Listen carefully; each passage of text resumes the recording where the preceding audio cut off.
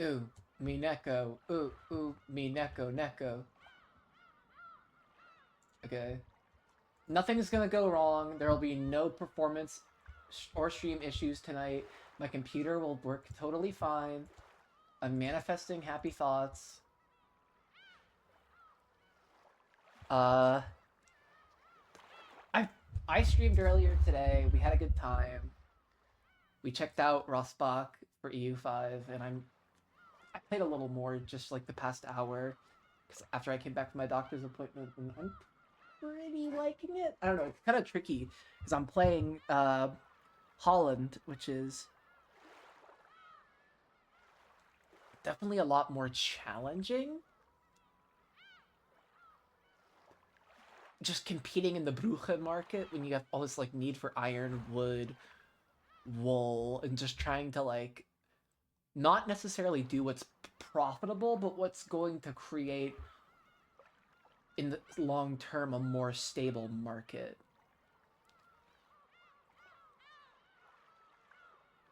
And I think that's important.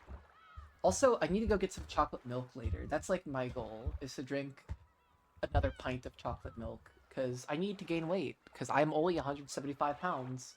And I'm usually a guy who's 195 pounds. I mean, I'm 6 feet tall-ish on a good day. So I probably should just stay at 175, but I don't know. I'm kind of worried about like dropping weight.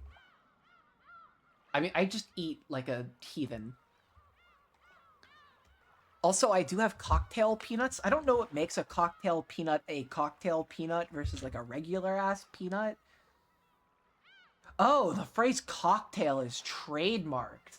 Okay, so I don't think it has anything to do with anything. I think it's just whatever they like calling the peanuts. Interesting. It's got magnesium. Oh, speaking about magnesium, let's take my magnesium and my vitamin D because I am out of Prozac. Probably until tomorrow. We love going 2 days without our meds. I don't think I'm going to be dropping frames. It's just going to be pure, unadulterated Umineko reading. I have nothing to drink, though, so I don't know how long I'm going to go for before I take a little pause.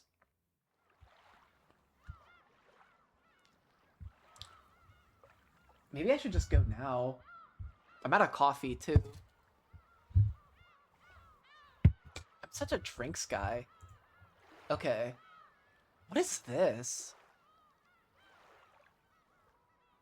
I don't know. Oh well.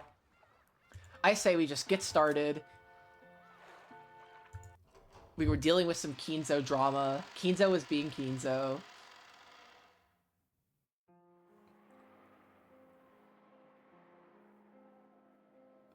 Oh, okay. So where we last left off, Kumasawa was about to like kind of give a different perspective about Kinzo's trauma. Not trauma, ugh. Like how bad of a person Kinzo was. Kill Kinzo. Yeah, fuck Kinzo. As a mother who had raised many kids, Kumasawa had probably spotted that Kinzo's love was sometimes misplaced. However, the more she grew to look like her mother, the more distorted and twisted Kinzo's heart became. Oh god. Please know, because of his deep love, it grew very, very twisted.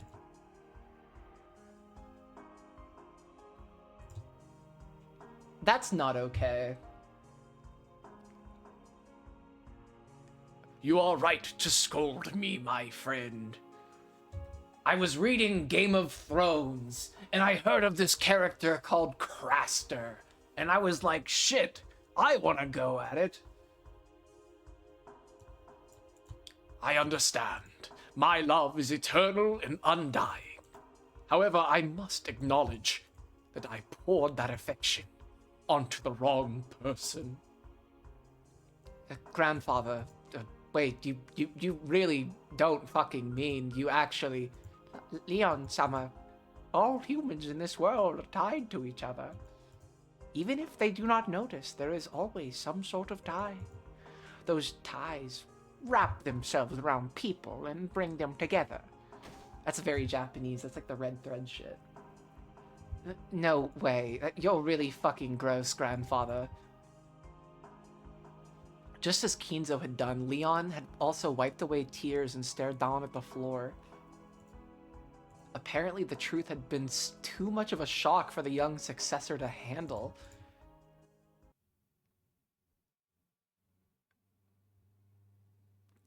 Master, the time to speak has arrived, has it not? I see. So that time has come, my friend. Unless you tell us, none of the truth will become clear. Master, I believe they may have the qualifications and the right to know. I know. Perhaps on this day of my fickle funeral, Beatrice in heaven has given me a chance to atone. Wait, I think I'm giving him the Dlanor voice. Oh well, I don't give a shit. Forgive me for not telling you this before now. Yep, that's definitely Dlanor's voice. I don't remember Kinzo's voice. It was basically exactly the same thing. After taking a deep breath, Kinzo finally lowered the hands that had been covering his face and looked at Will and Leon with those red eyes. Grandfather. Ugh. You listen too, Leon. Guest. Willard, was it? Yeah. I thank you for giving me the chance to speak of the truth while I'm still able. You must surely be a messenger from heaven sent by Beatrice. You have my gratitude. Beatrice isn't the one you have to thank. It was just a witch. Well, I guess they're both witches. I do not care who it was. I have been given a chance. Nobody cares, Kinzo. You don't deserve a chance. That is enough. I'm not coming out of this with empathy for Kinzo at all. Thank you. Kinzo slowly stood up and held out his right hand. I want fucking Willard to do that theater-going authority shit. Like, he opens the palm of his hand and it's like the blue light, some Dragon Ball shit. I want him to do that again. He was offering to shake hands. It must have been Kinzo's way of expressing his gratitude. Will responded. Then the two hands gripped each other tightly in silence. When they did, okay, it is happening again. A bright light poured out from the gap between the two hands. Will felt as though something the size of a grain had burned itself into his palm. It was the power that Burncastle had given him. The light grew brighter and brighter. However, it seemed that Kinzo and the others couldn't see it. Now I will speak. I met Beatrice Castiglione, whoa, just before the end of the war. This is some actual fucking lore. She came from across the sea. Some Axis powers shit. She was part of the PNF. I was part of the Taisei Yokusankai.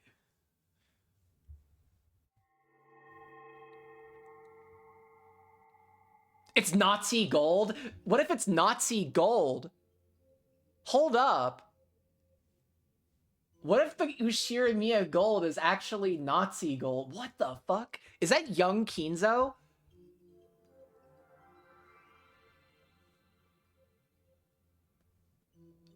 This cannot... I will not allow this to be young Kinzo. Oh, it's definitely young Kinzo. Ellipses. Are you Kinzo? Oh, it's how grandfather looked in the past. I've seen photos, but just what on earth? It's the theater-going power that Burncastle gave me. Don't try to understand. By this point in the game, I really don't fucking care, Willard. I'll just get a headache. I'm getting the hang of this.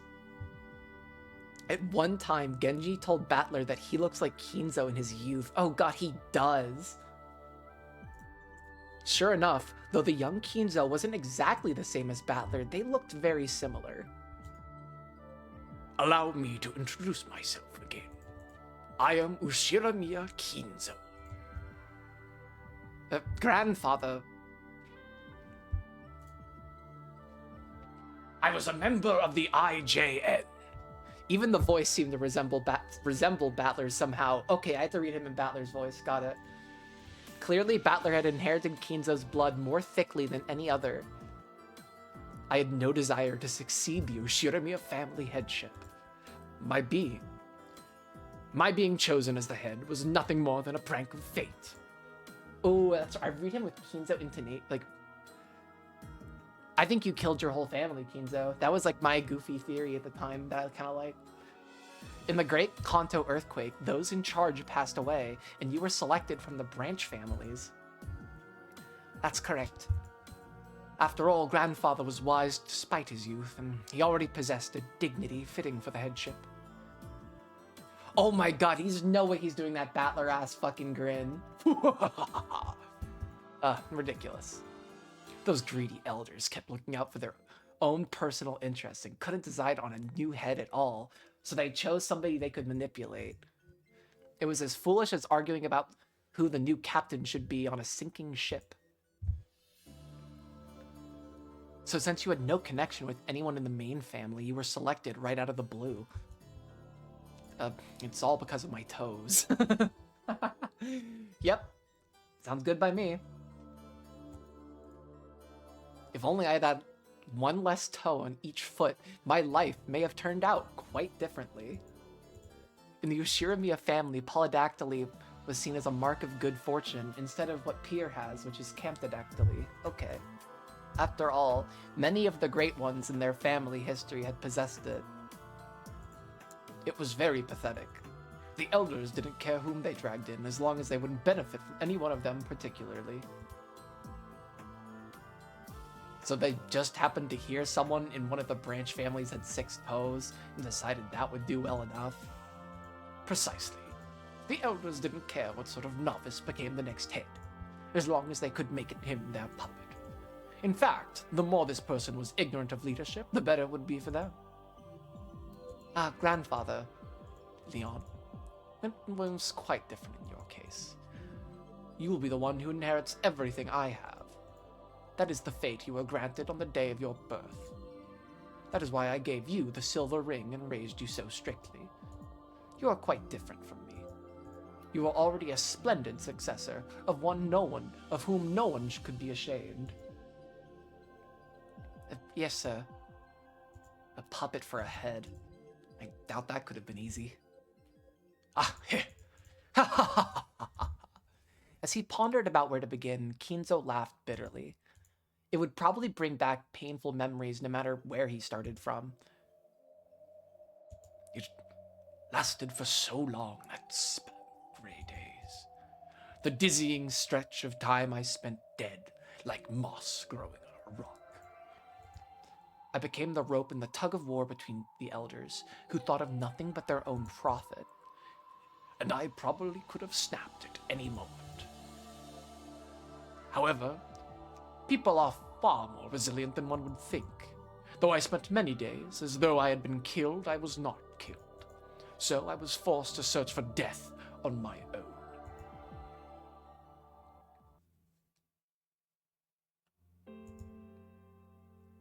Before I realized it, I had reached an age at which the young would laugh at me if I tried to call myself young. That dizzyingly long stretch of gray was left completely empty. It lasted for a full 20 years. In 20 years, a person can be born, find purpose, and even become their own man with their own place in the world. In short, if one truly becomes a human when they only have become a working adult, then I spent a period of time long enough to create a human, doing nothing but playing the part of those greedy elders' puppet.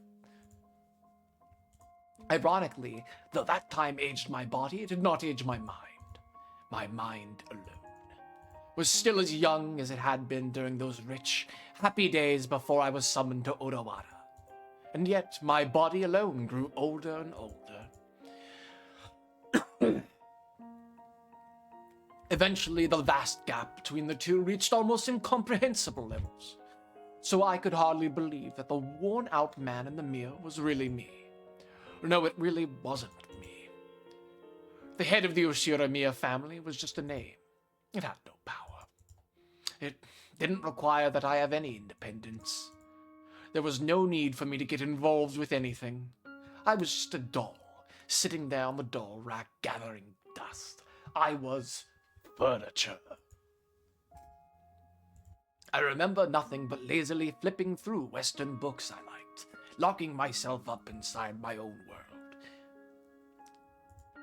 Doing nothing but playing with roses and drinking terrible drinks, like IPA.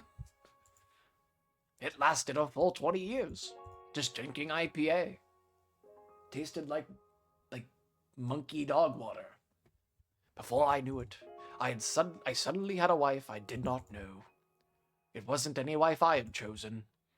It was the daughter of some noble family that the elders had chosen and forced on me for their own reasons. But that did not matter to me. I did not love my wife, but neither did I dislike her. I just didn't care. I fathered a few children, but that wasn't out of love for my wife. They were just born before I knew it. That's all there was to it. None of it mattered. No, that's not quite right. Everything was decided by someone other than me, and I'd simply obeyed. That was the job of the Ushiramiya family head. Yes, on some level, I did feel as though I was being slowly and quietly killed. I can't believe it. To think that you, the one who has been praised for being such a bold and wise ruler, lived life like that for so long. Leon, there is nothing so long and faint as a life you do not live for yourself. And yet, it slides on by in the blink of an eye. Do not forget this. A life you live for yourself. Living means having your own will. You probably were dead during that time. Precisely. I wanted to live. No, I wanted to die.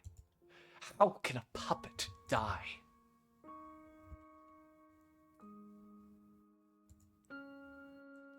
By cutting the strings. Correct. That would be death, and it would also be life, since it would mean being free. I'm starting to wonder if I am right about Kinzo murdering his extended family. Before I realized it, trouble was brewing in the world. The war had started. Yeah, I knew where that was going. World War II. The Pacific War. Japan had extended their war fronts too far to the east and west, and the tide of war was changing. Yeah, because the Chinese, actually decided they should try. Sorry.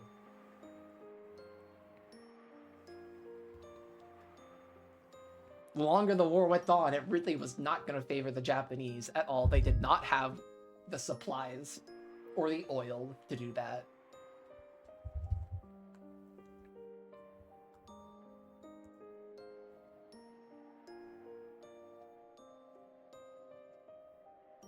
So they were pretty pooped out by the time they basically reached Nanking. I think they didn't push much farther than that, and the whole coalition just put them down. Thanks to the influence of the elders, I was able to avoid conscription. Of course, this was not out of compassion for me. It was because I was their precious puppet. So the war felt never really close to me. However, when I personally decided to abandon their protection, it was very easy. At that time, the Ushiramiya family had almost completely collapsed, and since the elders had apparently gathered enough of the scraps to last them the rest of their lives, they seemed to care little for what I did, now that they no longer had any use for me. So I realized that I had finally found my time to die. One by one, I cut the threads I was hanging from and began to search for a place to end my life. So you searched for death on the battlefield? I thought that if I was going to die anyway, I should try to be of some use to my country. Panoheka Bonsai. No, that's a lie. I probably just lacked the willpower to end my own life. War was a suitable excuse for death. I heard the grandfather had knowledge necessary for public works projects and construction. So he was tasked with setting up facilities for the Navy construction. Oh my god, he was IJN. And what a foolish mistake that was. If only I had just said that I had no useful skills, I could have been sent to the dangerous front lines right away. So you didn't need to go to the front lines? Some of the others were overjoyed at their luck. It was the opposite for me. I'd only wanted to get drunk on the liquor known as dying for the sake of one's country. The US planes did nothing but cut across the skies of that forgotten island. They didn't even have a bullet to spare for me, much less a bomb. Is this the time you met Beatrice, grandfather? Correct. She came to me from the sea. Where did you meet her? You mentioned an island. Yes, this island. That's where she arrived. So, you met here on Rokkenjima? What's going on? I heard that Rokkenjima was uninhabited until you bought it, grandfather. I never knew there was a Japanese military base here.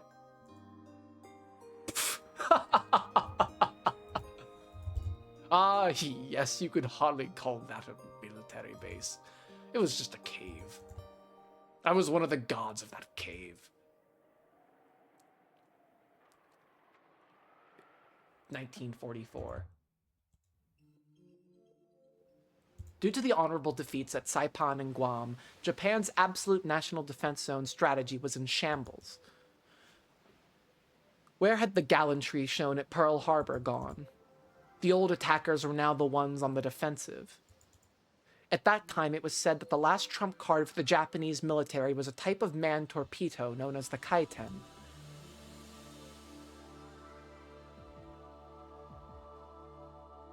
It was said that these ultimate weapons, packed with 1.55 tons of explosives, were capable of sinking any kind of warship with a single blast. To strengthen homeland defense, the Navy drafted a plan to build a string of hidden bases from Hachijo Island to Yokosuka. Hachijo Island? Okay. Hachijo Toya. All to house submarines loaded with Kaiten torpedoes. I knew that there was a Kaiten base constructed on Hachijo Island, but was there actually one on Rokkenjima too? What fool decided it would be a good idea to plant a base on this desolate island? To better preserve its secrecy? Ridiculous. I could never understand what the higher-ups were thinking, and I didn't particularly want to. The Kaiten, which could finish off a large warship with a single strike, truly was an ultimate weapon. It was hoped that the presence of submarines capable of loading these weapons in the waters just off Japan would allow for a powerful sea ambush as the final line of defense. So, to aid in the establishment of a base with absolute secrecy, the uninhabited island of Rokkenjima was raised as a possible candidate. An investigation of the island resulted in the discovery of a large cave in the cliffs, and this was apparently deemed to be a suitable location for a submarine base.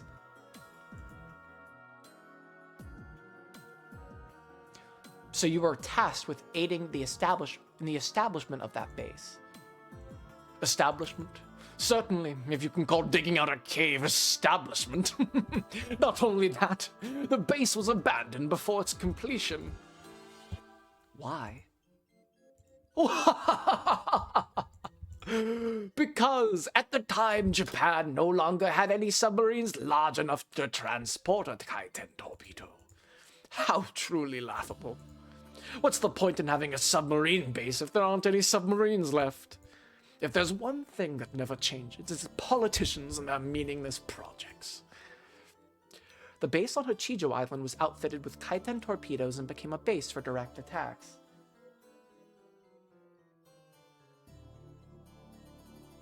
Umineko nerds scrambling Wikipedia to learn World War II Italian naval history.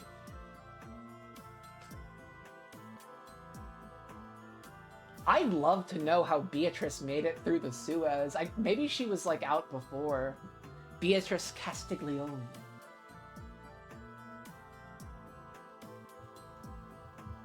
The base on Hachijo Island was outfitted blah blah blah blah blah. But Rokkenjima was never supplied with any. Furthermore, the construction was eventually suspended, and a minimum number of men. Guess who doesn't know anything about World War II Italian naval history? This guy. The only time I think about like Italy and World War II, it's just how freaking fundamentally they were curb stomped. Built different? Hard to argue against that. Furthermore, the construction was eventually suspended, and a minimum number of men were stationed on the island, waiting for orders above that never came. Could the fact that it was a hidden base actually have sealed our fate? The higher-ups had already completely forgotten about this useless and pointless cavern. We were nothing more than guards for a mere cave.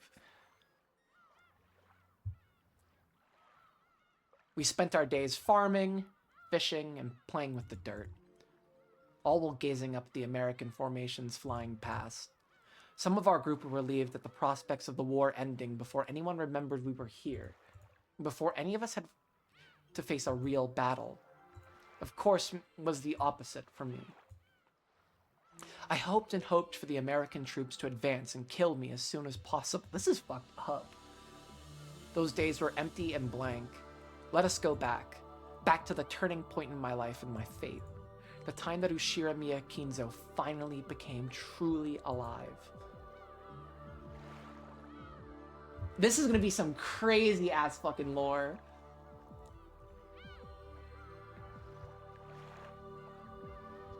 Umineko no Naku Koro ni Chiru.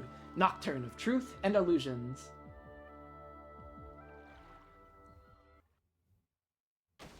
Yep.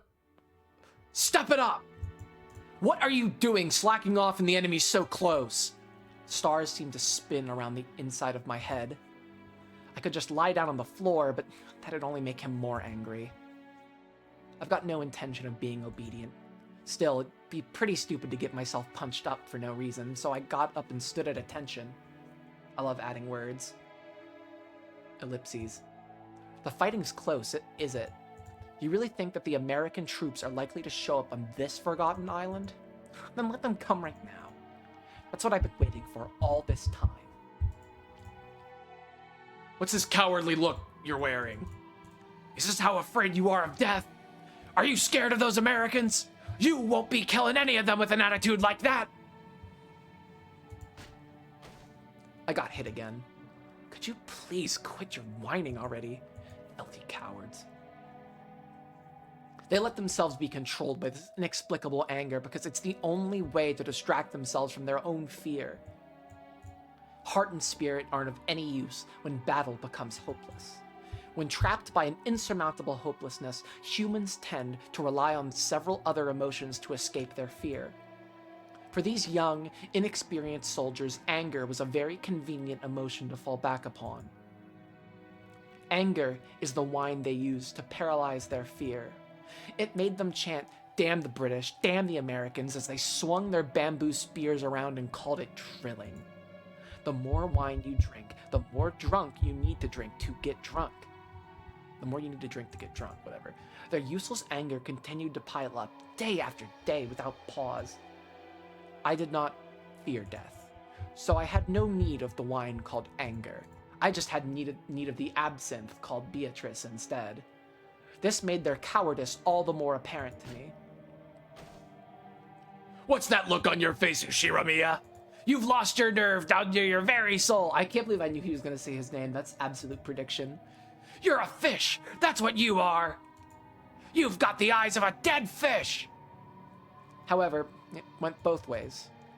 Just as I was able to spot their cowardice, they were able to pick up on my lethargy.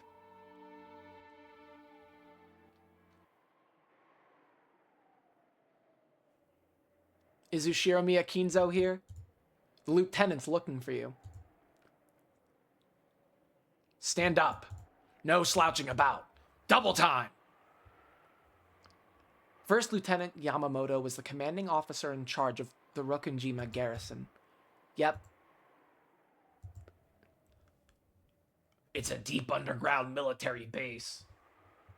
He was just another filthy coward trying to forget his fear with violence, and would often reprimand his subordinates for slacking off at the drop of a hat. Whenever he was in a good mood and started spouting off stories of his life, they were all about how much of a thug he had been, ignoring the rules of society. On and on about how so-and-so was a prick, so he taught him a lesson, or how everyone was so scared of him that he got special treatment. He kept on talking about what a vile human he was, as though it was a badge of honor. Normally, I had nothing to do with this lieutenant who I couldn't respect in any way. He'd always hang around with his non-commissioned subordinates. So as long as I treated him with a snappy salute, I could more or less ignore him for the time being. Now that the construction project on this island has been suspended indefinitely, there's no longer any use for an engineer. Oh, Kinzo's an engineer? So why did the lieutenant ask to see me specifically? At that moment, I couldn't think of anything.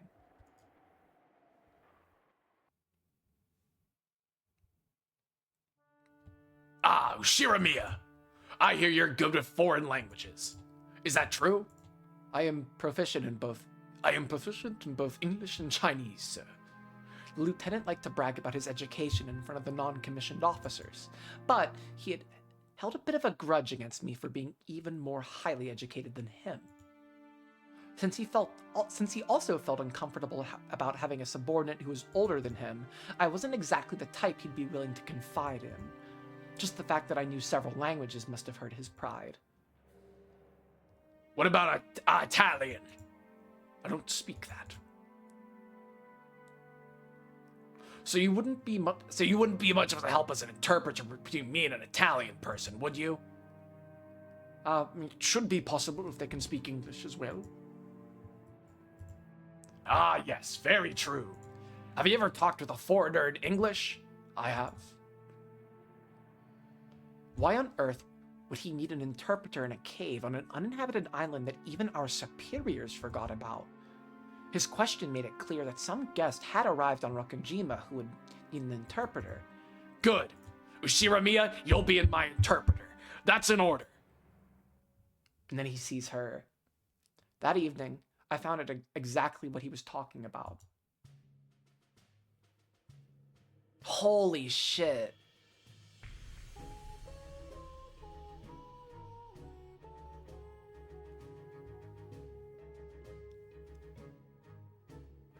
This is so fucking crazy. So when they were talking about the second harbor, this is the second harbor.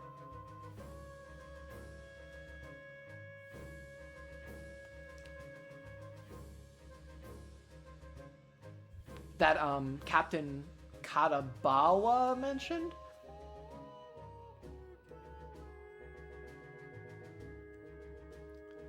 This is some real Answers Arc shit, Bedwards. That pointless submarine dock in the cavern that had never been used was now being approached slowly by a submarine of the Italian Navy. Of course, I knew that the Italians were our allies. I don't even... By 1944, Italy was like in the midst of a brutal civil war. The PNF and the ANI, is that what they were called? Italian partisans. They were called the ANI, right? Oh, the CLN.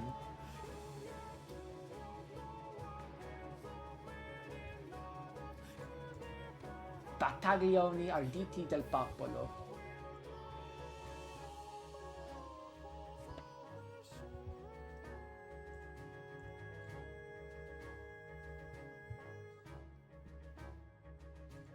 However, this was the first time I'd seen anything from their military with my own eyes.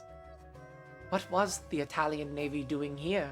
Weren't they getting, like, curb stomped by, like, every single other country, like America and England, and I think even Brazil, shit. Not really, Leon. They were kind of in the midst of a brutal civil war between the Republic of Salo and the Resistance. What's going on?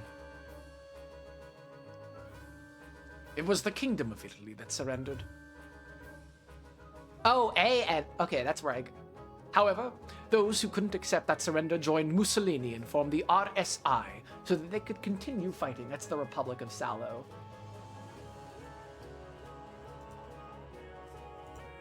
The Italian Social Republic.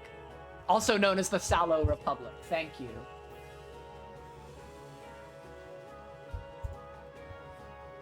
You know your history. Yep, I sure fucking do, gang. The ignorant often call the Italians cowards, saying that they surrendered first of the Axis powers in 1943. That's not true. The military of the Italian Social Republic fought bravely from the outbreak of the war until April 29th, 1945. And Berlin fell just 3 days after that. Far from being cowards, they gave one hell of a fight. Yeah, but like their own people hated them. They strung Mussolini upside down and hanged him and his mistress outside a gas station in like Milan. Like, not Milan, like the city, but like the region. Still, I'm surprised that the RSI Navy... I'm surprised the RSI Navy even had possession of a submarine that could travel all the way to Japan. Well, I mean, they could have just escaped before, I don't know, I think it's hypothetically possible. Even if they did, it'd be a surprise if they come out this far at all. Why would they come to Japan? To Rokkenjima? And this is how Kinzo gets the gold. What if it is Nazi gold?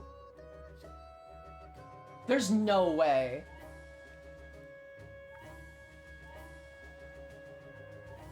The submarine was both weather-worn and massive. I doubt anyone had even imagined that a foreign submarine would come all the way out here when we never even had one of our own submarines dock. All of the guards stood on Rokkenjima, of which there were only about 30, stood at attention as the submarine docked.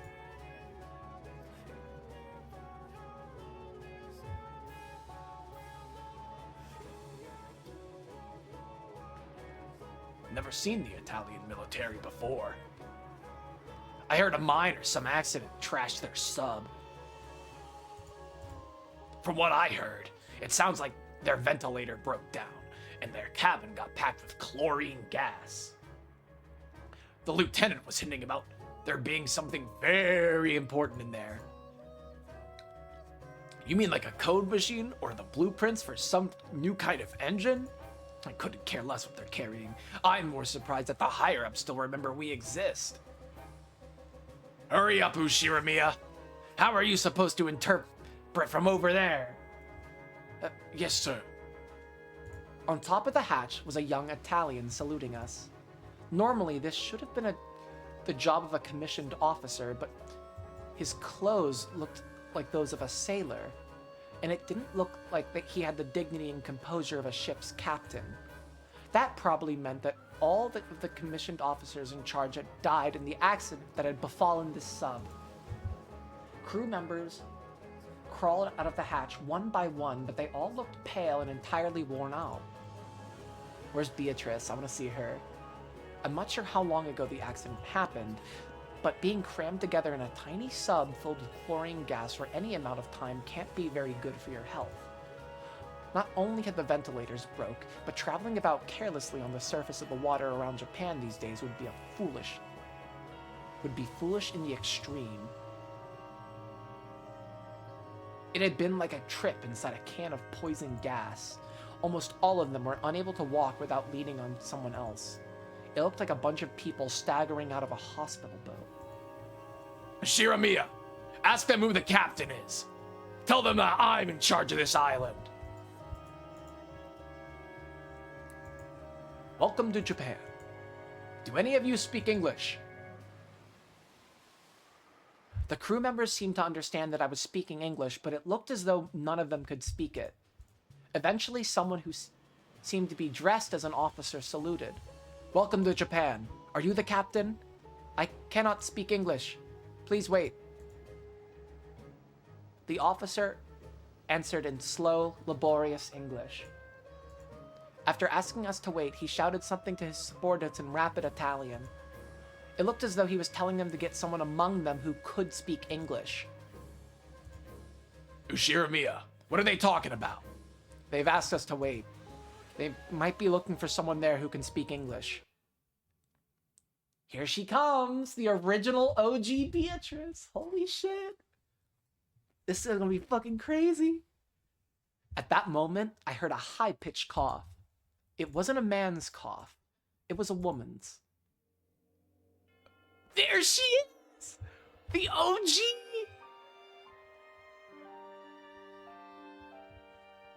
I speak English. As she came down from the hatch, a woman with beautiful golden hair said this in English. In this filthy cavern, the appearance of one as beautiful as she was seemed like an angel descending upon us. Welcome to Japan.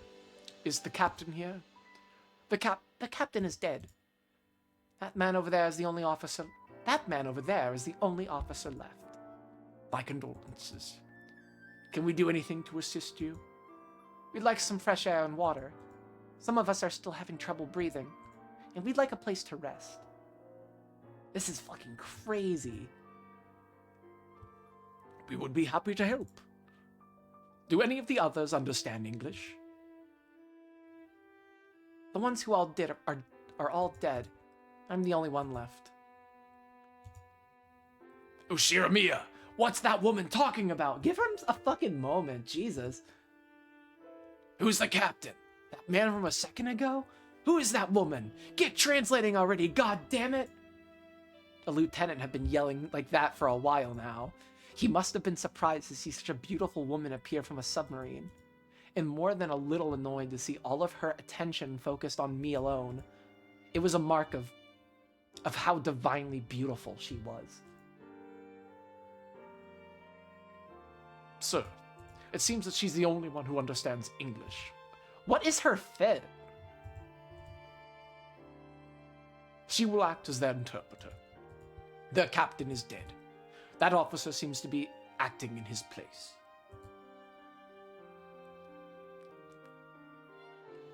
I can't believe Beatrice was a fucking fascist sympathizer. Well, actually, I'm not surprised.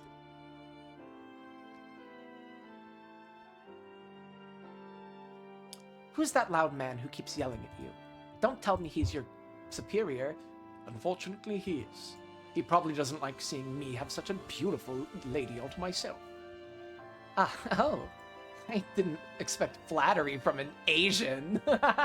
What the fuck?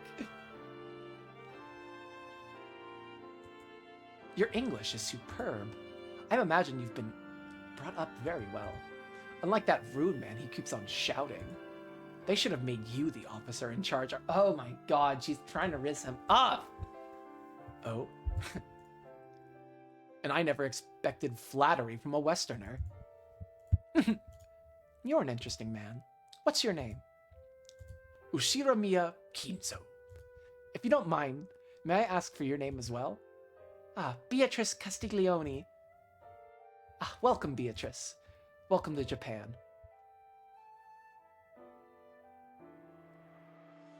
That was when I first met Beatrice, the woman who'd captured my heart for the... Aw, that's kind of sweet.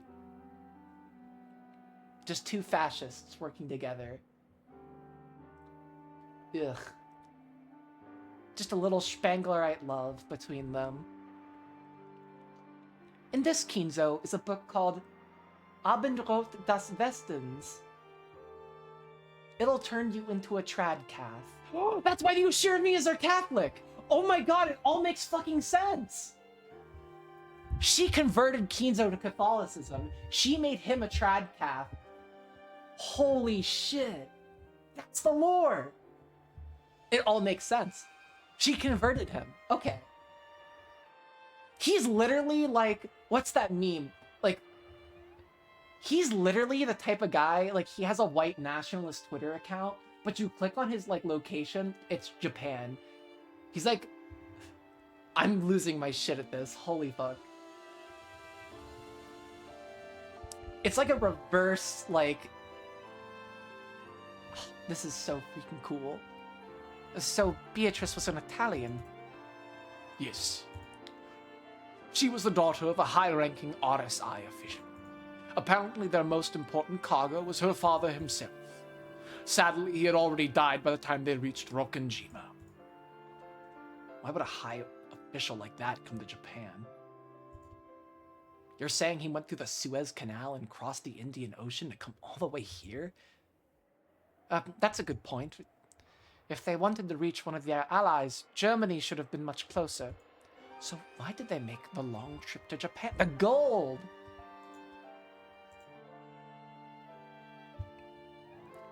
It may have been part of some grand, outrageous strategy. I don't know all the details, but shortly after I learned that this submarine's mission was far from a minor one.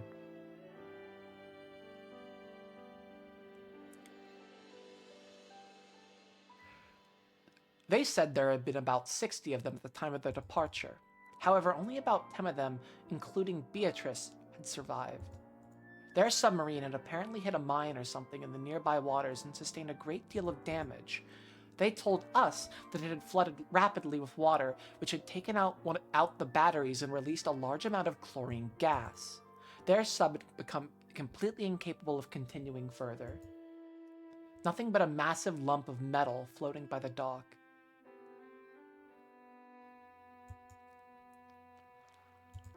Since the sub seemed to be carrying something of immense value, the higher-ups ordered us to investigate. After questioning the Italians, with Beatrice and me acting as double interpreters, we concluded that this thing of immense value must have been her father himself. Apparently, Beatrice's father was extremely high up in the RSI hierarchy, and it was thought that he might have worked alongside Mussolini himself. Though their massive voyage had apparently been part of some top-secret mission, now that the man himself and all the commissioned officers had died, their reason for coming to Japan remained a mystery. And our higher-ups were telling us to investigate, which meant that even they didn't know what it was. Their ship had broken down, their mission was unknown, and the high official they had been carrying was dead. Their sub was struggling not to say... because they are carrying the most precious treasure. Peak fiction. Many are saying this. And even the Japanese government didn't know why they were here. The Italians' great and perilous voyage had come to a meaningless and utterly fruitless end. Well, that would explain the whole Dante's Inferno thing. Ah, that's a relief. I always assumed that the seas of Japan would smell like soy sauce. She just said some racist shit? What the fuck? I thought I thought you would smell like spaghetti. No way! I'm fucking predicting the game!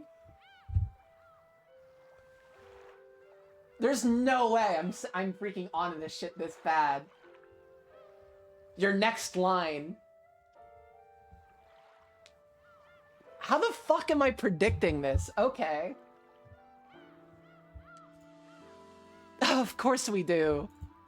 You don't know how hard it is to get rid of that perfect al dente texture.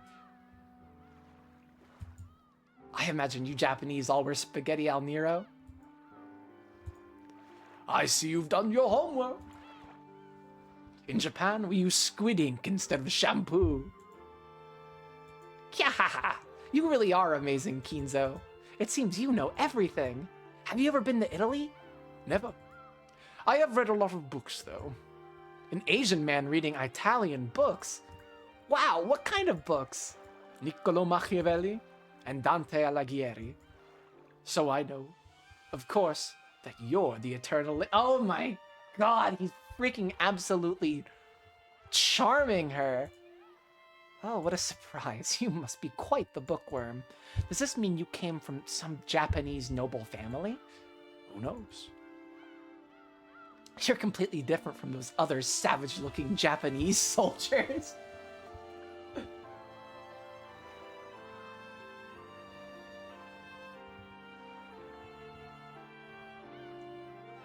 You could have had the predictive text of a 1940s soldier. I don't want a Riz of fashion. They're like at the bottom of my rib. I can tell. You must have come from a noble family. Are the Ushiromiyas some sort of Japanese aristocrats? Of course not. They just managed to strike it rich in the spinning industry in recent generations. I didn't study all of that as part of some noble's hobby. I just did it because I wasn't allowed to do anything except read. Play around with roses and get myself drunk.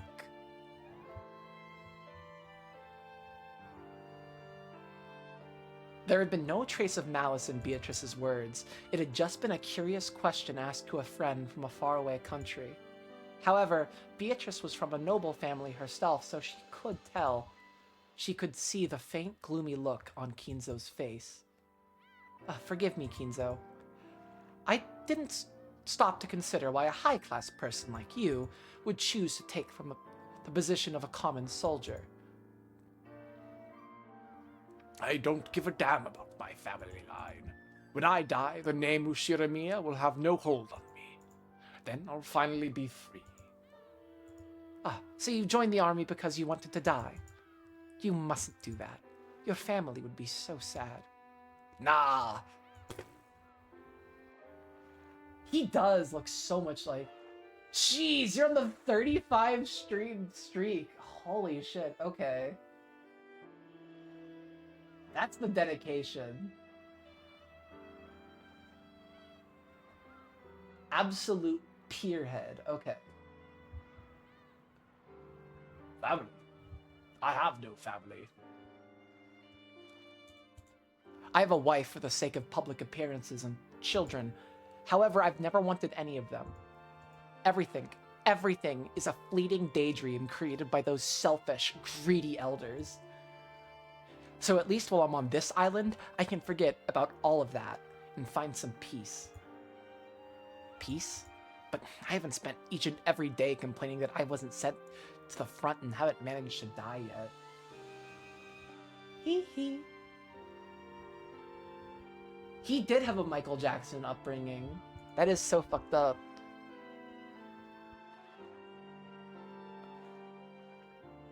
I'm going to dangle Kraus from the building, like a monkey. His name is now Bump. I can't understand the pain you've gone through, but I do realize that my own thoughtless words have hurt you. Forgive me, Kinzo. Forgive me, Kinzo. Yes, those words are probably what did it. All the Japanese called me Ushiramiya. It reminded me that I was the property of the Ushiramiya family every time they talked to me. But she was different. She called me Kinzo, not Ushiramiya. So maybe, just for the time I chat with her like this, I can forget that cursed family. Kinzo. So how did the first Beatrice die?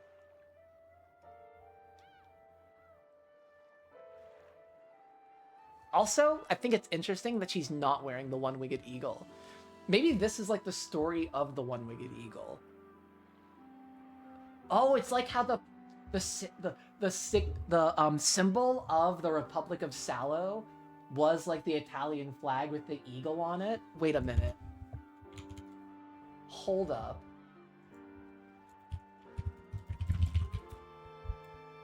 Oh no, it's got two wings. I forgot. Okay, that would have been crazy. Maybe that's why it's an eagle though. No, okay. That would have been cool. My name is Kinzo. I love fascism. Glory to the Emperor and the Taisei Yokusankai. I hadn't meant to make Beatrice feel guilty, but she seemed certain that her thoughtless words had hurt me. Thank you. Huh? God, he looks just like Battler. It's so freaky.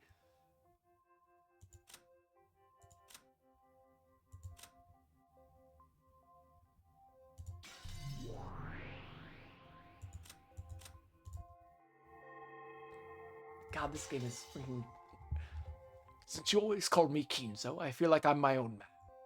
I think that I've finally met a person who truly sees me for who I am. Kinzo, you may be a foreigner I met in a distant land, but I can tell that your heart is sensitive and beautiful. This is the last time anyone said anything kind to Kinzo. If we had grown up in the same neighborhood, I'm sure we would have become fast friends. I'm happy too. You always called me Beatrice, not the daughter of the Castiglione family. They then kissed. We were both in the same position. Her Castiglione family must have been a rigid place as well. Though we came from different countries, we had finally found something that we both understood.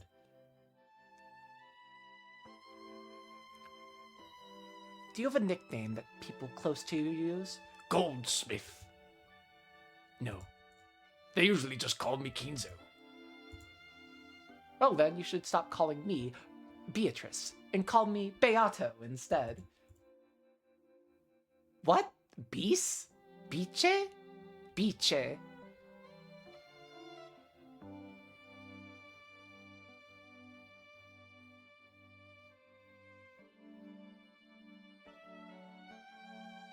Yeah, this would probably be a big challenge.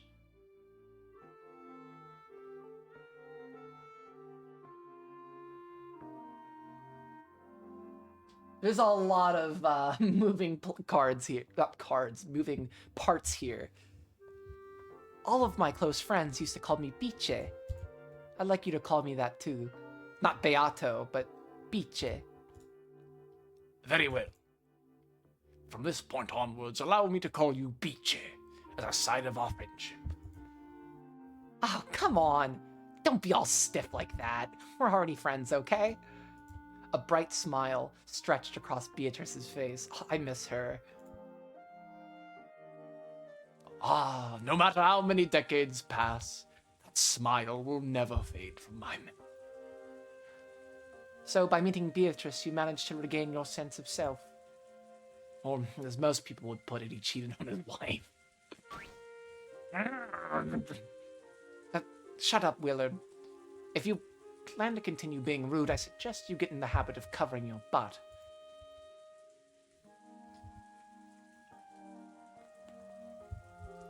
After having his butt pinched once more, Will hopped around in pathetic agony. So in your eyes, Grandfather, Rokkenjima was always special because you first met Beatrice here. Indeed. If I had never come to this island, I would never have met her. It truly is an island of miracles. But what went wrong? Because something went really fucking wrong. Is there anything left of that submarine base today? I bet the submarine's still there. Yes, it's still there, near Kuadorian. It's in the shadows of a cove that can't be seen from the outside. After all, fishermen never approach this supposedly ill-omened island. It's unlikely that anyone besides me still knows of its existence. Like Nanjo and Genji and Captain Karabawa.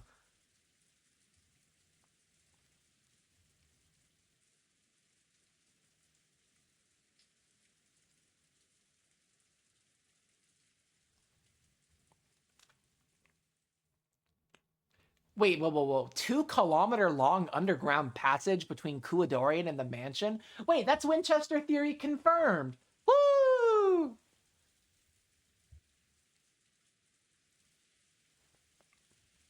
She's real, boys. That is correct. There was some nonsense about fortifying several locations across this island and connecting them with tunnels carved out of the limestone caverns. I made use of that underground passage and built 2 mansions, one at each end of the island. 2 mansions, 2 families. The Ushiramiya family mansion, a mansion for the Kinzo released from the shackles of the family. Correct. It was something I needed. Another place for me to escape from the accursed name Ushiramiya. Winchester theory's right. Let's fucking go. Still, I do feel bad for you. It must be awful to come all the way out here and be unable to fulfill your mission.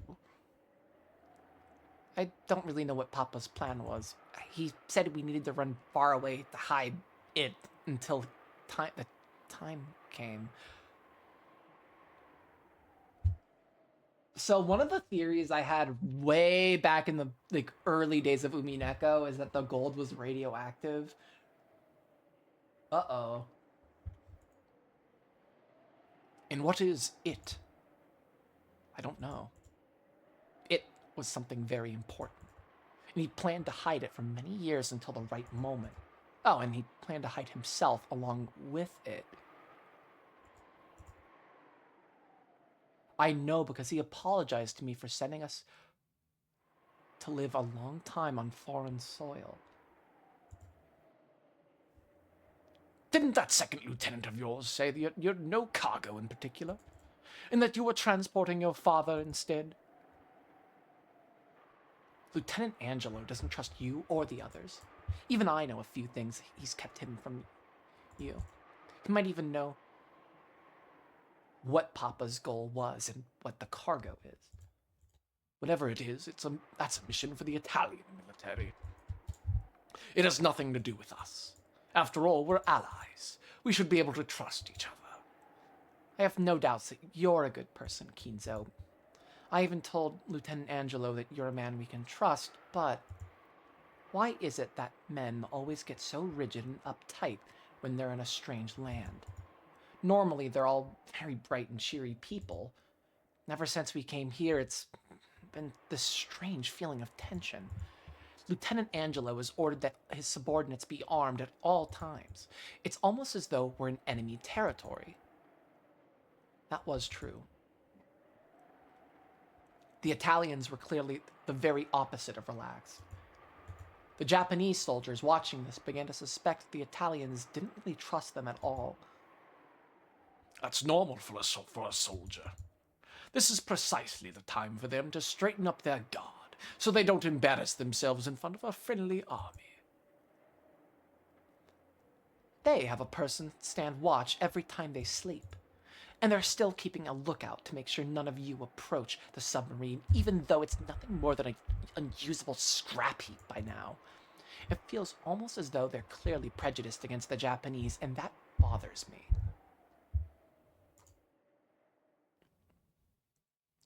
True, they had set up a constant sentry by the submarine and had refused to let any of the Japanese soldiers come near. This hadn't made the Japanese particularly happy. However, submarines are treated as classified in all countries. Maybe it was just natural for them to stop foreigners from approaching it without reason. They're probably uncomfortable with being made to live in a way they aren't used to. That boat that's supposed to take you back to the mainland is still being delayed by weather and problems of the command chain. Just how long will it take before they can send you there?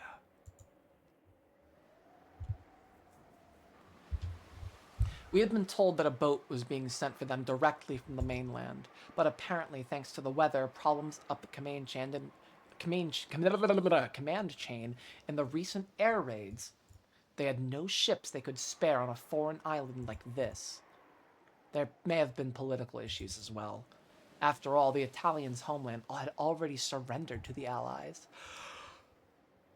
I didn't know the details. The only thing I knew for sure was that they'd been stuck on Rokkanjima for 2 whole weeks and no one had come to get them. What if Genji's Italian? What if all the goat butlers are all like the Italians who were just chilling on Rokkanjima? Like old Italian guys. Friggin' all fascists. Of course, we had some small boats on Rokkenjima. There was nothing physically stopping us from taking them to a nearby island. Still, Rokkenjima was technically a top-secret base, and contact with the outside world had been strictly forbidden. Well, there's nothing we can do about it. It isn't all that bad, really. After all, if a boat did come from us, I'd probably never see you again, Kinzo. True. Mwah. To me, those 2 weeks were the first I'd truly ever lived. The faint 20 years before all seemed to vanish in the sparkle of that pair of weeks. I realized that she'd have to leave this place eventually, and yet this single moment felt so rich and dazzling that I felt myself wishing it could last forever. And then I became Kumasawa.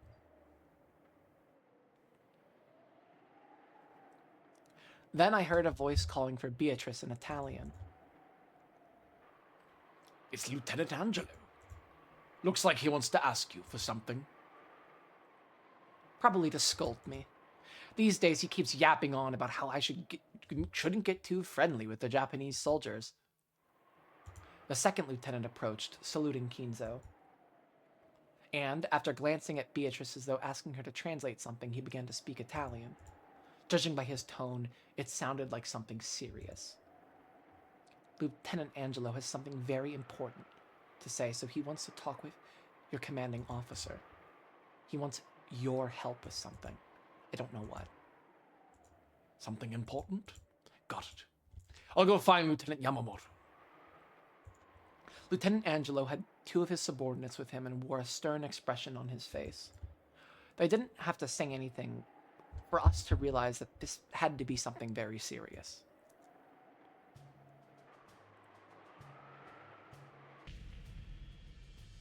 That's it! Lift it up!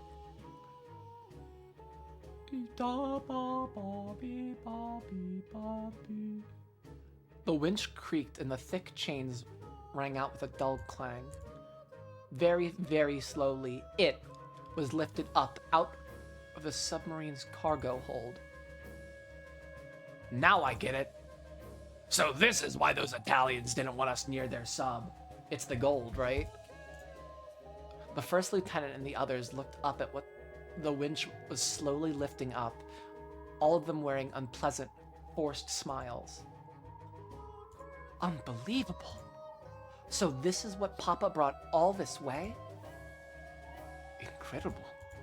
I've never seen anything like this.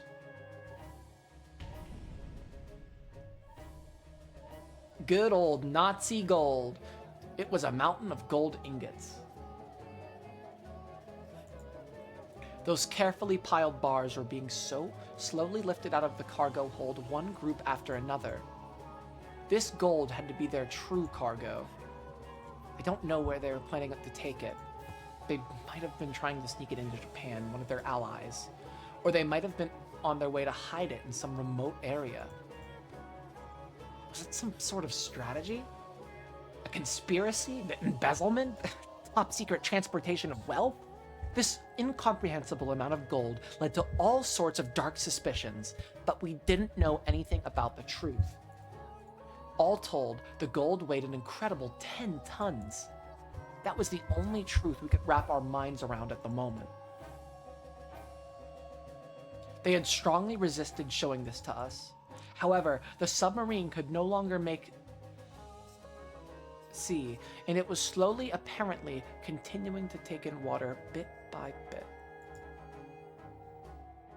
Dude, I haven't had a stream boo ban in like ever. Okay.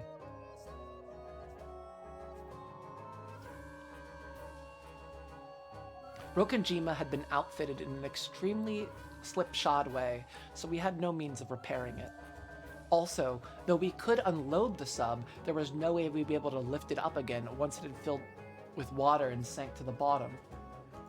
Now that transporting the gold away had clearly become an impossible goal, they had apparently decided on unloading it.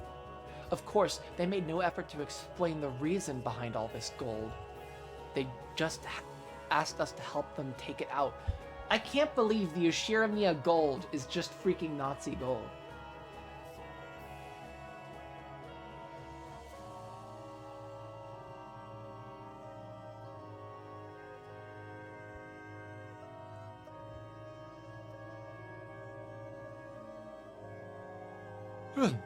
Why would they take so much gold out of the country? Couldn't they have changed the course of the war with this much wealth? Weapons change the course of war. But after the war, they aren't useful for anything. Money can also change that. Can also change the course. But it remains just as valuable after the war. There's no longer any way to change the course of this war. The Axis powers will probably all surrender, leading to an Allied victory. Anyone could tell that by simply looking at the American planes flying across the sky day after day. However, gold does not lose its value after war. What if all the servants are like fascist? What if all of Umineko is just like a scheme to bring back fascism to Italy?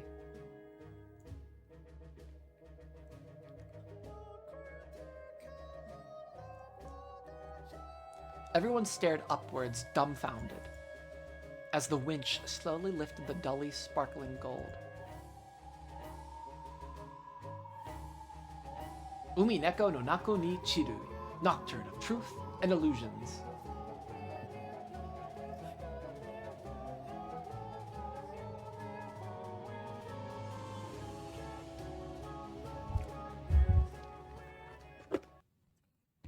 Buying these peanuts was such a good snack idea.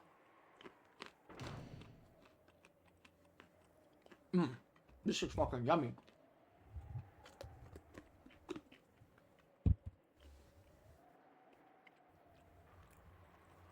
Lieutenant Yamamoto. The Italians don't want us to tell the mainland about this gold. So they don't want our country to snatch it away from them. What did he say? He's saying your group probably doesn't want it reported because you fear that Japan will steal it away from you. Lieutenant Angelo is actually more afraid of Italy itself finding out. To us, our homeland's current government is a mere puppet set up by the Allied forces. If they find out, the gold will be returned to them. However, that would be the same as handing the gold over to our enemies. They'd come all this way to make sure that the gold didn't fall into the enemy hands. They needed to hide it from that puppet government until their homeland could be truly restored. I will restore fascism to Italy. Ushiramiya, make a proposal to the Italians. Tell them that we wish to offer our assistance. What sort of assistance? Let's see if I've got this straight. They want that gold kept secret, so their homeland doesn't find out about it. But they'll need to find at least a transport ship if they plan to carry it off this island. If they try that, though, the mainland will hear about it, which means the Italian government will too. That's right. In other words, there's no longer any way to take that gold off Rokkenjima. Their mission must have been to hide the gold in absolute secrecy until the day of their homeland's restoration. Fascism, that shit never came. Later on, several plausible rumors would circulate about how Nazi Germany also moved much of its secret wealth to certain hidden areas in South America just prior to its collapse. It was a very natural conclusion to reach. What if it's a one-winged eagle because they're like taking out half the wing to make it not look like it's a part of the PNF? I mean, you already said no, but still.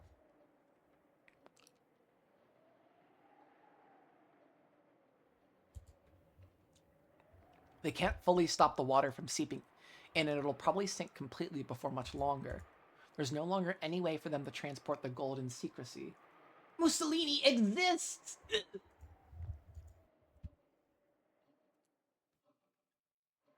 You put Mussolini in a cup, and then you look outside and you can see that he's actually just hanging from upside down the gas station. In other words, their mission has ended in failure here in the Far East. So just how is Lieutenant Yamamoto proposing that we assist them? Conspiracy, clearly. The Rokajima base is top secret, and no one knows about it. The islanders in the surrounding area think that this island's ill-omened and deserted, so they'll never come near it. Catch my drift, Ushiramiya? What did he say? As we told you earlier, no one knows about this base. And as you can see, it's of no use strategically, so the higher-ups have already forgotten about it.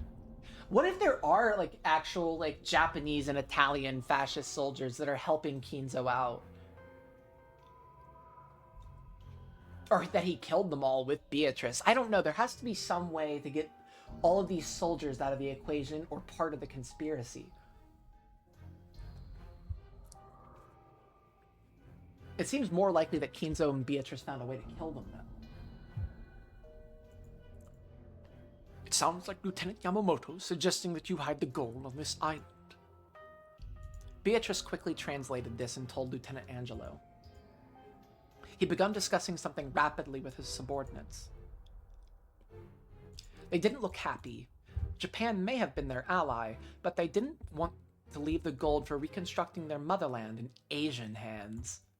Still, it was hard to imagine any other option for them. It's a fierce debate. Some say that there's no other option, while others think we should remain loyal to our homeland no matter the cost. Lieutenant Angelo is stuck between a rock and a hard place.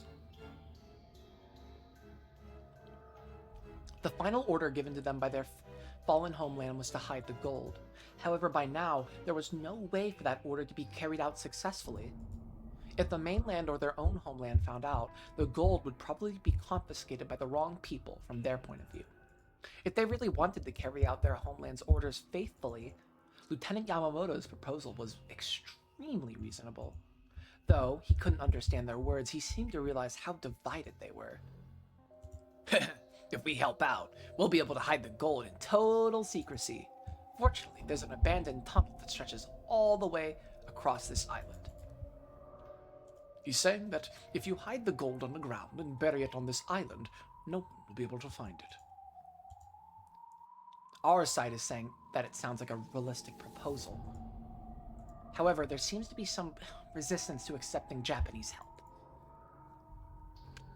It seems they're having difficulty coming to a decision. Do you really have a choice, Italians? You don't think you can hide that gold without our help, do you? And I doubt you want to leave it lying around on the beach for much longer. Lieutenant Angelo wants to minimize the number of people who know about the gold. He doesn't trust the Japanese, but it looks like he's decided that Lieutenant Yamamoto's plan is the best possible option. But he seems suspicious. About what? He's wondering whether they really intend to move a full 10 tons of gold and swear themselves to secrecy without any sort of compensation. 50%. So you can't be. Hand over half the gold to us. What if they all just start fighting? That also seems pretty likely.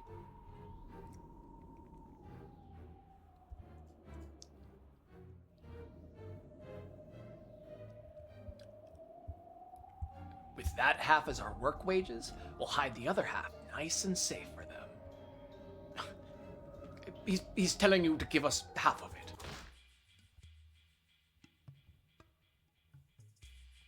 The instant Beatrice translated that sentence, Lieutenant Angelo slammed his hands on the desk and stood up. Instead of flinching, Lieutenant Yamamoto, true to his boasts of once being a thug who everyone feared, actually looked even more relaxed and confident than he had previously. After all, they really don't have the option of refusing. We could demand 80% if we wanted. I've lowered that to 50% as a sign of, good faith. Of course, we aren't the only ones that leverage here. If the Italians decide to leak this to the outside, all of the gold will probably be taken by Japan or Italy. We won't even get a single yen out of it.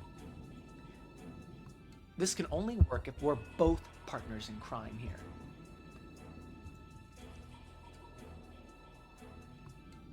He's saying that we should all be partners of crime in the embezzlement. By now, he's already moved on to speaking as an individual, not as a soldier. I don't believe it. So the gold has blinded him. Lieutenant Yamamoto was grinning. It really did look as though he had been blinded by greed, just as Beatrice said. If they leave, it just piled up where it is. You could be sure that it'll be noticed when the boat comes for them from the mainland. If that happens, none of us will profit. They ought to accept our proposal and hide the gold as soon as possible.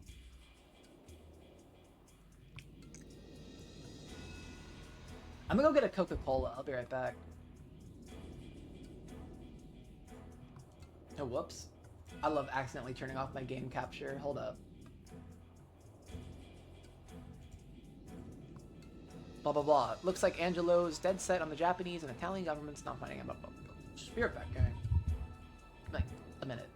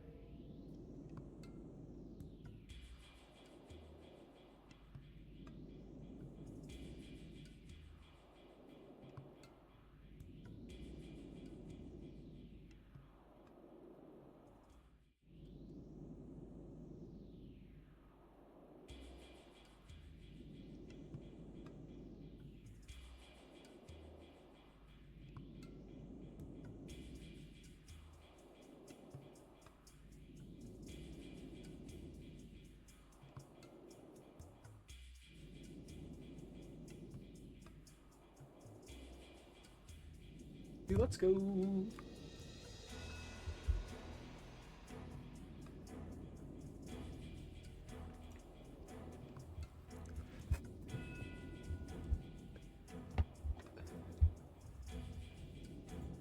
He wants to carry out his duty until the end. So what does that actually mean? He wants the gold buried deep within the island, even if he has to pay some percentage to buy your silence. Of course, some of his subordinates object strongly. They're saying that 50% is out of the question. What about 19%? What about wait, what's 1129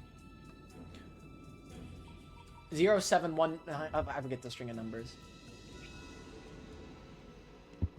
Shiramiya, how are they doing?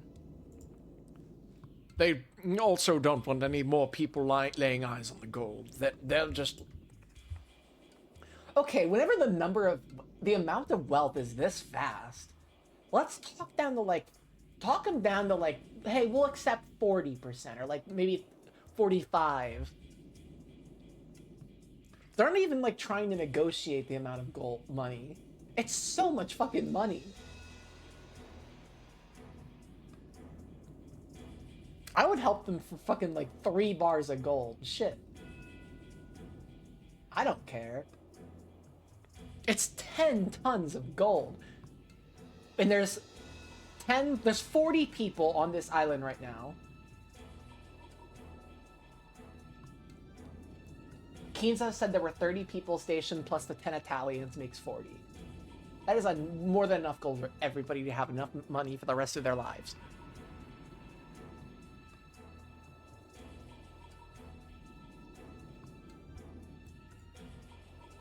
Lieutenant Angelo says they'll consider 10%. Though he's also saying that he's fairly sure Lieutenant Yamamoto won't accept that. Shiramiya, what's the Italians' answer? They say they'll consider 10%. This time it was Lieutenant Yamamoto who slammed down on the desk. But the Italians didn't flinch either. An incredible tension filled the small room. However, despite his violent outburst a second ago, Lieutenant Yamamoto's expression still looked smug and in control. He was probably confident that he now had the initiative. 10%? Now there's a modest proposal. Let's eat our Irish babies while we're at it. Sure, I'll give up 10%. We'll split it 40-60. Tell them we won't go any lower than that.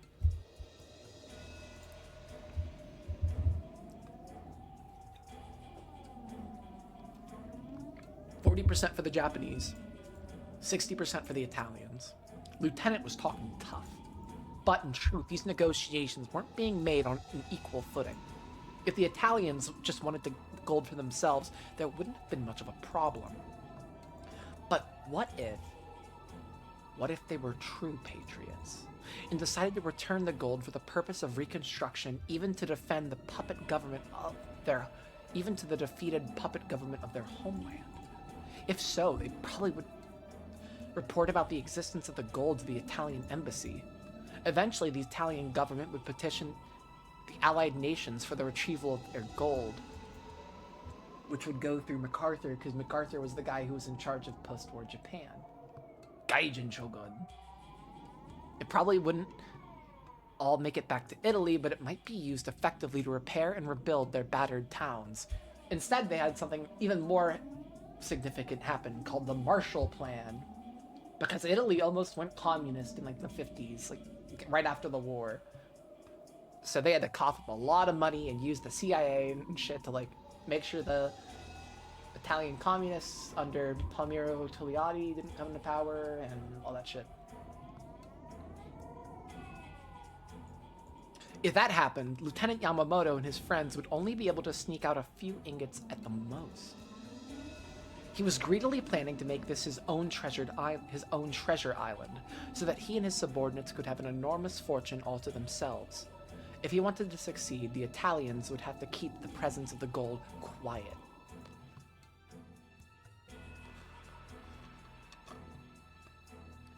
But there's one thing I don't get. If Lieutenant Angelo doesn't want to let everyone have the gold, he could have just let the submarine sink. Why did he have it unloaded? I'd rather not think about it. But Lieutenant Angelo might have started planning to embezzle the gold as soon as he realized their mission would be impossible to complete. Right now, he's asking his subordinates for their opinions, both as soldiers and as individuals with families waiting for them back home. The more straight-laced soldiers are furious. The discussion between the Italians was becoming fierce and emotional. Though their homeland had fallen, they had come all this way in accordance with its orders. They probably had been given this mission because they were particularly faithful and duty-minded troops. It seemed that they couldn't agree to a foreigner's proposal to embezzle and split up the gold. Lieutenant Angelo looked like he was doing all he could to calm the expectantly fervent rage of his subordinates. Looks like the gold is blinding them too. Everyone's mixing up their true feelings with how they want to be seen, and they can't make up their minds. How's their answer coming, Shiramiya? Biche, Lieutenant Yamamoto's asking for an answer. They're saying they want some time to think. I had you to talk to, so I was able to distract myself from our current situation, but that wasn't true for the rest of them. They lost a lot of comrades at the end of a very long journey, and now they're here in a tight spot. They even lost their mission, the only thing that could depend on to guide them. They don't know what to do. So, they said they'd like some time. Sure, let them talk it over all they want, but they'd better not take too long. If we're gonna hide the gold, that'll take time and effort. Make your decision before noon tomorrow. What if this was Kinzo's choice? This is the choice Kinzo had to make to really become Shiramiya head.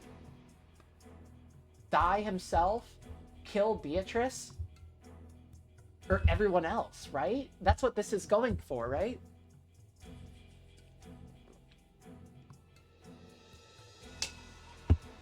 Has to be it.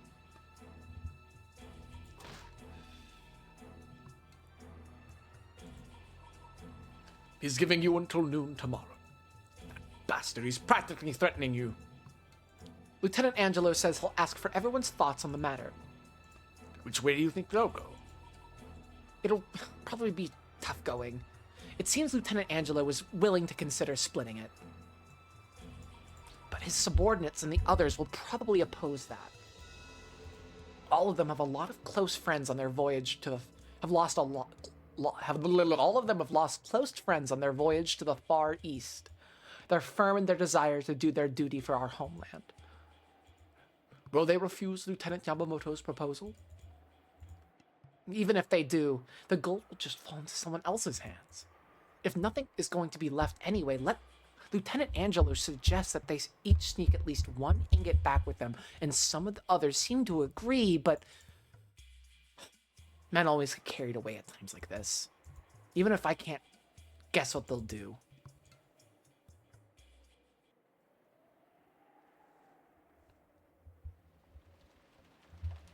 I imagine that the Italians had some complicated feelings about all this. In their eyes, the Italy that surrendered was probably a little better than an enemy country. Letting the gold go back there would make their entire voyage meaningless. However, embezzling and divvying up the gold would also make the whole voyage meaningless. The country they felt obligated to serve had already fallen.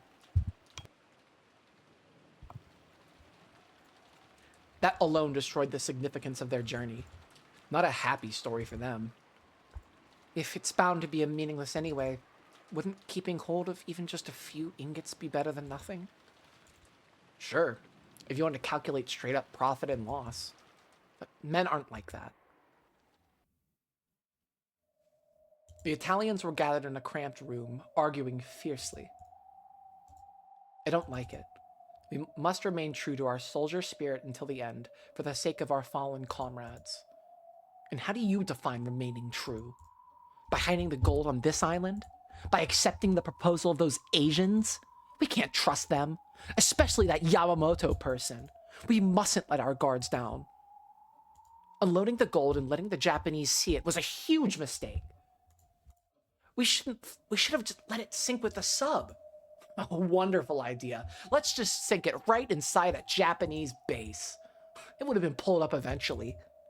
That wouldn't hide anything. It doesn't matter. There's no way to get the gold off this island without anyone knowing. If we had just taken the honorable path and scuttled the sub, none of this would have happened. If we had known that the sub would be broken beyond repair, why did the lieutenant commander contact the Japanese military and ask for help?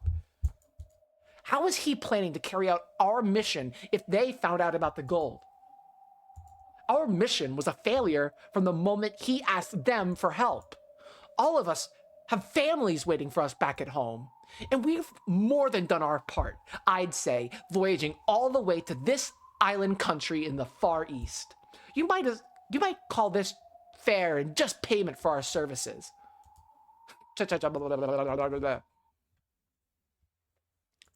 Lieutenant Angelo, if the Japanese prove to be less than amicable, we need to be prepared to take extreme measures. And what do you mean by extreme measures, Corporal? Someone gulped.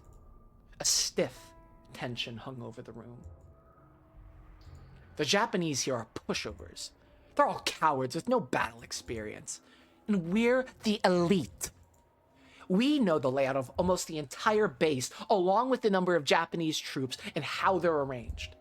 If Lieutenant Angelo gives the order, we should be able to subdue them quickly. Only a few of them, Yamamoto included, look like fighters.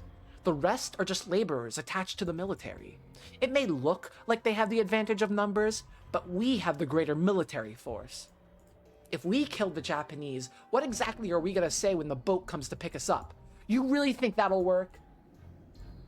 There should be plenty of ways to work it as long as the corpses aren't found.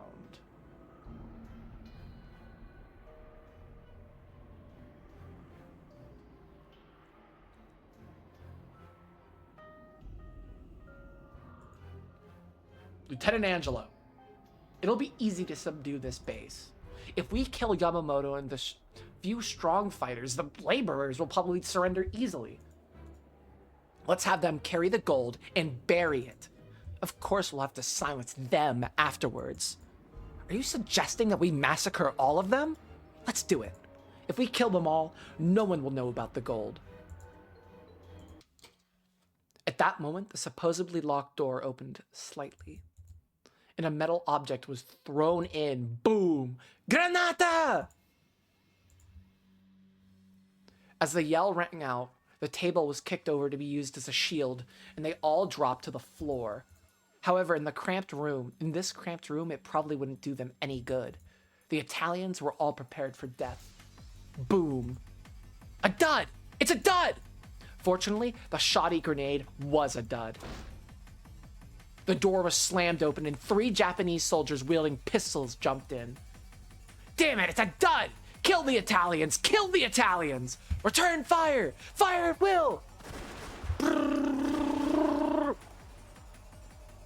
In this small room, no matter who shot where, it was bound to hit someone.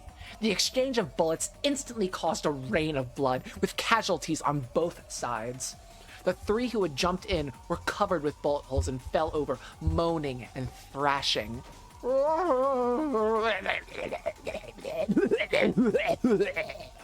Gino! Gino! Damn! They got his lung! We can't save him! We should consider ourselves lucky. If that grenade had gone off, we'd all be dead. The grenade was still rolling about on the floor. It had been a surprise attack. Lieutenant Yamamoto had probably judged that the negotiations wouldn't go his way and had decided to make the first move. Or maybe he'd been planning from the beginning to put them in a position where they'd be gathered in one place to discuss the offer. Rokenjima was their island. If they killed all the Italians, then not half, but all the gold would go to the Japanese. There was a chance the grenade might go off late. The Italians rushed out into the corridor. They heard gunfire from down the hallway. It was coming from the direction of the submarine dock. Clearly, the troops guarding the pile of gold were being attacked. Lieutenant Angelo, what are your orders? We have no choice. Kill the Japanese. Lieutenant, these guys are good. Those Italians aren't your ordinary sailors. I see. They needed good men enough to guard that gold. Men good enough to guard that gold, after all. We have the numbers. Keep your cool, surround them, and kill them. Let's hunt some Italians.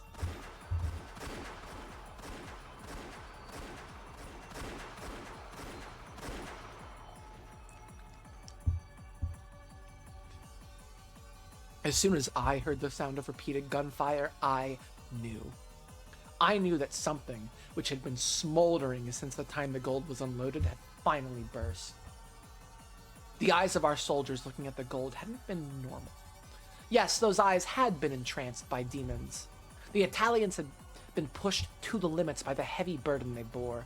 Who wouldn't have snapped after being trapped in a distant land where you can't understand the language or the writing? Thinking I had to do something, I ran towards the sound of gunfire. Looking back on it, that was an extremely stupid thing to do. That sound meant there was people shooting at each other. People killing each other. And yet, unarmed as I was, I dashed towards the sound, as though I was trying to mediate some schoolyard fight. It didn't take long before I learned how foolish and naive that was in the heat of battle. Hiraoka? Warrant Officer Hiraoka was lying face down, his entire body drenched in blood. Judging by the trail of blood behind him, it was clear that he had somehow managed to crawl here from a different room before dying. No, he was still twitching. He might not be dead yet. But on this island without a doctor? No, even if we had a doctor, who could possibly save a man who had been shot this many times in the chest. When I looked into the room he must have crawled out of, I saw 2 more bloodstained Japanese corpses. Ah, the dead. I fell backwards pathetically on my butt, my mouth hanging open in shock. Come to think of it, that was the first time I had ever faced death in my life.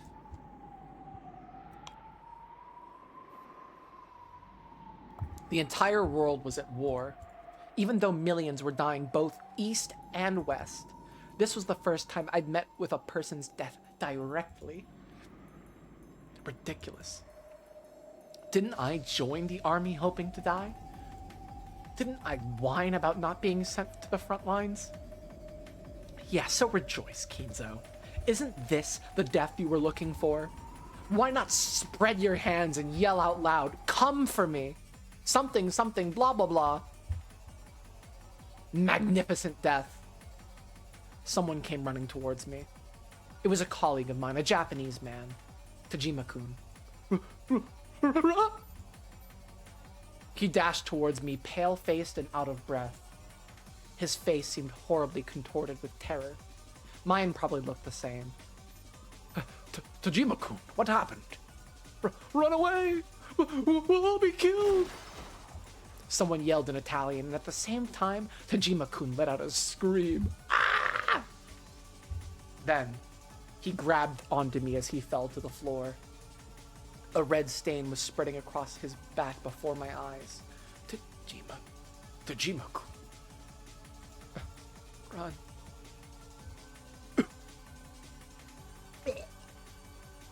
As he spat out bubbles of blood, he said that one word and died. But the shock of seeing someone die right in front of me did not freeze my heart. At a fundamental level, all living things are unconcerned with the death of others. The one thing that matters is whether they themselves die or not. It was the barrel of the gun the Italian soldier was pointing that froze my heart. Tajima-kun's back burst once more as he leaned against me. Flesh tore, blood splattered. The warm splash of it covered my face. Was the Italian still trying to finish him off, even though he had stopped moving for good? How foolish I've been. Can I still not understand the scene in front of me? Rejoice, Kinzo. Now you'll finally get what you wanted all this time. The Italian hadn't fired to finish off Tajima-kun. He had been aiming at the man Tajima-kun had fallen on, me, Ushiramiya Kinzo. I pushed his corpse aside, scrabbled against the floor, and dashed away, tumbling over myself. My hands had pushed off against the floor hard enough to tear off the ring fingernail. Ouch! Oh wait, just the nail. I thought it meant the whole ass, nail. Wait, did it take his whole nail? Owie.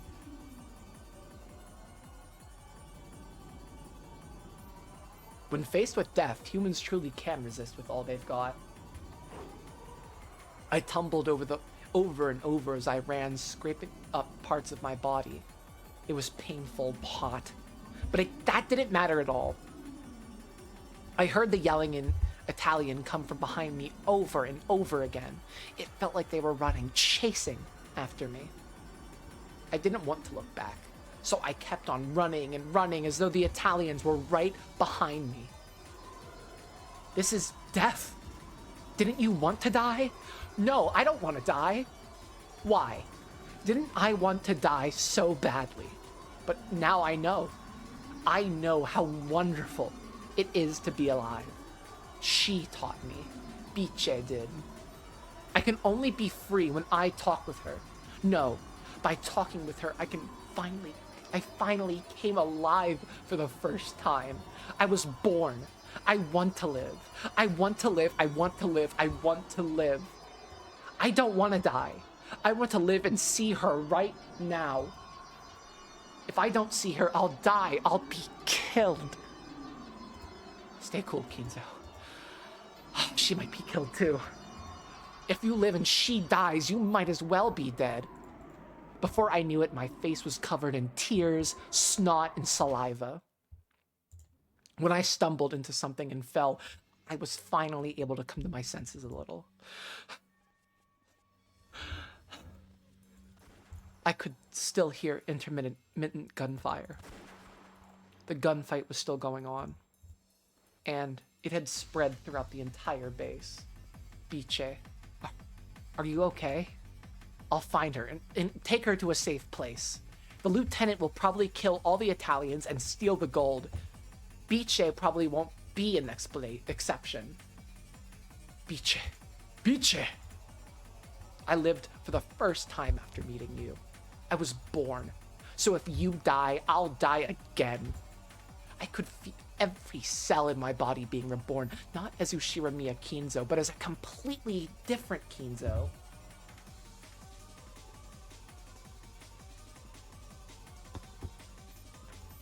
Of course, I was terrified that I might really be shot if I went back, but I didn't want to die anymore, to truly die.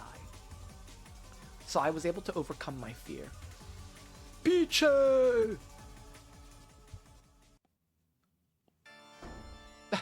Rubens! What on earth is going on? What is all this? There's no need for you to know. Just stay hidden there. Don't come out until one of your fellow countrymen calls for you. I heard an Italian voice. He's over there!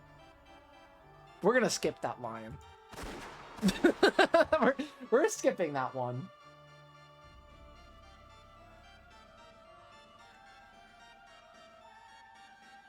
We're just gonna skip, like, the abject racism.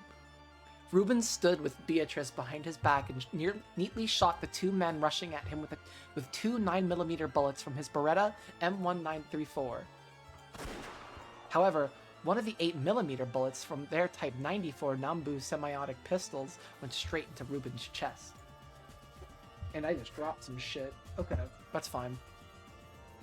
All three of the shooters were struck in the chest and fell down in a heap.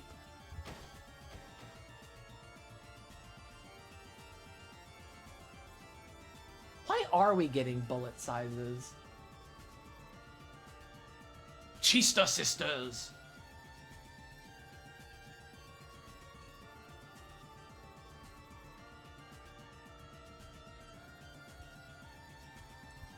I feel like... What's his name? The guy who makes Ryukishi. I think he has like this weird obsession with numbers. He's so obsessed with numbers. 100%. All three of the shooters were struck in the chest and fell down in a heap. No, Rubens! Go up to the surface. You have to hide in the forest. Rubens! My. Aren't we chatty? My, aren't we chatty? That's how he would have said it. The next person to appear was the commanding officer of the Japanese soldiers, Yamamoto. The blast of 3 guns had just sounded. Adding on Beatrice's screams, it was hardly surprising that he had noticed the encounter.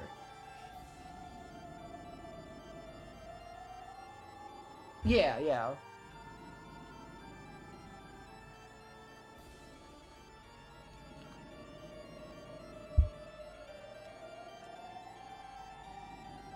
If it had come to this anyway, we should have taken this woman as a hostage in the first place. Damn annoying, that's what they are. Yamamoto spat. Beatrice used that moment to snatch up Ruben's gun. Yeah! Well, look at you, reaching up to pick up a gun without missing a beat. Italian women sure are scary. Damn it, both of you screwed up. He spat this last part at the two dying men who lay moaning at his feet. However, what happened to them wasn't particularly surprising. It wasn't the first time it had happened either. In this tiny, cramped tunnel, nearly everyone had met head-on. When both sides shot recklessly in such a situation, the result was 2 corpses. So whoever sensed another person and pulled the trigger quickest won. That was the only way to survive this battle without a bullet in your chest. Because of this, both Japanese and Italians had killed each other without hesitation, and they sometimes even pulled the trigger on oncoming allies. Aren't there only like 10 Italians? Jesus.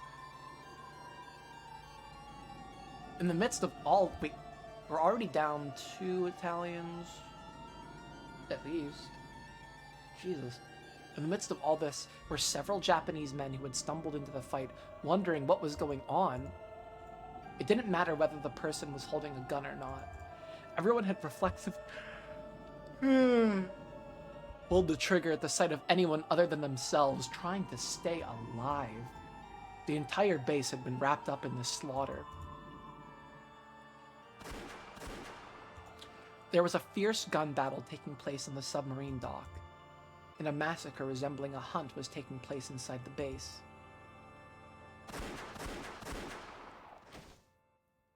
Most of the non-combatants inside this base were killed before they knew what was going on.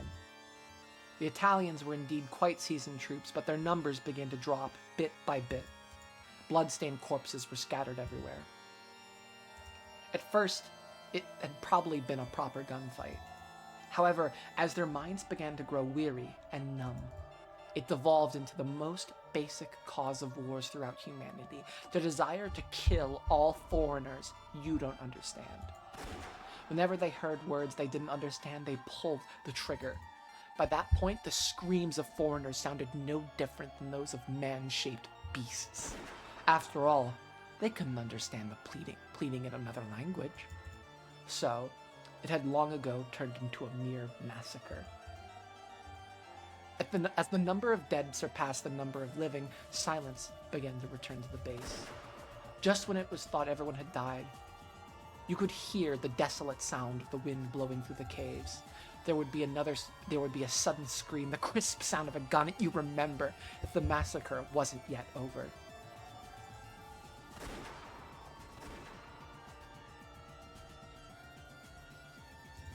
This happened over and over again, and eventually, true silence fell. It marked the pitiful end for those led astray by gold.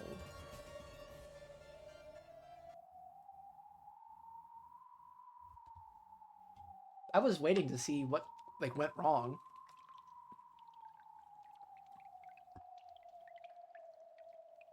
The leader of the Italian soldiers, Angelo, had managed to survive somehow. And his name, Runaway Genji. Sounds really scary.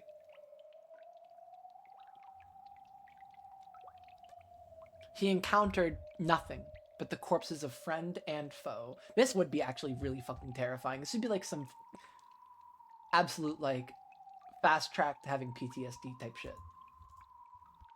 All was quiet once more in the base. If he was careless enough to call out, he might be shot from the shadows somewhere. So he snuck about like a panther, breathing quietly and searching for remaining enemies. Oh yeah, totally. There was no sign or trace of any living person. Maybe all the people in this base had died. Damn Japanese. The Japanese struck first, but at that time, we were also talking about killing them. They simply made the first move as military men. So perhaps we should be grateful for this day. You should be grateful that the fucking grenade didn't go off. Even if the boat had come to pick us up, there would have been no honor left for us. We would have been mere failures in our mission, unfit to face our dead comrades. Perhaps dying here, in the Far East alongside my gun, is a more fitting end for a soldier. I noticed the sound of shuffling feet coming from another corner and strained to hear. Is someone seriously wounded and dragging their feet? Noticing them before they notice me greatly helps my chances. At this stage, there's no point in taking prisoners. We must dispose of all the Japanese. I'll dash around the corner, quickly check to see who they are, and shoot if it's a Japanese person. Nothing more. I've been hiding my footsteps the whole time. They probably don't even know I'm here. Once the shuffling footsteps had come close enough, Angelo leaned around the corner and raised his gun. The voice that reached him spoke Italian. Run! You? I've been looking for you, Lieutenant Angelo. That makes all of you. I've been counting the Italian corpses, you see. Lieutenant Angelo! Are you okay? Blood poured from Angelo's chest. His gun fell to the floor. Then his knees. And then the rest of his body crumpled. It stopped moving. Yamamoto's accuracy with the gun wasn't particularly stellar. However, Angelo had waited until they were fairly close before jumping out, so Yamamoto had made the shot. This is fucking crazy. He had managed to hit, even with a short-barreled handgun in one hand and a woman as a hostage in the other. Ooh, there's gonna be like a hostage situation, and Kinzo's gonna kill his commander. He's gonna frag his commander. Really, though, our Rokujima garrison was pathetic. Am I the only one who's not dead? Trash, all of them. Can't you fight without using a woman as a shield, you brute? Let go. Quiet. Noisy, these Italian girls. If you'd just be cooperative, I'd at least spare your life. It was such an obvious lie that even he... Yeah, I wasn't really expecting like a whole ass war story. I wasn't expecting it would go this deep. The Italians were spies working for the enemy, and they all died along with the garrison in a gunfight. Since this was the story Yamamoto wanted to tell, he couldn't afford to have any Italian survivors. By this point, he wouldn't be able to keep the entire pile of gold, but he should be able to grab as many as he could carry. Even that would be worth a huge amount of money. Beatrice suddenly swung her head, smashing Yamamoto's nose hard. Someone! Help! Someone! Kia! And then Kinzo rescues her. You bitch! Ugh. She almost managed to escape. However, Yamamoto quickly grabbed her leg and tripped her. She fell onto her back, and Yamamoto mercilessly stomped his foot down on her stomach and pointed his gun at her. I don't make a hobby of taming tomboys. Die! Lieutenant Yamamoto, she had nothing to do with this. Let go of her. Kinzo had jumped out from the shadows. He was holding a gun he had stolen from one of the corpses. Ushiramiya? See her alive. Let go, you're hurting her. It was you, wasn't it? You tipped the Italians off. What are you talking about? Yamamoto didn't know that the grenade had been a dud. He had been sure that the surprise attack would work, but it hadn't. So he'd assumed that Kinzo must have tipped them off. It's your fault the surprise attack failed and we're stuck like this. You traitor to your country. I know you've been working with them through this woman. Can't you see that you caused all this because you were blinded by gold? Couldn't be me, Kinzo. I would do nothing wrong or evil with gold. Run, Kinzo! This man has shot people begging for their lives. He'll shoot you too. Don't talk Italian. If you open your mouth again, I hesitate to shoot. It hurts. Yamamoto ground his heel into Beatrice's gut. Stop it! Stop it! She has nothing to do with this. Are you pointing a gun at a superior officer? Stop and think a bit, fool. If we agree to keep the same story, we can have that pile of gold all to ourselves, okay? I could grab only a few on my own, but if we work together, we'll be able to sneak off with even more. I don't mean this as your superior officer. Let's split it equally between us as men. Last time you offered to split the gold 50-50, you tried to slit their throats. Ushiramiya, looks like you prefer lead to gold. Boom. Without any hesitation, Yamamoto raised the barrel of his gun towards Kinzo and pulled the trigger. It grazed Kinzo's right ear. Whoops.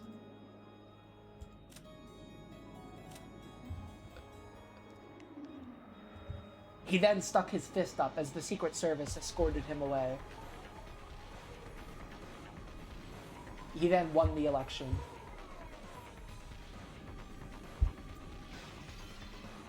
If Yamamoto's aim had been just a bit better, the bullet would have slammed into Kinzo's face.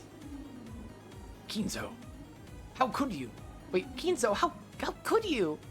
Yeah. Not letting Yamamoto's momentary distraction go to waste, Beatrice slashed out and planted her right foot in Yamamoto's dick. After moaning in pain, a demonic expression flashed across Yamamoto's face and he stomped on her chest. Pier! You bitch, die! And then Beatrice shut her eyes tightly, hoping that she could withstand the coming pain. No one wants to watch the moment they get shot.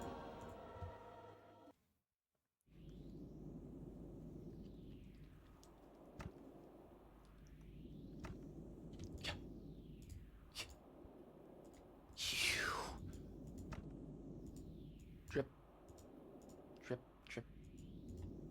A blood splash poured out of Yamamoto's chest. Just as you took so many lives for your personal reasons, I'll take your life for mine. Could Yamamoto hear Kinzo's words until the end? In his last moments, he seemed to grin. Then slowly, he fell backwards with a spurt of blood.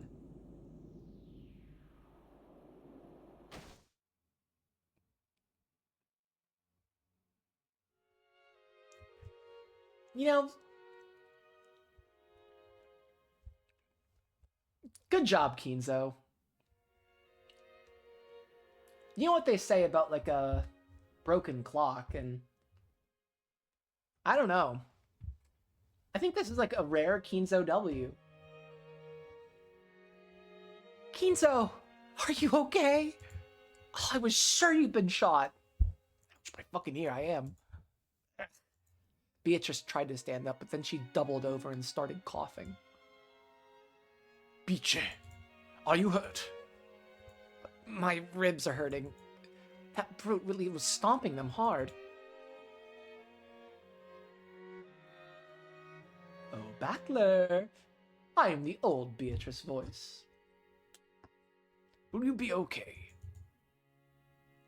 I hope they aren't broken. Italian women don't break so easily. But thanks. I owe you my life. If you hadn't come, it would all have ended there. Yamamoto had shown no mercy. Her ribs were probably cracked. We didn't have the option of waiting, possibly for several days, for the ship that was coming. I made the decision to carry her away from the island. The man who kept yelling about preserving the secrecy of the base is lying there dead. The next island over, Nijima, is close. A small boat should be more than enough to get us there. I need to take you to a hospital. The wound might be more serious than you realize. That's interesting. I never knew there was a hospital on this island. There isn't. A boat should get us to the next island over. We'll get you to a hospital. As for me, unless I cleverly come up with what happened on this island, I might just end up getting court-martialed just for being here. I have a request. Please don't take me to a hospital. Why? If we go to a hospital and the embassy is contacted, I'll eventually be sent back to Italy. If that happens, I'll be interrogated about all kinds of things. I won't acknowledge the bastards who let Mama die. There's no homeland for me to return to now. This is the end for me. So there's nowhere I want to go anymore. Lieutenant Angelo, Rubens, everyone who was so kind to me, all these disgusting fascist pigs, they're all dead. And because of that, you want to die here too? I thought you said Italian women weren't weak. Live. Hey, Kinzo, what does it mean to live? You're the one who taught me, aren't you? Living is more than just breathing. I don't want to go back to Italy. Kiss! Biche. You said that you were dead until you met me. But it's the same for me. I died in that submarine. My homeland fell, my mama died. Even Papa died. I too am a fascist. Their sickening fascist love story.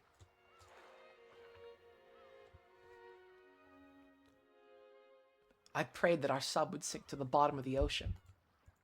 So when we reached this place, I was actually disappointed that we'd survived. Then, right after that, racism did them in. Lieutenant Angelo started asking whether anyone could speak English. When Kinzo met Beatrice, he finally forgot about dying. And when Beatrice met Kinzo, she also forgot about dying at. Now that I've lost my homeland, my family, and my friends, I'm not going down a Giant Eagle anymore. Okay, no more Pittsburgh, Beatrice. My only wish is for you to kidnap me and take me away with you. Aw, Biche. but I know that's a wish that couldn't possibly come true.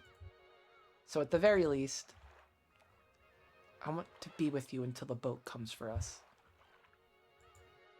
I don't care about the pain in my chest. After all, when the boat comes and takes me away, I'll die.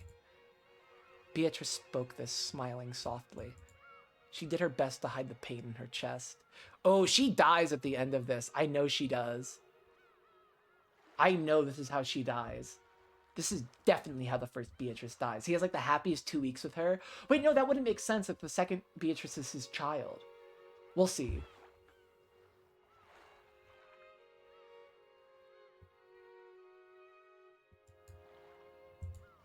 Please, Kinzo, just for the few days until the boat comes, kidnap me. That's a wish I can't grant. Looking apologetic, Kinzo lifted Beato up and gently sat her in the boat. Coward. So Japanese men are weak after all. You're right. I am a coward. So I can only grant you half of your wish. With a clunk, he placed it, wrapped in a jacket, in the boat.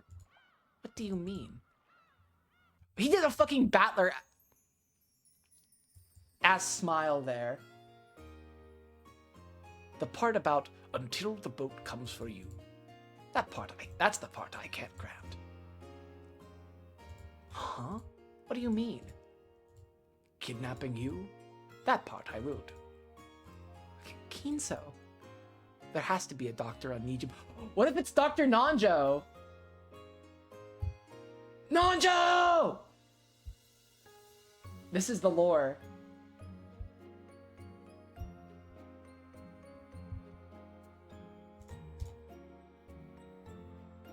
I'm wearing a Navy uniform.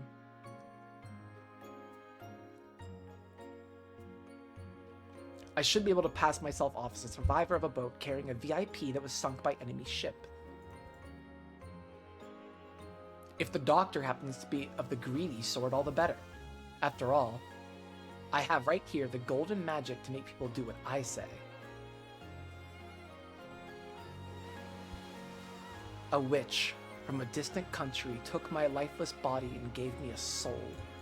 A woman came to me with the gold and revived me with her magic. You are a witch. The Golden Witch. Yes, the Golden Witch. Even though I use the same recipe as everyone else, only my alchemy can turn pasta into a smoking black heap. Ha ha ha ha. Just like you, I'm nothing but a corpse allowed to live just as long as you're with me. If you go, I'll die straight away. I won't let you die. Really? No, I'm not. Take responsibility, okay? After all, you're the one kidnapping me.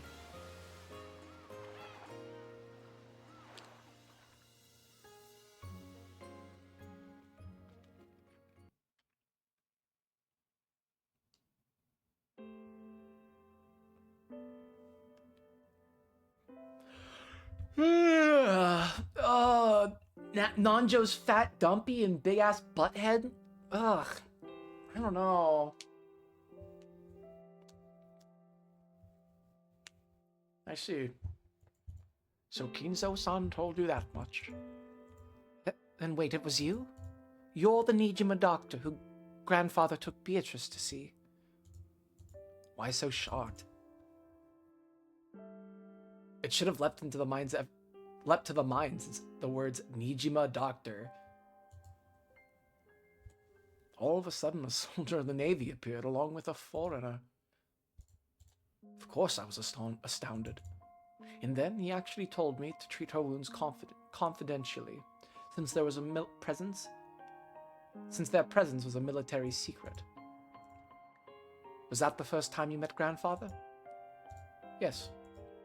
That was when we first met. So you're the greedy doctor who followed orders for the sake of gold? That's a bit harsh. He suddenly brought in a foreign woman, patient, explained to me that this was a military secret, promised that he'd pay the medical fees later, and handed me a gold ingot as collateral. I didn't want to get involved with any funny business. I was reluctant, to say the least. I see your point. But in the end, you did conceal Beatrice, didn't you? I may not be as skilled as Kinzo, but I do have some familiarity with English. I managed to overhear part of their conversation, and that part was enough to convince me they were not troublesome people. Of course, if I were to say that the gold ingot didn't tempt me, that would be a lie. I was much younger then, you see. What happened to her next? I treated her for some time before a messenger from Ushiramiya family came and said that she would be moved to Odawara. They took her away. So grandfather didn't come to get her himself? Regardless of how Kinzo explained away the incident on Rokkenjima, he probably wouldn't be able to move about freely for some time afterwards. Precisely. Kinzo-san has said that deceiving the military was the greatest challenge of his life. So Beatrice went to Odawara, and then what? I have heard that she hid in one of their unused villas. After all, Kinzo already had a family at that time. It must have been tricky to manage. Like a really young Kraus? Maybe like a young Ava? Kind of lines up.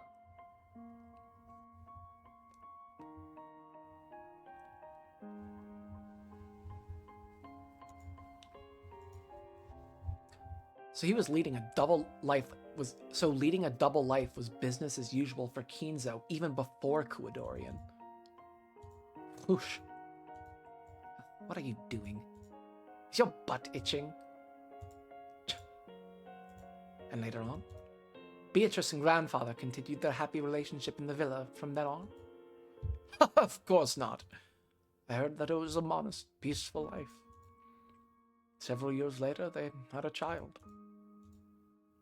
So Kuadorian's Beatrice was born. The birth didn't go well. It was truly a sad tale. You don't mean she died? Don't be surprised. Kinzo believed his daughter was Beatrice reborn. You can't neglect the heart. It's possible to reason it out. You're right. My apologies. I don't know how many years Kinzo-san spent with her in Odawara. However, judging by the Kinzo-san we grew to know afterwards, one can tell how deeply he loved her, even if they only had a few years together.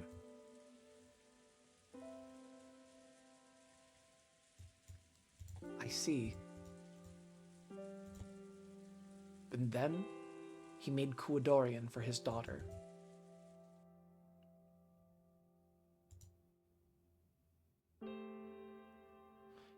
Kinzo-san cleverly made use of the submarine's gold to build up a fortune in a flash. Then, he made use of his considerable skills in English to make connections with the GHQ, becoming immensely wealthy in a short span of time. There's no need to explain this part of the story to you, Leon-san. Yes. He used that vast wealth, bought Rokkenjima, and built the mansion. The remaining relatives in Odawara scoffed at grandfather, thinking he was crazy to buy an entire deserted island. If you could carry 10 tons of gold around in your pocket, Kinzo probably wouldn't have bought Rokkenjima. He hid the gold somewhere in Rokkenjima, built up a fortune with the ingots he'd taken out of it, and then bought up the whole treasure island. Exactly. And that started the legend of the Ushiramiya gold.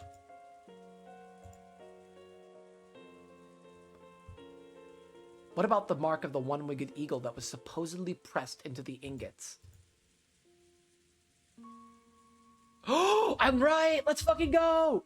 The one-winged eagle, or more precisely an eagle of which only one wing is visible. What do you mean?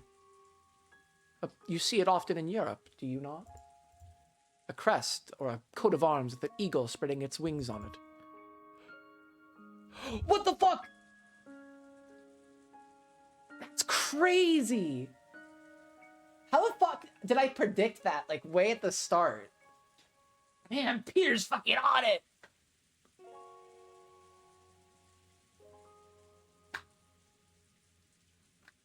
That's so crazy. That's so fucking nuts.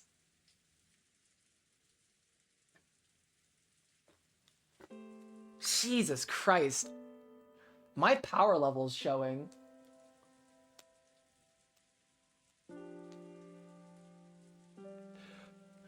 So people getting the one-winged eagle on them tattooed are getting like the bastardization of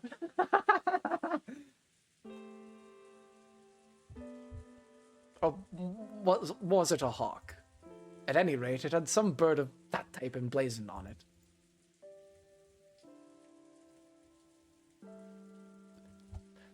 That has got to be one of my craziest fucking polls in all of like my Umineko Let's Play. Oh, what if it's just the fucking eagle, the fucking Republic of Sallow? What the fuck? So the imprint was made too lightly, or else it was poorly done. Correct. They used a rough, wartime press. It was probably supposed to look like the crest of an eagle spreading its wings. It was pressed in at a slight slant, so half of it was too light to see. So half of the eagle spreading its wings disappeared, making it look like a one-winged eagle. You carry the one-winged eagle on your heart. Now go restore fascism in Italy, Natsui. And then she's like, "Si, El Duce.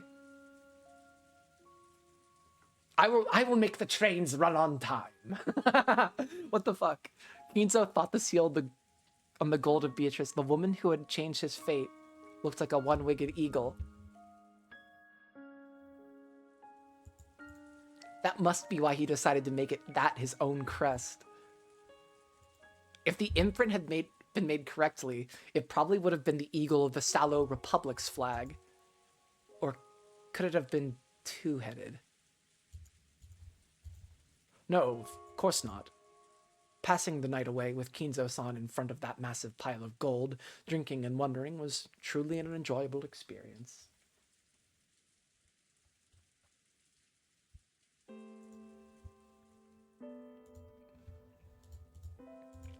However, Kinzo-san didn't want people using that seal to figure out where the gold had came from. Oh, okay, so he represses it with the actual, like, design of the one-winged eagle we know. Okay, so it's not going to be, like, the actual one-winged eagle, which is going to be half of the Sallow Republic's flag. Yep. Because then it would be like half of it with like a fash. It would be like the half that didn't have the fascist axe and just had the wing. Okay. And all he did was show you the gold? What a cheapskate. Of course, after he became immensely rich, Kinzo came to me once more, saying that he'd pay me in full for the overdue medical expenses. The amount he came with was a bit much for medical fees, though I did make sure to give him his change. And you've been friends ever since? Yes. Ginzo-san was extremely grateful to me for keeping his secret and concealing Beatrice. Grandfather always says that the old relatives in Odawara was a bunch of greedy liars. I'm sure he appreciated your strong sense of duty, Dr. Nanjo. I think I understand why a person like Grandfather came to trust you.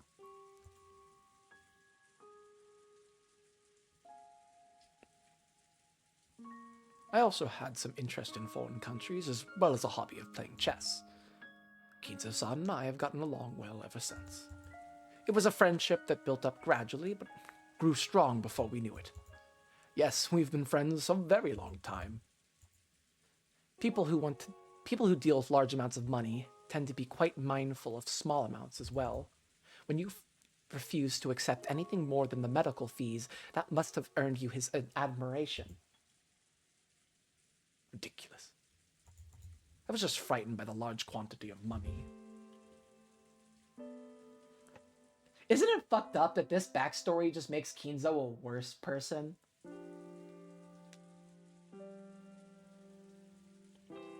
This, like, makes him worse, because he was a good person who became shitty.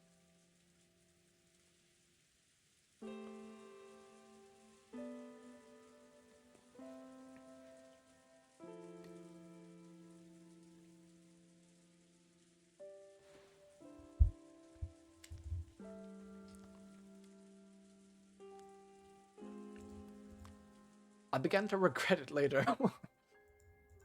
It seems I've never had real guts. No need to worry here. Guts are the one thing you've got no shortage of. Is he calling him fat? You think so? Well, I appreciate the flattery. That wasn't flattery.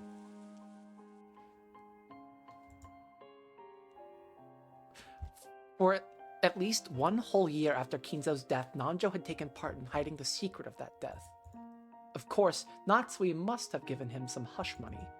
Still, there could be no doubt that he had enough guts to withstand pressure from Kinzo's children for a long time without slipping up once.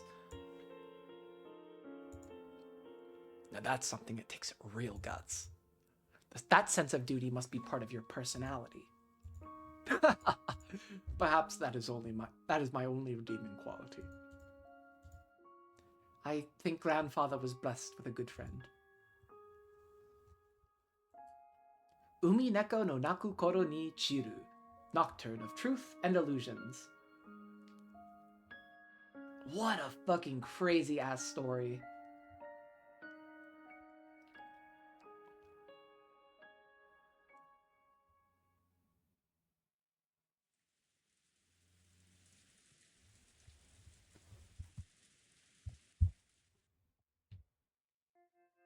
I think I've learned just how much the woman called Beatrice influenced Grandfather's life. We haven't learned anything. Who killed Beatrice? Unless we figure that out, we'll never be able to get out of here. You're right. We need to finish this quickly. The funeral is already over, after all.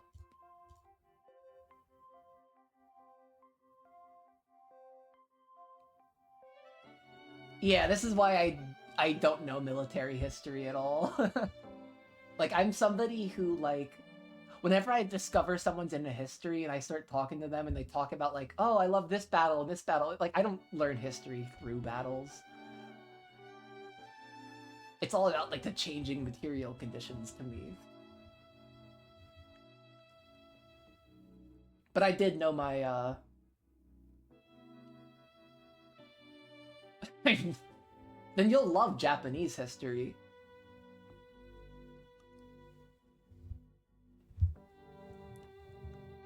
Because boy, did they do those. Ellipses. You've got it all wrong. This is the funeral. You mean what she's making us do?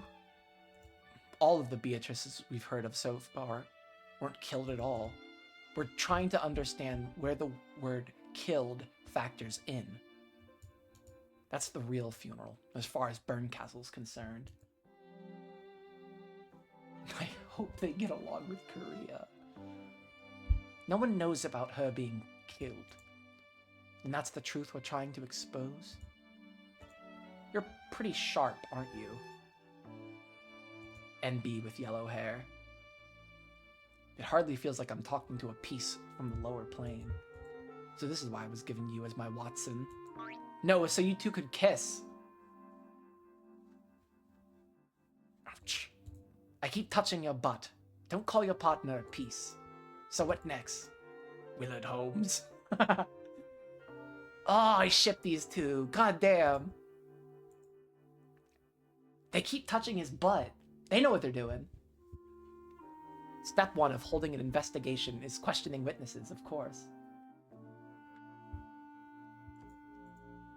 There's still a Beatrice we need to ask about. Oh, yay! These three! Jessica, I'm sorry. Can I just say, this is where I need to humbly apologize to Jessica, because I thought this girl was a killer. I thought she was a cold-hearted killer. I thought she was evil. I thought she was pure, unadulterated evil. I'm sorry, Jessica. You're actually rad as fuck, and you're a cool rock star. And I think you have absolutely no reason, means, or motive to kill your cousins, your parents, their servants. You're totally cool in my book, Jessica. I'm sorry. I'm not sorry for George, though. This guy's the biggest fucking chump of the millennium. To indicate whom they should talk to next, Will nodded in the direction of George, Jessica, and Maria. What are these guys gonna know? The Chud prototype. The proto-incel. Maria seemed to be lecturing the others about something. Wow, Beatrice sounds pretty incredible. Yeah, and then, inside an upside-down cup. She made tons of candies appear out of nowhere. He was patient zero. That's fucked up. Inside the overturned cup? Amazing. Sounds like magic to me. I'm sorry, Jessica. Maria-chan really does love witches and magic. We could hardly avoid consulting our local authority on witches. When looking for someone to ask about Beatrice, Maria rose to the top of the list. The Beatrice she spoke of wasn't the real Beatrice, the one Kinzo and the others had talked about. However, here and now, on the Rokkenjima of 1986, the name Beatrice probably refers to the person Maria's always talking about. I don't see Battler anywhere. I am Battler, Ushiramiya Battler. The one who was forced to fight as Beatrice's opponent in many games, and the most important person in this game, this tale. A Battler in this world would probably be the peace version, but even so, it should be possible to get some vital information out of him. Will probably wanted to talk with Battler too, but he was nowhere to be seen in the cousins group. Battler-kun did not attend this funeral. It's a shame, seeing as he's the cousin closest in age to me, who is 20.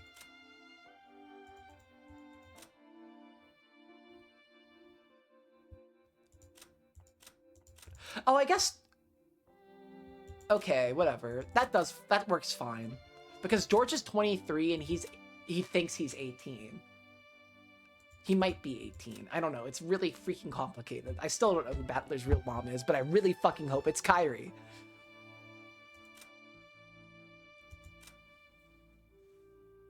It probably is Kairi, to be fair.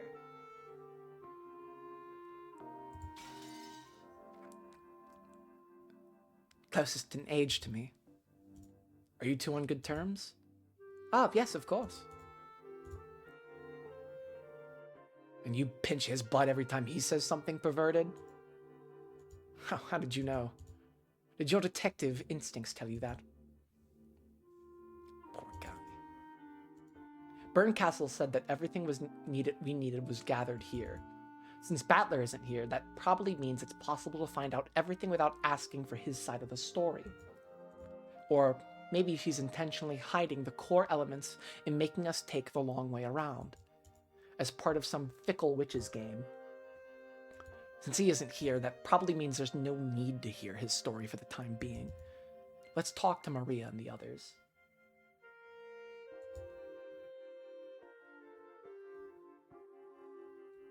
Willard and Leon.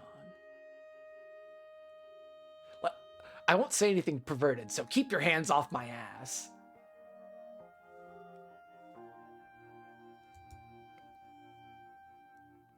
Then why not try choosing your words a bit more carefully? I do love their chemistry. It is so fucking good.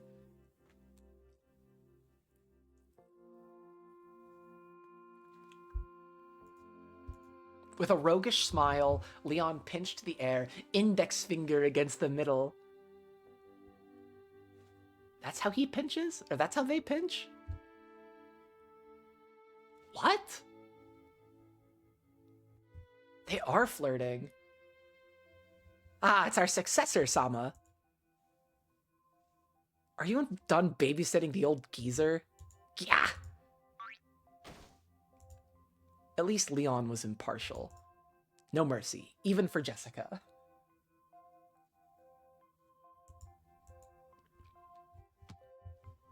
Will felt a bit gratified.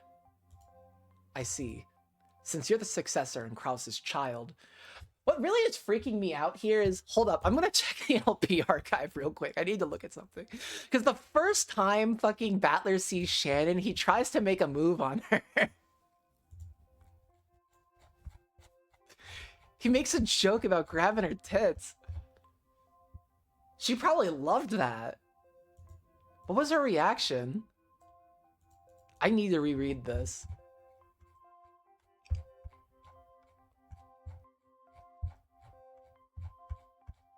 Oh, I can't find it. I'll read it later.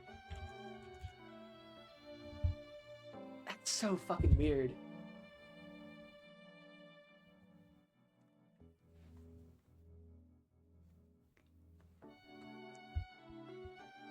Since you're the successor and Krause's child, then Jessica is your little sister. He was so used to Jessica being an only child that, though the scuffle between the two looked perfectly natural. That's what I thought! They are fake! Fuck! That's crazy!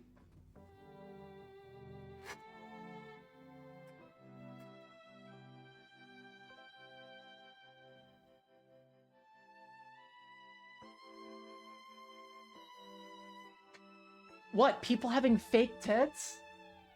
I don't know. Oh. Magic needing risk, of course.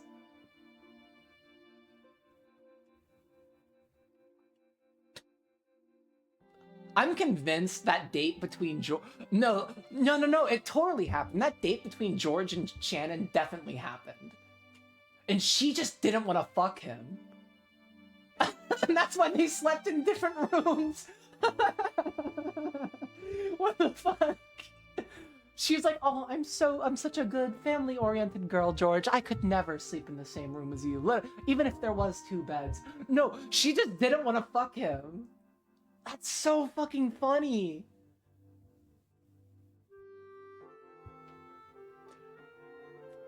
Poor George. My man gets fucking cucked so bad.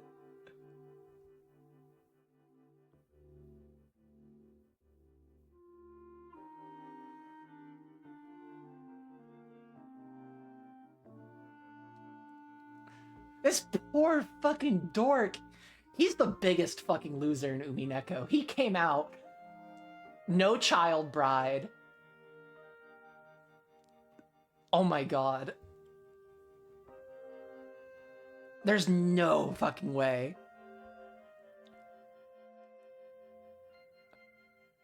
He was so used to Jessica being an only child, though the scuffle between the two looked perfectly natural. Something didn't feel quite right about it. Jessica, can't you talk a bit more like a little sister's supposed to? Yeah, she was 19. That's the fucked up part. He even fucked up being a pedophile. He's such a bad pedophile. He's not even a good pedophile. Oh my god.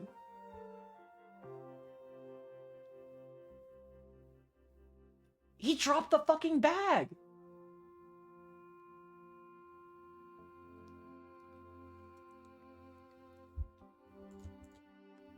And while we're at it, why not talking more like a girl your age? How many times do I have to tell you to stop calling me Successor, Sama? I'm your sibling. Shut up! I'll live the way I want to. I'd suffocate if I had to act all refined like you, Successor, Sama. Ow! Oh! Stop it! Don't pinch me! This is little sister abuse. Pervert. Stop it! Ow! Jessica, why are you talking like that in front of a guest? Oops, I clicked off. What the fuck? Do you want Mother to scold you again? Oh, I need some like funny, wholesome moments in my Umineko now. Before the ending makes me cry because everybody stays dead in the end. And the only person alive is like, I don't know, fucking Angie probably. Just like break my heart game. Because that's where I think this shit's going. I think every one of these fuckers stays dead forever. They're never coming back. Looks like those two are close in their own special way.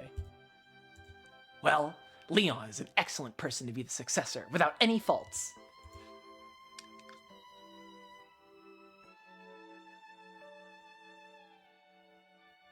Kumasawa. Well, I guess I understand how Jessica-chan feels. Leon might be a bit too perfect sometimes. I would marry Leon, actually. They seem so cool. She gets compared to Leon no matter what she does. That made her rebel. If Jessica-chan had been born an only child, I'm sure she would have become a composed, quiet young lady. That's an interesting thought. Don't worry.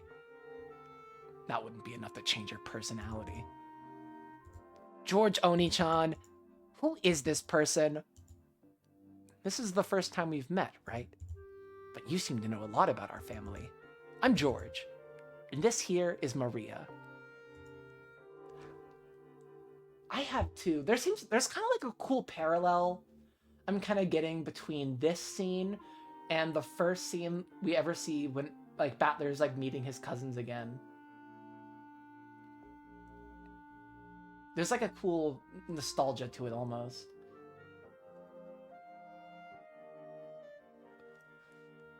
It's kind of interesting because Maria was such a pivotal character in the questions arc. But in the answers arc, she definitely wasn't.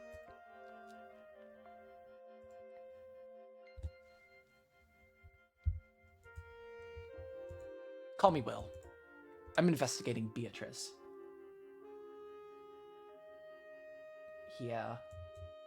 Please, tell me what you know. Beatrice! Ugh!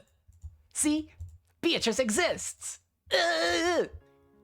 I agree. Beatrice does exist, Maria. Though Maria had looked hostile towards this unfamiliar man, as soon as she heard the name of the witch she loved pass his lips, her eyes began to sparkle. Hey, Maria-chan. You've got to greet our guest properly. Hello, my name is Ushir Maria. Ugh. I'm glad to meet someone who knows Beatrice. Handshake! Ugh. Oh, I missed her so much. She's so fun.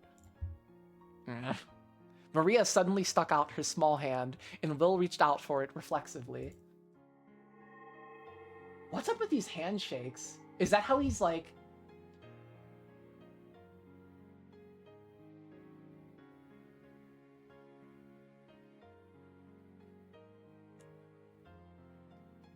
Yeah. Oh, that's a good point.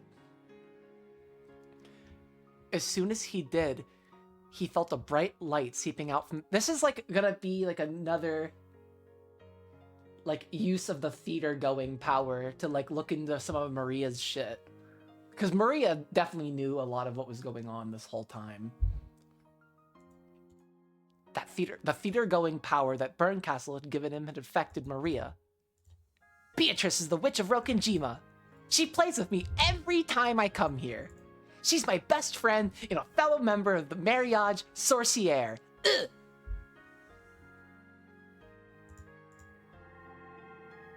The light grew brighter and brighter. This time, he could feel himself being drawn into Maria's world. It's not even 11 o'clock. Oh my fucking god, I'm having so much fun. I thought it'd be like at least 11:30 by now. I guess I did start early. Hell yeah. Fucking Witch Maria. I'm Shira Mia Maria. My mama is Rosa. My papa, well, I don't have a papa. What do we get to learn who her dad is? Actually, for real.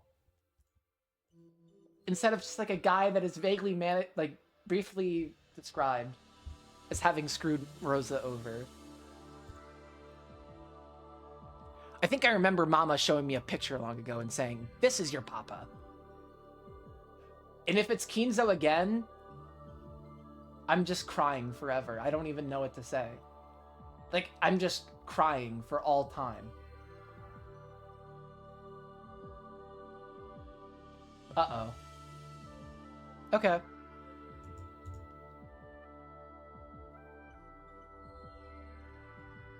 Oh god, okay. It was a picture of a man with a dark suntan on a beach wearing a swimsuit. Okay. Thank you. Thank you for saying that in the red truth.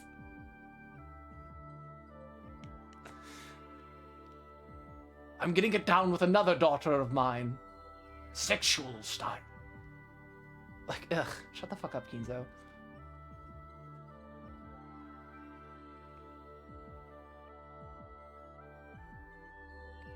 It was a picture of a man with a dark suntan on a beach wearing a swimsuit. Later on, when I learned what Papa meant, I asked Mama to show me that picture again, but she said it didn't exist. Oh, that's sad. But it had to have existed. When I drew a picture of it and showed it to Mama, she got really mad and said it didn't exist, or that if it did, she had already thrown it away. Ever since then, she kept saying I didn't have a Papa. Did you know? People say you need a papa and a mama to have a baby, but that's a lie. Virgin birth, is it? Behold, a virgin shall be with child and shall bring forth a son, and they shall call his name Emmanuel.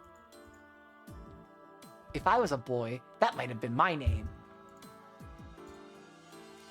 Book of Matthew, chapter 1, verse 20. No, verse 23. Verse 20 is, "But while he thought on these things, behold, the angel of the Lord appeared unto him in a dream." God, we are getting so Catholic with it. Saying, "Joseph, thou son of David, fear not to take unto thee Mary thy wife, for that which is conceived in her is of the Holy Ghost." So your father is the Holy Ghost. Everyone said that everyone has a papa. They said it was strange not to have a papa, that I was a weird, pitiful child. But when I asked Mama, she said I didn't have a papa and that he doesn't exist.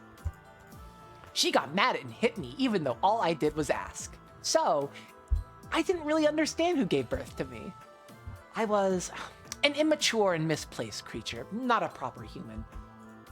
I realized I was a strange, pitiful girl, different from everyone else. It doesn't matter who your parents are, what other people say. You are who you are.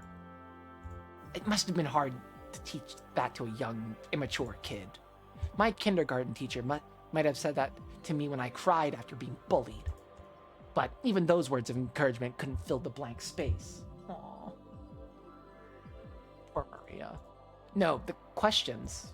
Those words couldn't answer the questions in my mind. And the book is what gave you the answers? A priest came to see me. Where is this going?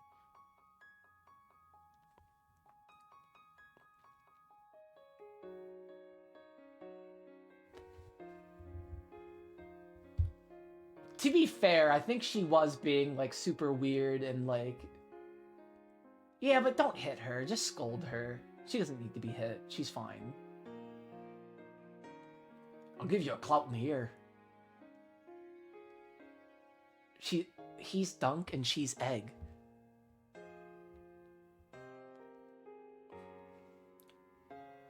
It was probably part of some lesson to enrich the minds of children through an edifying tale. To most of the children, it was just an ordinary fairy tale they might have heard from one of their teachers. Actually, I think we were just bored because it was too hard to grasp. Then, at the end, the priest said something important. Like God knows everything? Yep. So I asked him. I only have a mama. I don't have a papa. Mama gave birth to me without a papa. Was that a strange, sad thing, I asked? Then, that the priest taught me. There's nothing strange about having a child having no papa. After all, Jesus Christ was born of a virgin. And the one who gave birth to him was the Virgin Maria. I was surprised. Maria, the name I was given, had been showing me the answer all along. I was shocked. I asked the priest to say it again. He said that the Virgin Maria gave birth to a baby by herself. So I asked him that meant if I could give birth to a baby all by myself too. And how do you answer that? Sakutaro! He said the Virgin Maria was with child because of the Holy Ghost. The second part of the book of Matthew, chapter 1, verse 20. For that which is conceived in her is of the Holy Ghost. That surprised me again. What do you think that means? You interpreted this to mean that Ushir Maria had no human father, that your real father was the Holy Ghost. Regardless of the Bible's original meaning, this young, sad girl whose lack of a father had caused her to lose her sense of identity had finally created a way to understand herself. Aww. Once I realized that, I knew why I was different from all the other kids. Oh God, no, Maria. Get your diagnosis, girly pop. The one who made fun of me were all children of Joseph, but I alone was different. I wasn't worse than anyone else. I was a child of God, a child of the Holy Ghost. When I got back, I told Mama. I had no papa. Mama gave birth to me thanks to the power of God. It was probably painful for Rosa when Maria asked about her father. Why did Maria have no papa when everyone else had a papa and a mama? Every time she was asked this, Rosa flew into a rage and changed the subject. Then, for some reason and all on her own, Maria had found an answer that satisfied her. She had no papa. She was the child of Mama and God. It isn't too difficult to imagine that Rosa, after hearing this young girl's explanation, might go along with it as though it were true. Beato said that the minimum number of people needed to create a world is 2. I thought she meant that you needed 2 parents to create a child. That's when I thought of it. Beato may be a witch, but she's a witch born of a human. Beato isn't a child of the Holy Ghost. Where is she going with this? But I'm different. I was born from Mama alone. I was born of the Holy Ghost. Beato can't create a universe without me. But God is always by your side. I can make a universe all by myself along with the Holy Ghost. Beato called me the Witch of Origins. And she also said that eventually I might become a creator who could create anything alone. All by myself, I can create something out of nothing. Beato can take that and extend it to infinity. Angie was the witch's apostle who would spread the word far and wide. And that was Mariage Sorcière. There's a huge difference between 1 and infinity. That's why Beato is so great. However, compared to the difference between existence and non-existence, 1 and infinity are nearly the same thing. I am the child, destined to become the witch, the best witch, no, the greatest creator in the world. Mariage Sorcière was the nest to prepare me for that. I am Ushira Mia Maria, who stands by God's side. Where is this going? If we liken Maria's sense of identity to a universe, then this endless stream of words coming from her might be like the Big Bang. She spent so long tormented over how to interpret her lack of a father. Then, by chance, she saw a line in the Bible that looked like that it secretly referred to her, and she finally formed an understanding for herself. The sad girl, who had hated herself for being different from all of her classmates, finally found a meaning for her existence. At that moment, Maria's universe, which had once been nothingness, was born as a clump of ultra-hot, ultra-high-pressured energy. Then, later on, she went to Rokkenjima, met the endless witch who called herself Beatrice, and the clump of energy exploded in a big bang, giving birth to their magical compendium. That was the universe known as Mariage Sorcière.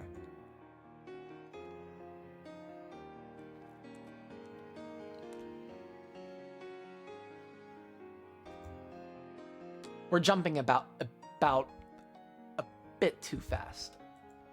Let's take things one at a time. Sure. Where do you want to start? Afterwards, you decided that you were the child of the Holy Ghost. It's easy to imagine that you gradually became more and more interested in the occult. The dichotomy between these two. Happy, extremely happy face.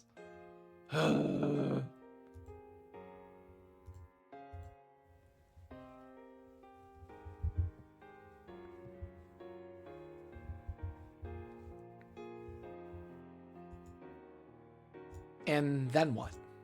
Once you reached that state, where did you meet Beatrice, and how did the two of you interact? Oh, it really did happen all of a sudden, one day. I wanted to meet the witch called Beatrice, who lived on Rokkenjima. I wanted to meet her as a fellow witch, while I looked for my peanuts inside my little peanut jar.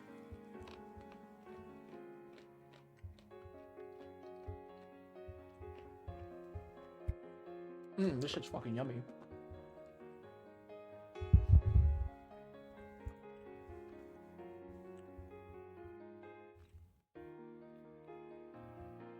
And at that time, you already knew you were a witch? Oh, I did.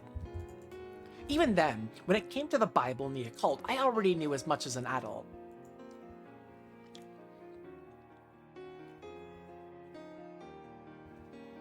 So even though I couldn't use magic, I believed that I was a witch. It's a bit funny, isn't it? That's why I was only a witch's apprentice. I just want to read more Lambda. Is that bad? When did you meet Beatrice? Oh, I don't really remember when, but I do remember what it was like. It was like really, really sudden. Maria's probably like maybe 4-ish here. Like maybe 4 or 5, 6, 7. Huh? I can't believe I said that. So you are Ushiramiya Maria, I presume. It was so very sudden. I was just drinking some milk tea, all alone in the rose garden arbor. Mama said she'd talk about something important with Uncle Kraus, so she told me to go outside and play. Suddenly, she was sitting right there. I didn't know anyone who spoke that way. I quickly realized that she was someone I didn't know at all. Who are you? You're the one who wanted us to meet. Here I am, welcoming the witch who came to visit my island, and yet you ask my name.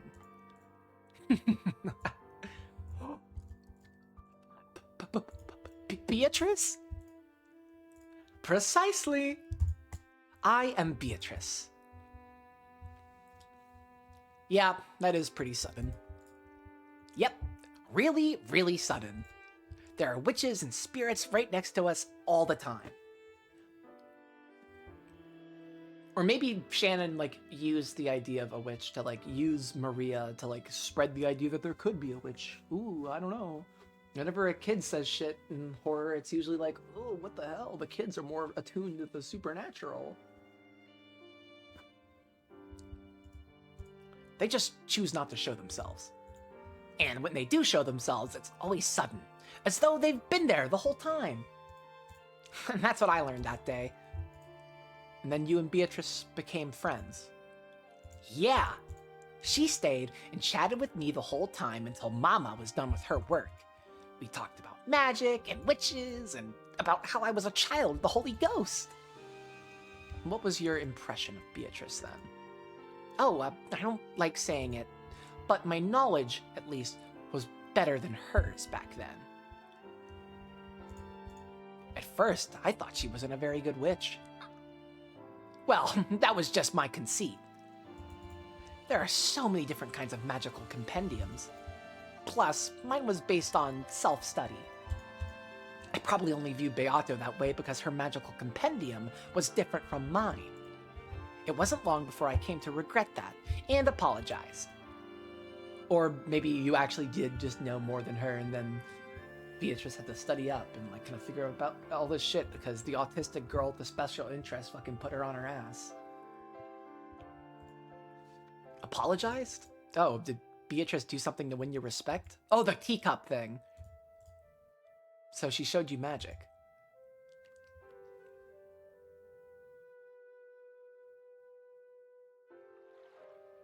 We moved to the beach and talked lots, sitting at a table under an umbrella. Fucking umbrella.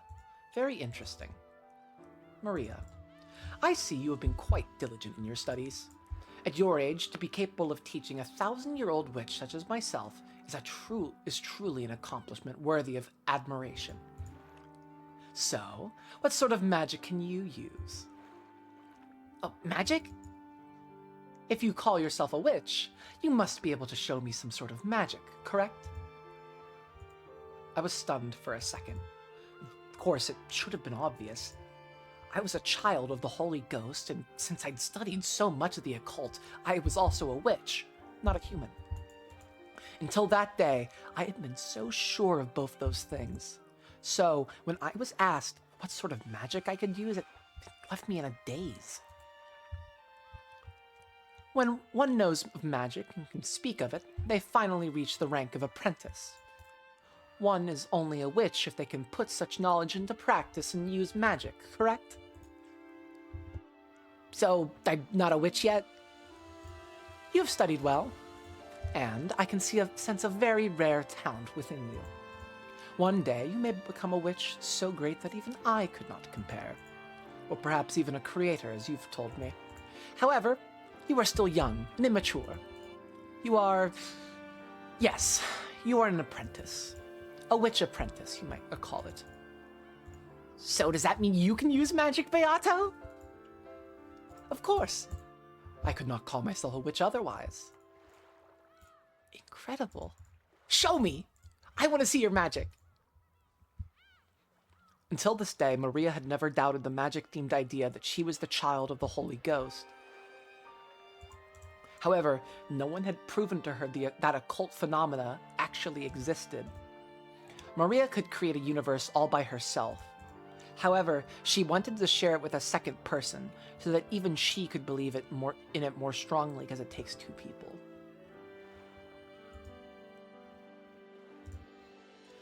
Once I could have drawn a rainbow in the sky, transformed it into 7 colors of candy, and eaten them at my leisure. However, my power has weakened so much that I cannot preserve my form to my satisfaction. You told me about that. You can't use your full power because of the shrine. So what's the importance of the shrine and Shannon breaking the shrine then? What does that mean? What? Why did that happen? I mean...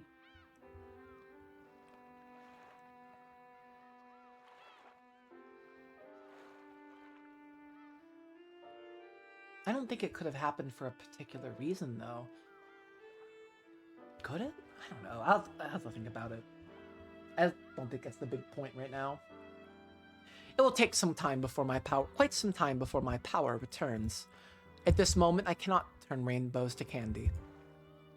However, perhaps I can show you a bit of that power with some simpler magic. I want to see your magic. Very well. However, I must ask for your assistance. As I have already told you, no matter how pure your soul might be, all humans are tainted and filled with the toxin that resists magic. Yeah, I remember. You told me about the anti-magic toxin. It wasn't in any of the books I've read. You must be really incredible to know so much. Beatrice lifted up an empty teacup, then turned it around in front of Maria to show that there weren't any tricks or strings. Okay, now close your eyes. Right. The magic to make candy and Pier inside an overturned cup. How did you know? You're incredible, Will. You even know about witch magic. It's, the most basic sort of witch magic, after all. It was just a normal cup without any tricks in it. I wanted to see true magic.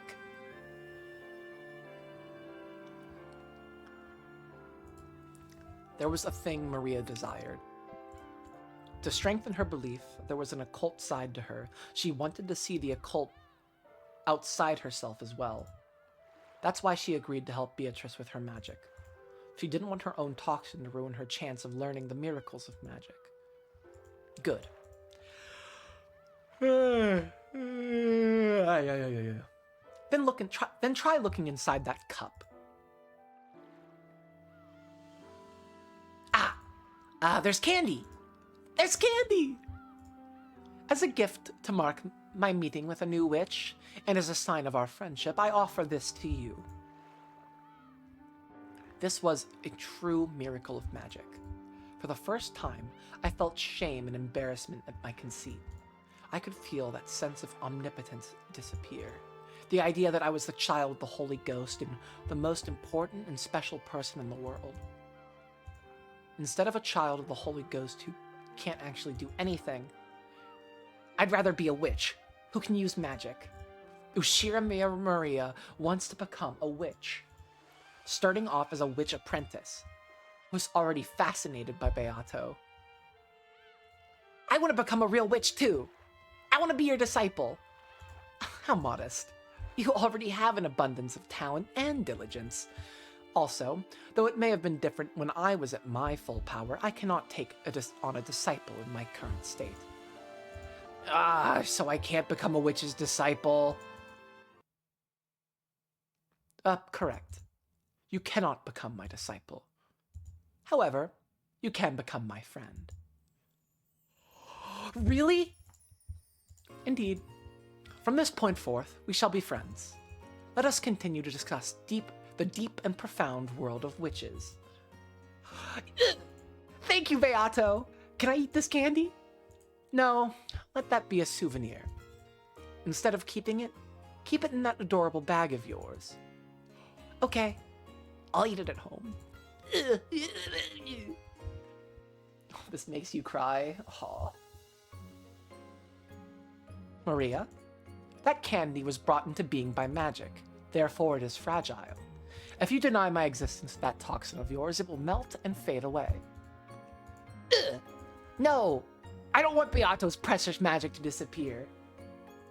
Then, be sure that you do not forget your meeting with me.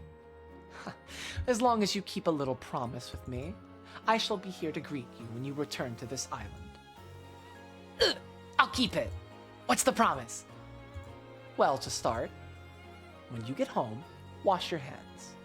Then, rinse out your mouth. You must not complain about this, for it is an important part of a witch apprentice's training. I'll do it. Every day when I come home, I'll wash my hands and I'll rinse out my mouth. If I do that, will I see you again? I promise it. If you keep your end of the promise, your body will be cleansed and I will regain even more of my magical power. If that happens, I will show you even more incredible magic the next time you come. Ugh. I keep my promise, no matter what. I'll do it. I'll become your friend and a witch apprentice. Your resolve is heartening, Ushirimiya Maria. I hope you will grow to become a full witch and my close friend soon.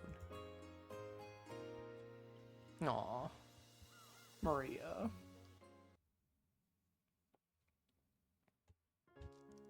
I think that was the first time I met Beatrice. And was that candy still there when you got home? Yep.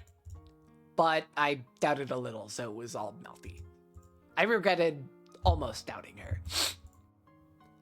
If I doubted her more, the candy would have disappeared completely. I almost lost the proof of the magical miracle that happened right before my eyes. Oops, I clicked off. Fuck me. Okay. Piece of candy melted. I think it was more of a caramel than normal candy. It was all lumpy, just like starting to melt, you know? About what time of year did this happen? Oh, summer. I'm not too sure. But I remember that the milk tea had ice in it. Why does that matter? Never mind. Did you tell Rosa about your meeting with Beatrice? Yep.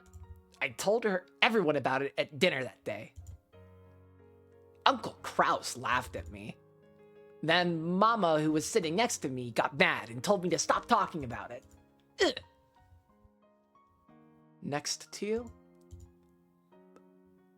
By your family's ranking system, your seat shouldn't be next to Rosa's. It wasn't a family conference. It was just when Mama and I came to visit. So there was only Uncle Kraus's family, Mama, and me. There were fewer people, so we didn't sit in the same spots as a family conference. And Rosa was sitting in the seat next to you? Yeah. Why does that matter? It doesn't. Have you ever met with Beatrice outside Rokkenjima? Nope. After all, Beato's body is so fragile, she can't go wherever she wants. I said I wouldn't mind letting her possess me, but she said she couldn't because she couldn't leave the island. And after that, you met with her every time you came to Rokkenjima. Yeah, we became really good friends. The more I talked to Beato, the more I realized what an amazing witch she was. She showed me wonderful magic every time I saw her. Then she told me about a magical compendium that was different from mine, and we both talked together about the mysteries of magic. I wanted to reach her level as soon as I could. I wanted to become the kind of witch Beato was.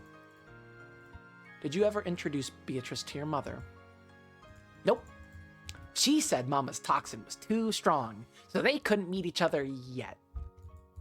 Almost all adults are no good when it comes to the toxin. Because they're all tainted. Was anyone other than you able to see Beatrice? They couldn't at first.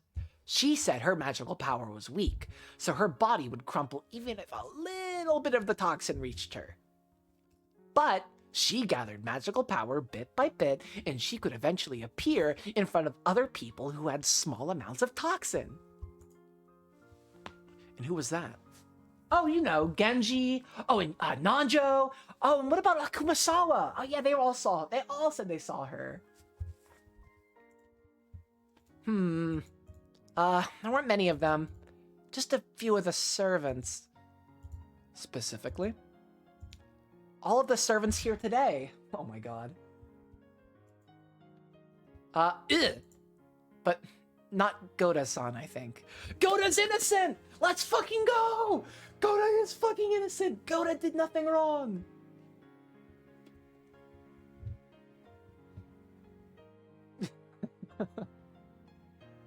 I really hope Goda's innocent, but I actually doubt he is. It would just be funny to me if he is. So there were 4 of them. Genji, Shannon, Kanon, and Kumasawa. And Dr. Nanjo, too. Apparently, they would sometimes come to visit Maria and Beatrice's witch tea parties. What? But not Shannon or Kanon. Of course, they'd only come by for minor things like bringing some more tea. However, they were certainly aware of Beatrice and even talked with her. How did the servants react to Beatrice? She was a guest who shouldn't have existed. Weren't they surprised? Of course not. After all, Beatrice is the other master of the mansion. She said that the servants treated Beatrice as an honored guest, and sometimes they were permitted to witness new miracles of magic along with Maria. So on the Rokkanjima of 1986, the ones who could actually meet with Beatrice were you, Nanjo, and the 4 servants excluding Goda, for a total of 6. Yeah! Beato said she'd need to store up much more magical power before she could appear in front of anyone else. So she intended to show herself in front of more people sometime in the future. Yep! She said the day she made all of the humans acknowledge her would be the day of her resurrection.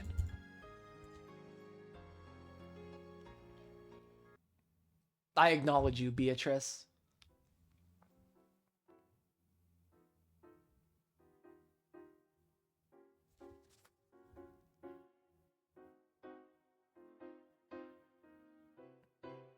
Why is this track kind of freaking me out?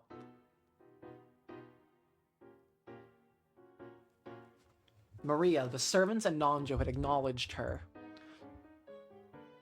She had probably appeared before new humans one by one, starting with those whose anti-magic toxin was weakest.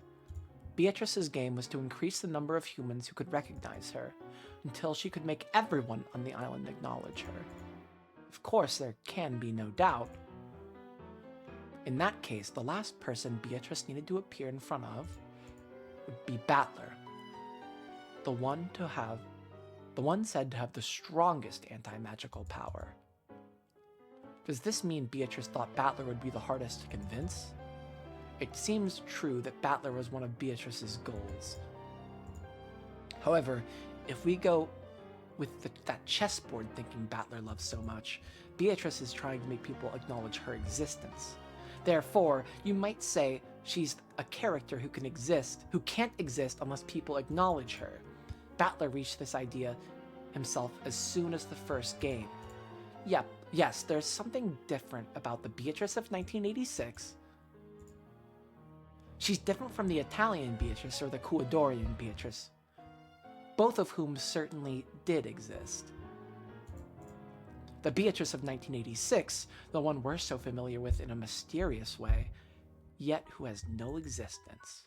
What does it mean to kill this Beatrice who has no existence? The minimum number of people required to create a universe is 2. However, Maria said that even a single person could give birth to a universe. And yet, Maria desired a second person. The funniest Umineko joke? Okay.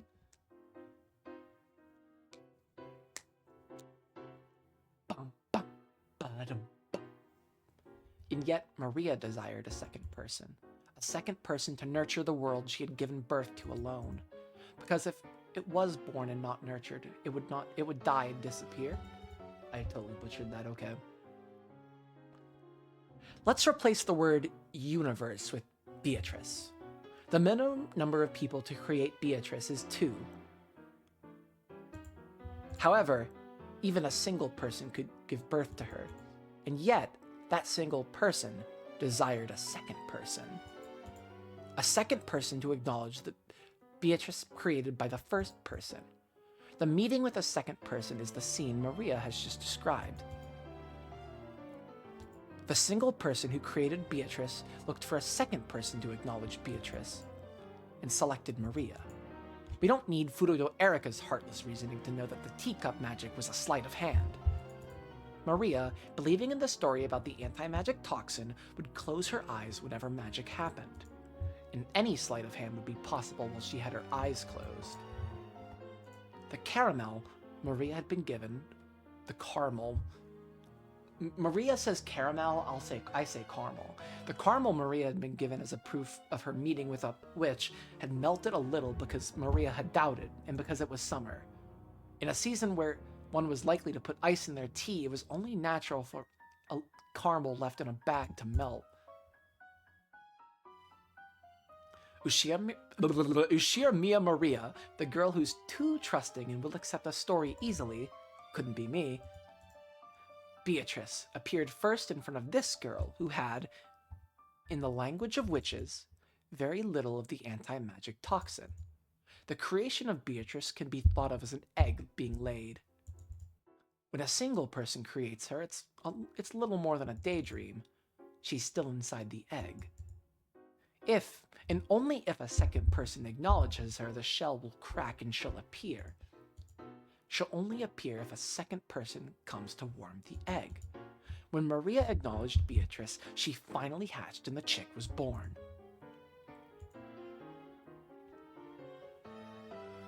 In that case, Mariage Sorcière, which nurtured Beatrice and her magical compendium, was like a nest. This is Beatrice, a woman with a dignified presence who calls herself the Witch of Rokkenjima and who claims to have lived for 1,000 years.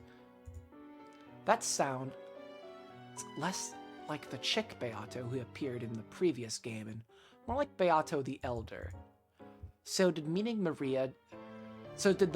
Maria has just recounted mark the birth of Beato the Elder, which would have been about maybe 3 or 4 years before the game started.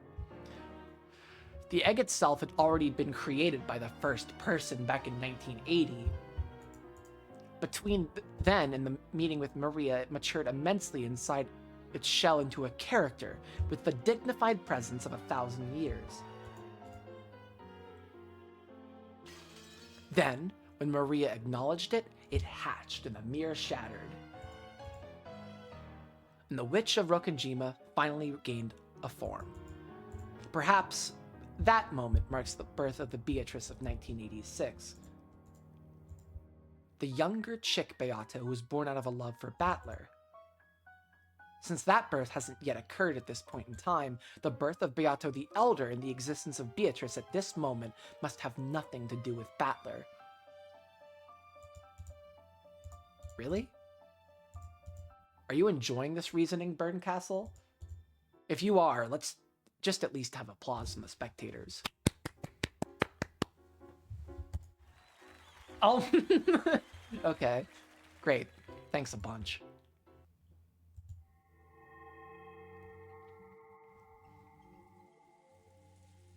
I wished for Beato to grant me a lot of things with magic. That's why I'm helping her with that's why I'm helping with her resurrection. What is it you wished for?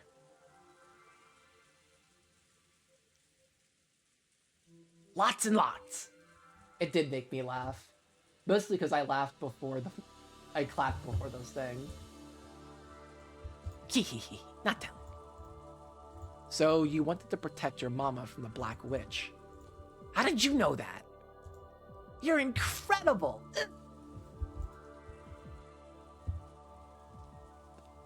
And you're already sure that you'll never be able to get that world back without a witch's help. Yep, I love Mama. She's so nice. I want to be with her forever. For all eternity. Now I'd like to hear about Mariage Sorcière.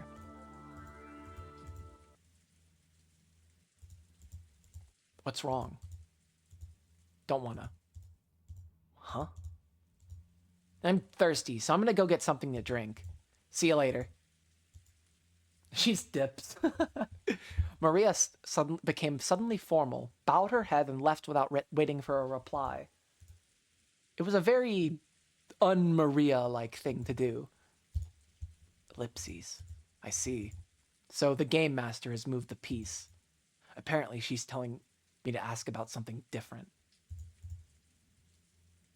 At some point, Leon started chatting with the other family members. Jessica seemed to be getting irritated at having her butt pinched so much, and George was trying to calm her down. I'm gonna go tinkle. I'll be right back, gang. Okay.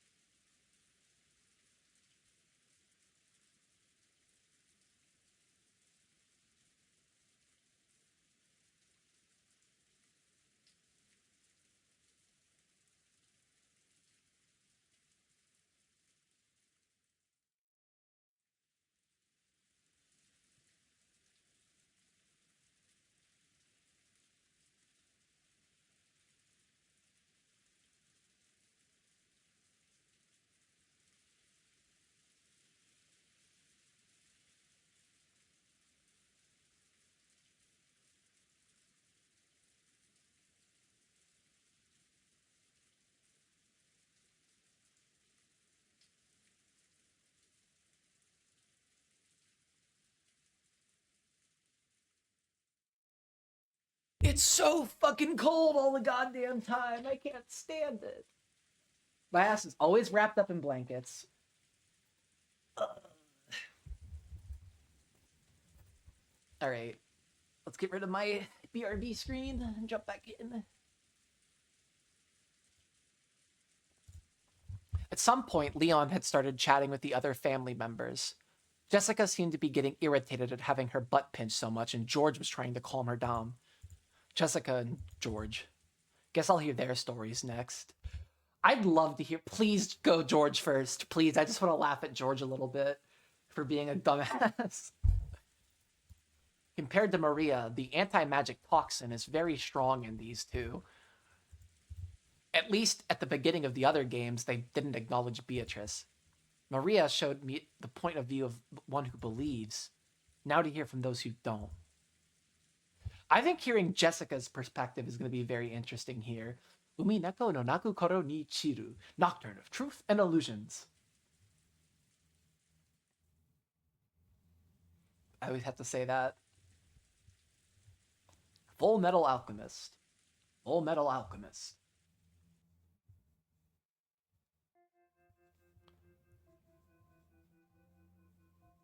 I love when she does that face. I apologize for our successor Sama's lack of courtesy back there. It's not going to leave a mark, is it? Talk about merciless. Did you say something, Jessica? Of course not. I've already learned my lesson, okay? Leon, who had apparently been chatting with the adult siblings, spun around with a smile and stared at Jessica. Looks like the older siblings firmly in control around here. Those are some sharp ears. I think I'm finally getting this Leon person. Yeah. Our successor Sama's always been wildly sharp. And the adults are always gushing about that kid. I'm always getting compared to that, both at home and at school. Come to think of it, Leon was student council president during both middle school and high school. And the head of the badminton team, too. So everywhere you go, you get compared to Leon, and it doesn't match up too well for you.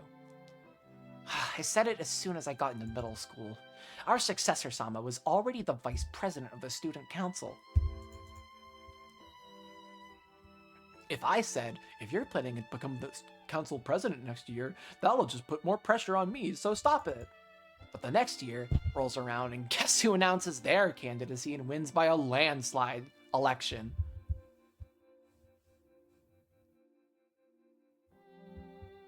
I have never once played... That's not true. I have played badminton. It's been a very long time. Same thing again in high school. I said, please, just give it a rest this time. You're already vice president.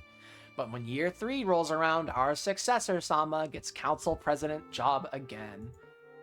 Dad was so proud, saying, now make sure you do the best as your little sister. As the little sister, over and over again. Ugh! But even so, you were still proud to be Leon's little sister, weren't you? It's not like I ever thought of it that way. Yeah, of course not. Why would I? It can be tough to be compared against perfection. But people are other people, and you are you. There's no point in letting it get you down. Live how long you want with all you've got, and you'll be fine. Of course. But Mom and the others are always going on about how I need to follow in the Ushiramiya Leon's footsteps as a little sister.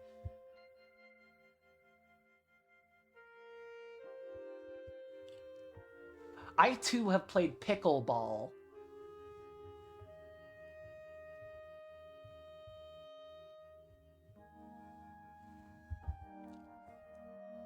I'm just like awful at like every sport, so it's just like, whatever.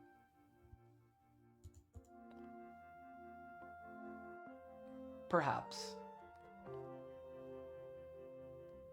Pickleball is actually the leading cause of senior citizen sport injuries. Many are saying this.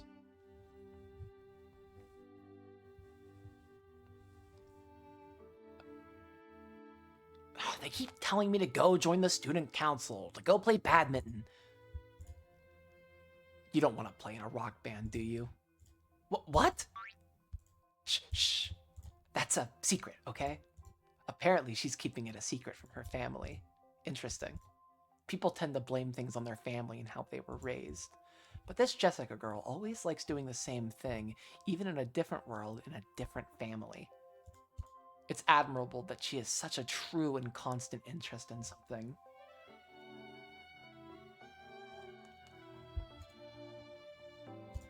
I loved it. That Patan Patan song. That Dukyun song. What? You know about that. Nothing wrong with the extraordinary accomplished sort, like Leon, but kids who act their age do have their charms. Oh, I'm sorry, Jessica. I feel so bad.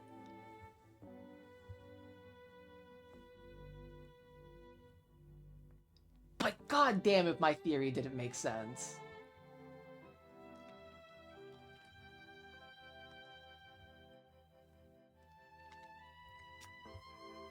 That's the best way to go through life. Enjoy your youth to be the fullest. To the fullest. Thanks. Apparently, no one had ever told Jessica that they approved of how she lived. And the direct way Will had put it made her turn red and hang her head in embarrassment. I want to ask you two now. The same thing you just asked Maria-chan? Yeah. Please tell me everything you know about Beatrice. Well, you can see how much Maria loves the witches and the occult. For her, Beatrice is a symbol to be admired, like an anime heroine. Whenever some trivial thing happens, she believes it's some witch pranking her with magic. You really are an adult. And so is the fact that you'd never say that to Maria, even if you think it. Of course. Childhood dreams only happen when you're a kid. Like getting a girlfriend who is My dream as Ushira Mia George is to get a girl that is 7 years younger than me.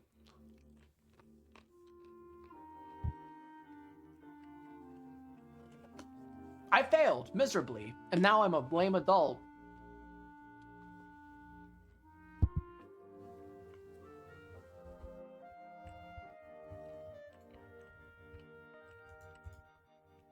I think respecting that precious existence is an adult's responsibility. Looks like the two of us will get along well. George's position was that Beatrice was nothing more than a fairy tale. And women's suffrage, yes.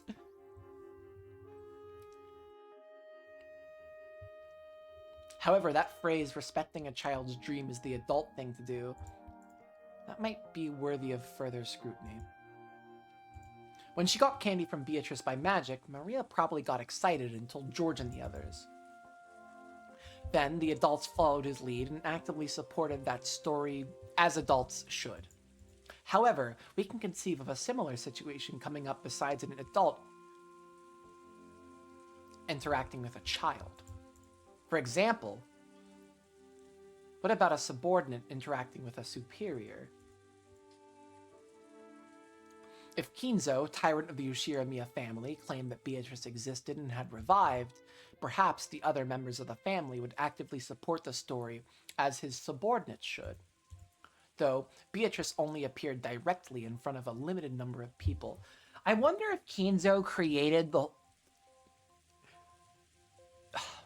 Like, it's almost like... I think Kinzo created the whole epitaph as like a shout out to here's all the shit I'm gonna do if you don't get your shit together as a family. And I'm gonna like create a conspiracy with like my daughter that you thought you threw off a cliff, and like Genji and Nanjo and Kumasawa, and we're all gonna get together and like fuck everything up. And I'm gonna die before it actually happens, but they'll still do the plan without me. Like, Kinzo had to have been in on this. Kinzo would have... I think Kinzo knew about Shannon.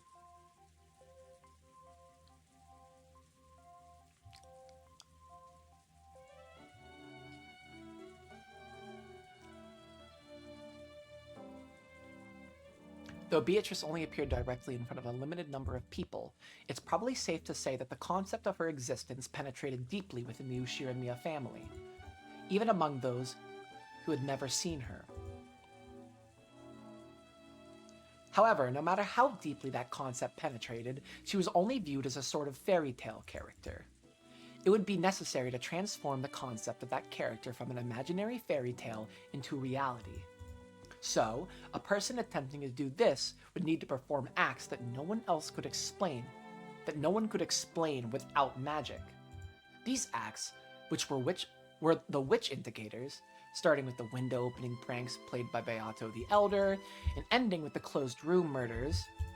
Beato the Elder talked about this, saying that the anti-magic power filling the mansion would be weakened bit by bit the more she made her existence known. Beatrice, why were you willing to go so far to make everyone besides you accept your existence? Because that fiction will become the truth if everyone acknowledges it? Because at that moment, the being called Beatrice will be acknowledged and will become human. In that case, until Beatrice is acknowledged by all people, she's less than a human. She's furniture. Line prediction moment. He's never predicting lines.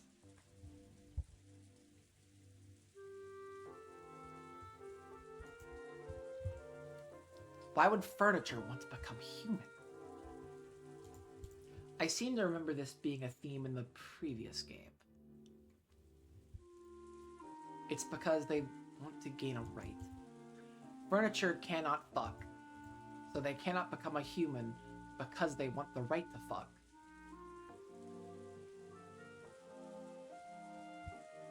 I actually don't know what's up with the asterisks, but I'm just gonna say fuck if they keep doing that. It's extremely simple. After all, it's directly connected to the reason Chick Beato was born in the first place. see. I understand, but it's complicated. Yeah, you can't neglect the heart. I feel bad for saying this at Beatrice's funeral, but truth be told, I don't know enough about this person called Beatrice to tell you much about her. My apologies. I don't know, my girlfriend knows a lot. Jessica-chan does live here, so she might know a little more than I do. Speaking of which, have you introduced yourself to this gentleman yet, Jessica-chan? No, not actually. Not yet, actually. There's this idiot going around pinching people's butts, and I really didn't have a chance. A bit late, Jessica looked embarrassed for acting rudely in front of an unfamiliar guest. She cleared her throat and made a beautiful bow that didn't fit well with her normal attitude. She even lifted the corners of her skirt in a curtsy. Pleased to meet you. My name's Jessica. Allow me to welcome you to the Yoshiramiya family on this splendid day. Please enjoy our hospitality and... Willard. Call me Will. Battler. Call me Bat. Huh? What? Jessica's greeting had been of the old-fashioned sort, so Will also treated her like an old-fashioned lady, bending down on one knee, taking Jessica's right hand and kissing it. Oh, what? Not expecting her greeting to be returned in such an old-fashioned and formal way, Jessica turned red and was unable to speak. However, Will returned the greeting in what he thought was a perfectly serious way, so he didn't understand what was making Jessica's face glow. Have I done something strange? No, not at all. I want to hear what you know about Beatrice. A sparkle leaked around the edges of Will's right hand, which was grasping Jessica's hand. Oh, he's gonna hit her ass with it now. Looks like the theater-going power is having its effect on Jessica. Didn't mean for that to happen. Oh well. Beatrice, is it? Well, I can tell you, but will you promise me something? Promise me he won't laugh. Thinking about it now, it sounds more than a little crazy. What is it you know? I won't laugh. Tell me. Sure. Where should I start? This is gonna be really fucking huge. I wonder, what I want to know for myself is, will this part would this have been enough to get Jessica Triss out of my head if I had kept going instead of taking a break? To me, the Golden Witch Beatrice is sort of like one of the 7 mysteries of the Yoshiramiya family. You've heard of those, right? Almost all schools in every single fucking anime have a set of tall tales or ghost stories that get passed down. Like on some days, the piano in the music room will start playing by itself, or the skeleton in the science room dances around at night. Everyone's heard of them, but of course doesn't mean they believe in them. The stories about Beatrice were the same. It was just one of those strange tales about our way too big mansion. The servants would sometimes talk about seeing things during their night patrols.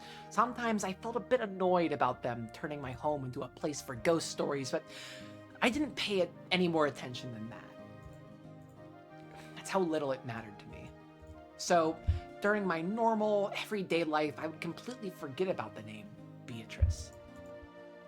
Of course, when that huge portrait was first hung, it definitely felt creepy. Even I tried not to meet her eyes after dark, so it's no surprise that the servants found it eerie. But that only lasted for a short while. We all walked by the portrait every day. We gradually got used to it and eventually bored of it. I didn't really care anymore about the portrait of the mistress from Grandfather's Delusions. I get that.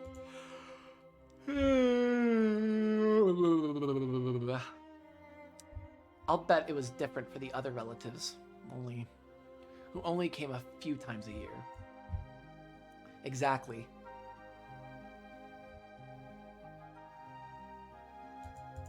That's why every time the family came for a family conference, they'd always stand in front of that portrait and talk about Beatrice. So I was reminded of it every now and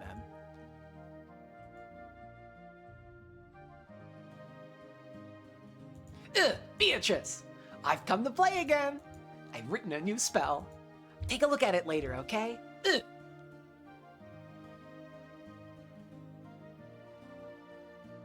Yeah, I'm gonna try to find a place to stop, and then I'll be done. So this will probably be the last scene I read.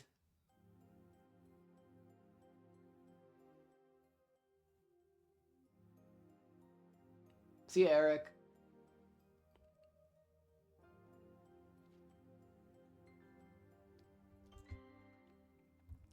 You really do like Beatrice, don't you? You've been in such high spirits ever since grandfather had this portrait hung. Huh? Where's Angie? She went back with Aunt Kyrie to take some medicine. Her body really is frail. Totally the opposite of Battler. She's the sort that gets sick whenever she's stressed. I also used to get sick on big holidays or trips. Maria's really tough by comparison. She's been talking about Beatrice non-stop since we left Nijima. Don't you think she's taking this a bit too far? It's not so bad, right? It's normal for kids to have an active imagination. If a kid told you that she'd met Santa Claus, would you tell her she's a liar? Well, of course I wouldn't go that far. Maria kept talking to the portrait as though it were an old friend. She promised to play with it later, as if she was talking to a living human. George, a man, seemed to think that this behavior from a younger member of the opposite sex was cute. But, to be perfectly frank, Jessica, who was the same sex as Maria, found this behavior a bit unpleasant, even though she realized that she was dealing with a younger girl. At one time, even I was fascinated by anime heroines and other fictional characters. However, Maria's behavior seems to signify something more direct than mere fascination. It's something more definite, more vivid. Am I the only one who notices something odd about her? I'll bet the others all notice too, but try to ignore it because of that adult dignity George Nissan's always talking about.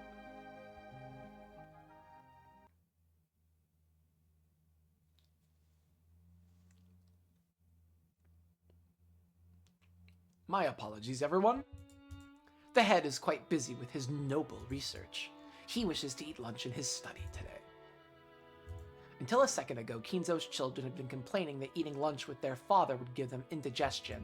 But now that they knew that he wasn't coming, they started grumbling about how he should at least spare the time to come down during the annual family conferences. Then let us begin lunch, everyone. I, Goda, have made use of all my talent and experience to make sure that you guests who have come so far away will be entirely satisfied with your meal. No one's stomach would fail to rumble after hearing that from the great chef Goda. The great lady Lambda Delta, she's got the super paper. By the time the splendid dishes were laid out, everyone had stopped talking about Kinzo's absence. It was now Angie's absence that was being discussed. Apparently her stomachache had gotten so bad that both she and Kyrie couldn't make it to lunch. Poor thing. Goda, make sure you talk to Kyrie-san later and have some porridge made. Thanks for the concern. Sorry about all this. It seems like she just can't handle stress. That's how it is with the young'uns. They're cute, at least when they're not regurgitating. George used to do that all the time. He really was frail, way back then, right? Let's not talk about the past. It's not exactly a mealtime topic. Ugh. Poor Angie. So she won't get to eat this yummy food? Yeah, poor kid. Let's make sure we play with her lots when she gets better. No way! She can't play with me. What are you talking about? Why? Because I'm gonna play with Beatrice, of course. So I can't play with Angie. Play with Beatrice? Oh, you mean you're gonna go off on your own and mumble to yourself and read some book? Jessica slightly regretted that she hadn't been more tactful. However, she couldn't wipe away that uncomfortable feeling she got every time Maria talked about Beatrice. And that feeling slipped out through her words. Ugh! I don't do it on my own. Beato is there too. Maria may be young, but she does know how to read a person's tone. She immediately burst out in anger, drawing the attention of everyone in the room. Normally, Rosa would have stopped her at this point. However, she happened to have gone to the bathroom at that moment, so there was no one to calm Maria down. Poor Jessica. You're just a clump of the toxin. With Beato's weak magical power now, she'd burn to a crisp if she ever appeared in front of you. But she will appear before you eventually. Yes, in front of everyone else too. And then the door to the Golden Land will open. But who knows if you'll be invited in. Of course, she will take me there, to the Golden Land. But not Jessica. Not Jessica. Not someone who makes fun of Beatrice, not an unenlightened, stupid, confused, filthy, toxin-stained human. Ow. Why is she being rude? When someone makes fun of Beatrice, it's like Maria becomes a totally different person. There was a theory about Maria having multiple personalities, wasn't there? Multiple personalities? Yeah, that probably describes it perfectly. Or maybe that was Maria's idea of an ideal personality. You mean that thing about creating another self, the way you want to be? Huh? How'd you know my motto? Don't think too hard on it. You'll just get a headache.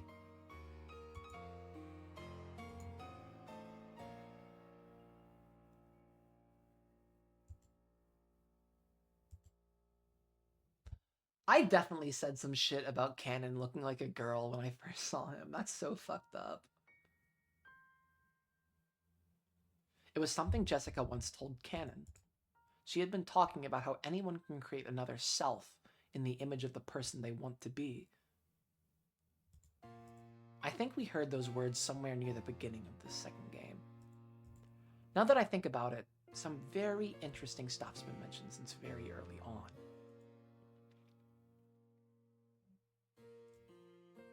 Everyone has a self they really want to become, but they can't do it. Their current self is always surrounded by their lifestyle and the limits placed on them, so they have no way of changing themselves. True, changing yourself means changing your environment as well. That's not easy to do. So my idea was to leave who I am now alone, and I'd create another self, one that I really wanted to be. You felt suffocated, forced to live the life of a rich family's daughter, and you envisioned the self that you really wanted to be. But I couldn't do anything outlandish at home, of course. Mom would just start yelling at me. So I made my plan. At home, I'd obediently do what my parents said, but I'd also create a second self to do what I wanted. At home, you did everything your parents told you to, and outside, you did what you wanted. That's a good way to live. You should be proud. Thanks. I would have been, if I was still fucking on Jessica Triss right now, I'd be freaking the fuck out. I would be fucking tweaking. Thanks. And well, if there's something you really want to be, and if you really work for it, it's easier to do than you think. I figured Maria was pretty much the same. You think Maria's doing the same thing when she gets excited and starts talking and talking? Sometimes, I think that's the person Maria really wants to be. As the youngest member of the family, she's adored, but not respected. Every time she learns something, there's always someone in the family who already knows it. She doesn't get to show off her knowledge about anything. Whenever she does learn something new, we try to smile and praise her. But that might actually have hurt her. So Maria wanted to become an authority on something. So Pier wanted to become an authority on something. It's something that all young boys and girls think when they want to shake off their childhood. It's not a bad feeling when you learn something new and your parents praise you. But when you realize that your parents already knew that thing, it sometimes feels like they're talking down to you. When a kid learns their one-digit times table, their parents will probably praise them. However, inconsiderate parents will sometimes ask mean questions like, what's 11 times 11? Or what's 16 times 16? Or something similar. If that happens, the kid will lose his feeling of accomplishment and will start to feel as though he could never surpass his parents. So it's easy to guess when Maria got interested in the occult, something that no one else knew about except Grandpa, and started learning more and more about it. I think the person Maria wants to be is an authority on the occult who everyone respects. And if she talked about the occult during her everyday life, Rosa would hit her. So like you, she's been hiding this other self most of the time. That's what I think she's doing at times like this. She's she's... Maybe I should say that this is her real self, slipping through the cracks to cover up her normal self. We're masking our autism out here. Actually, I've had some experience with that myself.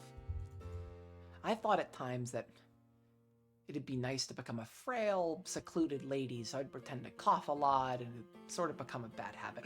Does she not really have asthma?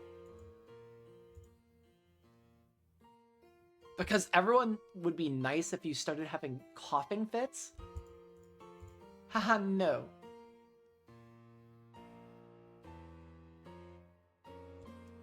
Her asthma's not real? Whenever the conversation turned to something I didn't like or something that made me feel uncomfortable, I could do that to change the subject. Oh my god, I had to... That's freaking crazy. I had to go back and see when she does it now. I see. And that's another self you wanted to become. I'd appreciate if you didn't tell anyone about that. Then, just what is Maria's other self?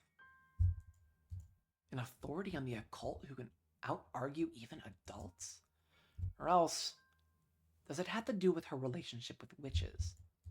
Either way, denying Beatrice in front of Maria is clearly taboo. In her search for something more than her everyday life, Maria found it in Beatrice and inside herself.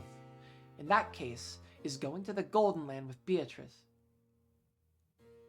Hello, I stole the pies. Yeah, this episode's been fucking crazy.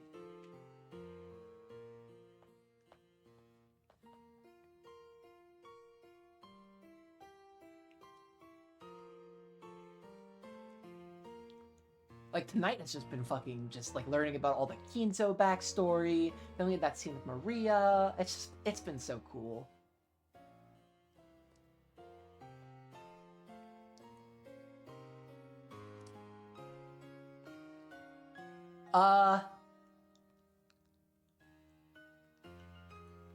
Yeah, we've kind of cracked it. It's Shannon.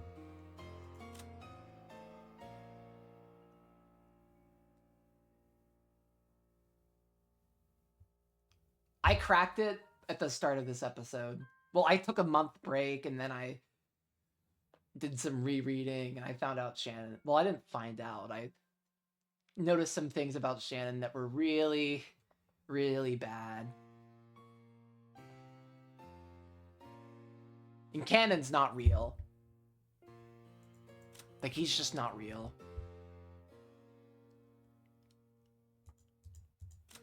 Canon and Shannon can't be at the same place at the same time.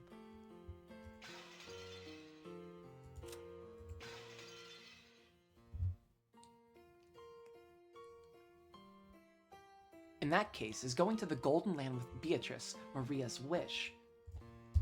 Ellipses. Looks like we've gone off track.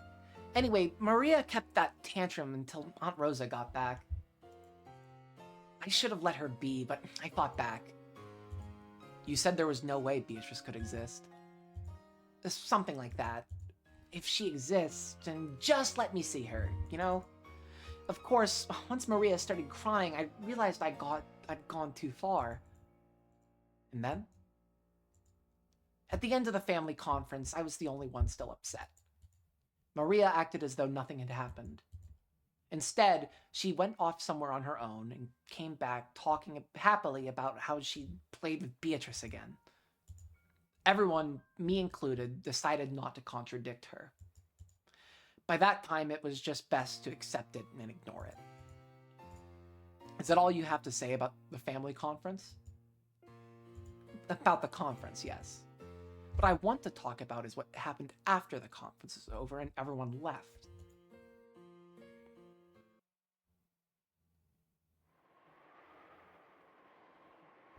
For the longest time, I thought the culprit was Jessica.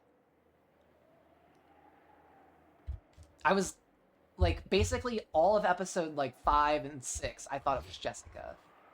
But I couldn't... I had reasons to doubt Jessica that were real. Meanwhile, with Shannon, it was, my only reason why I didn't like Shannon being Beatrice is because I thought it didn't fit her character.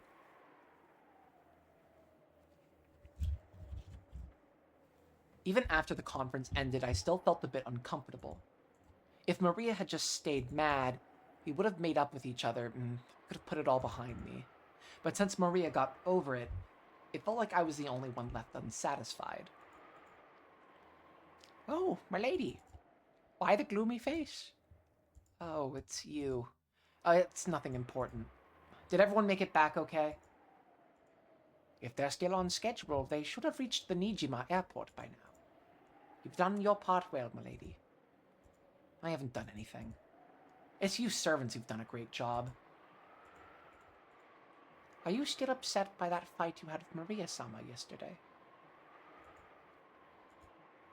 Sorta. She's just a kid, right?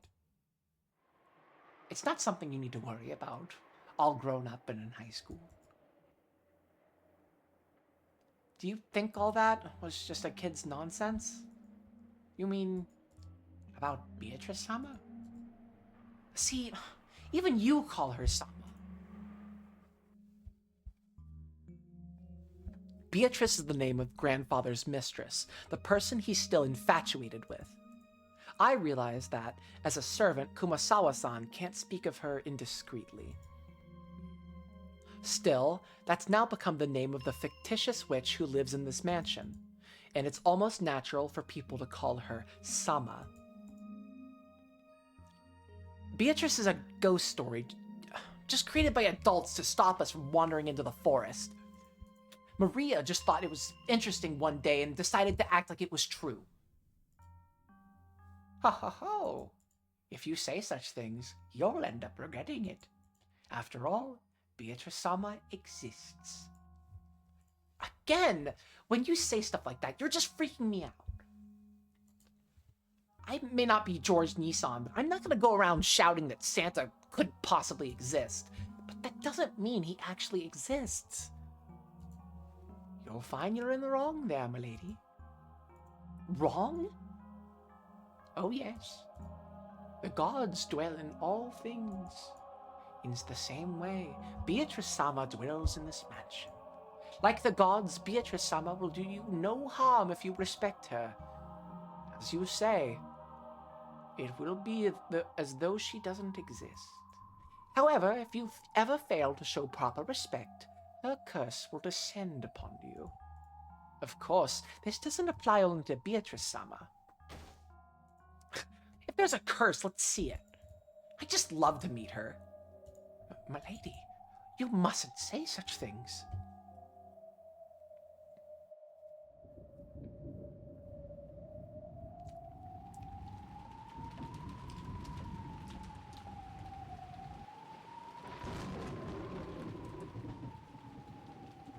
Ah, milady. Ah, you did a fine job today. Shannon Goda-san. You guys know about Beatrice, right? Oh, huh? Well, I do know of her, of course. Why do you ask? The two looked at each other. They looked like a pair who had just heard a clueless person suddenly utter a forbidden word. Are they, in the LP archive? Do you know? Because I know there's, like, some stuff that's on there. Some guest updates, it looks like.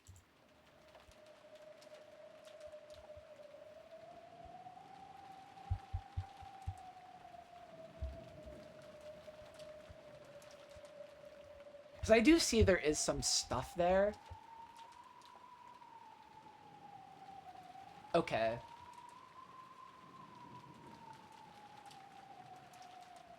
Let me just put that in my notes. Okay. I think I'll check him out at the end then. Maybe like a one last hurrah type bit.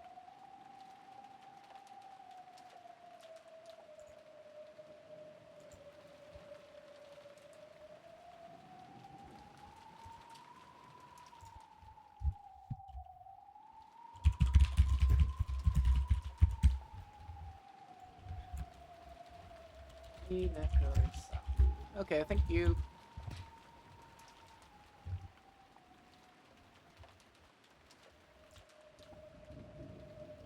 Let's have it straight. Does she exist? That ghost? If it's a question of whether she exists or not, I would have to say that she doesn't. Probably. Oh, I'm sure she exists. Why? Have you ever met her? I've never met her directly, but... Shannon spoke in detail of how she'd sometimes feel a strange presence or see a silhouette while doing the midnight rounds. And each time she started, Jessica would immediately cut her off, saying she must have seen it wrong or been mistaken.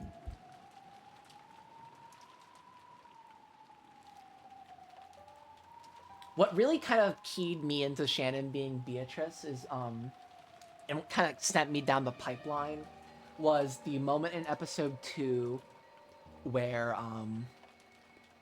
Rosa is telling Battler not to inspect Shannon's corpse and verify that she's dead, which isn't allowing him to fill his, Noxian role as the detective. And from there, it was like combining the whole thing about the white horse and the whole fact that Shannon and Cannon are never together, and the fact that she's covering for Kinzo's death, and there's just so many weird things about her. And the fact that she has, like, knowledge of the loops, and just this, all these little things. Not the loops, not really time loops, it's not like a time thing.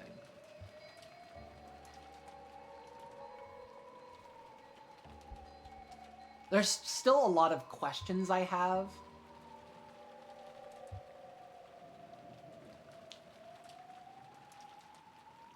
But we'll see. You haven't met her either, right, Goda-san? Of course not.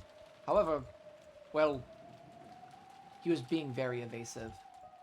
Even a man as big as Goda was apparently unable to deny the existence of someone he'd never met. This really didn't sit well with Jessica. She was a resident of this mansion herself. They were acting as though someone else, someone she didn't know, was living here. Of course she didn't like it. Wait a sec. Tell me that story one more time. Huh? Which do you mean? The story about the VIP room?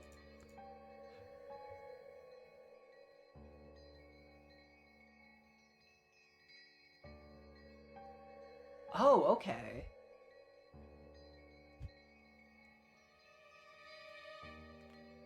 I will definitely check it out because I feel I'll be having like Umineko withdrawal when I'm done with this game. Like it'll be bad.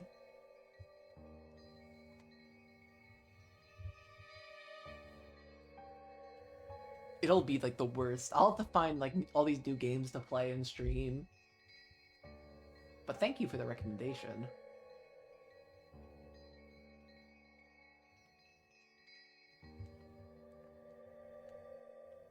Goda and Shannon had been recounting several ghost stories about Beatrice. One of those drew a reaction from Jessica. Yeah, that one. Sounds pretty cool. Goda and Shannon glanced at each other. After all, it hadn't been a cool story to either of them. Yeah, I know there is Higurashi, but I've heard Higurashi isn't as good as this. What did somebody say on one of my streams? It's a good story, it's not a good mystery or something? Or I forget if Higurashi even is a mystery.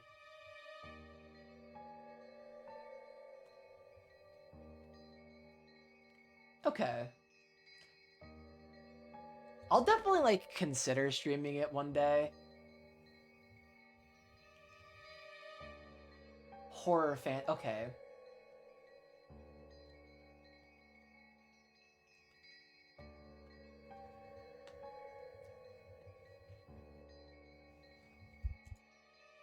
You mean that you mustn't enter the VIP room at 2 a.m. in the morning? Yeah, I think that's what I remember hearing, is that the characters were really good. The one about how Beatrice-sama returns to the VIP room every morning at 2 a.m.? So you mustn't go near it? Yeah, that's it. Pretty cool. All the other stories are about people saying they heard or saw something like Beatrice-like, but this one isn't it. Isn't. This one says if you go into the VIP room at 2 a.m., you can actually meet Beatrice-sama. Well, I wonder... M'lady, they say that servants who speak ill of Beatrice-sama are cursed. Furthermore, the VIP room is Beatrice-sama's room. Even you, m'lady, should probably reconsider. The VIP room is locked now, right? Where's the key? What was that key in the key box? I think Genji-sama keeps that key by his own chair. The master key can unlock it too, right? Let me borrow yours. But I cannot do that. M'lady, there is no approach to such an ill-omened place without reason. Hey, don't you go around calling my house ill-omened. Anyway, I've made up my mind. If you can't give me your master key, there's still that key for the VIP room, right? Let me borrow it. M'lady. To Jessica, the expression worn by the pair felt more like an ill omen than anything else did. In Jessica's eyes, the ill-omened thing wasn't the witch or the VIP room, it was them, Maria and the others who believed in witches. In the end, Jessica forced them to agree, and she made them bring her the key to the VIP room.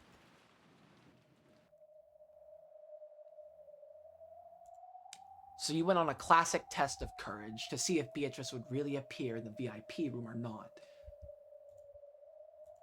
Pretty much. Still, I wonder why I was so fixated on doing it. I must have still been brooding over that fight I had with little Maria.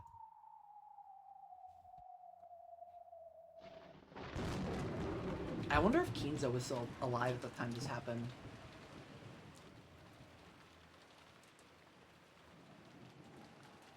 Ooh, I wonder how this is gonna go. This is gonna be so cool. Of course, the weather just had to be terrible on that particular night. Also, I don't think they ever really explain what the theater-going power is, but I think it's allowing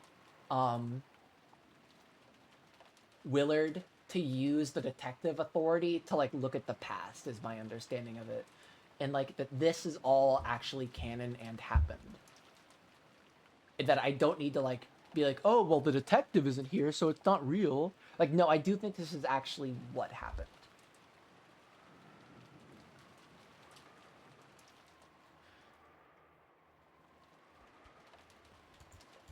To be honest, I slightly regretted sticking my nose into something so pointless.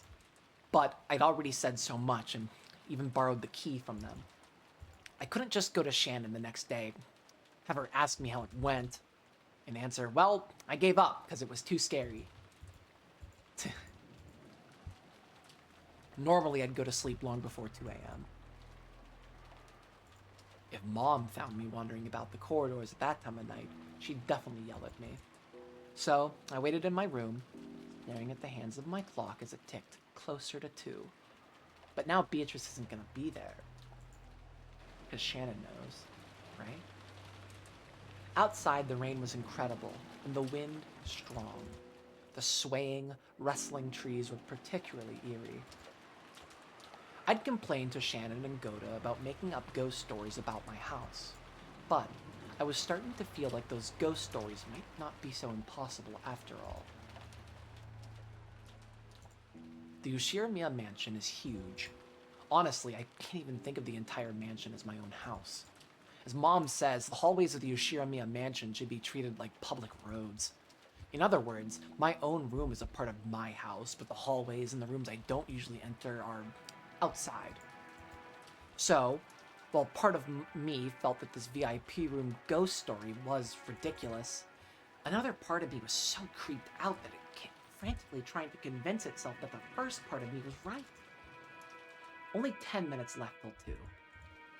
I want to be inside the VIP room at 2. I need to get there before then. Guess it's time. Sorry, but I'm not giving up that easy. Nothing's going to happen. I know that. It'll just be a stupid waste of time for a few minutes. I touched the doorknob to the door of my room and was startled by how unpleasantly cold it was. As long as I stayed in this room, I could laugh off anything. After all, this was my room. But it wouldn't be like that in the hallway. That's outside my territory.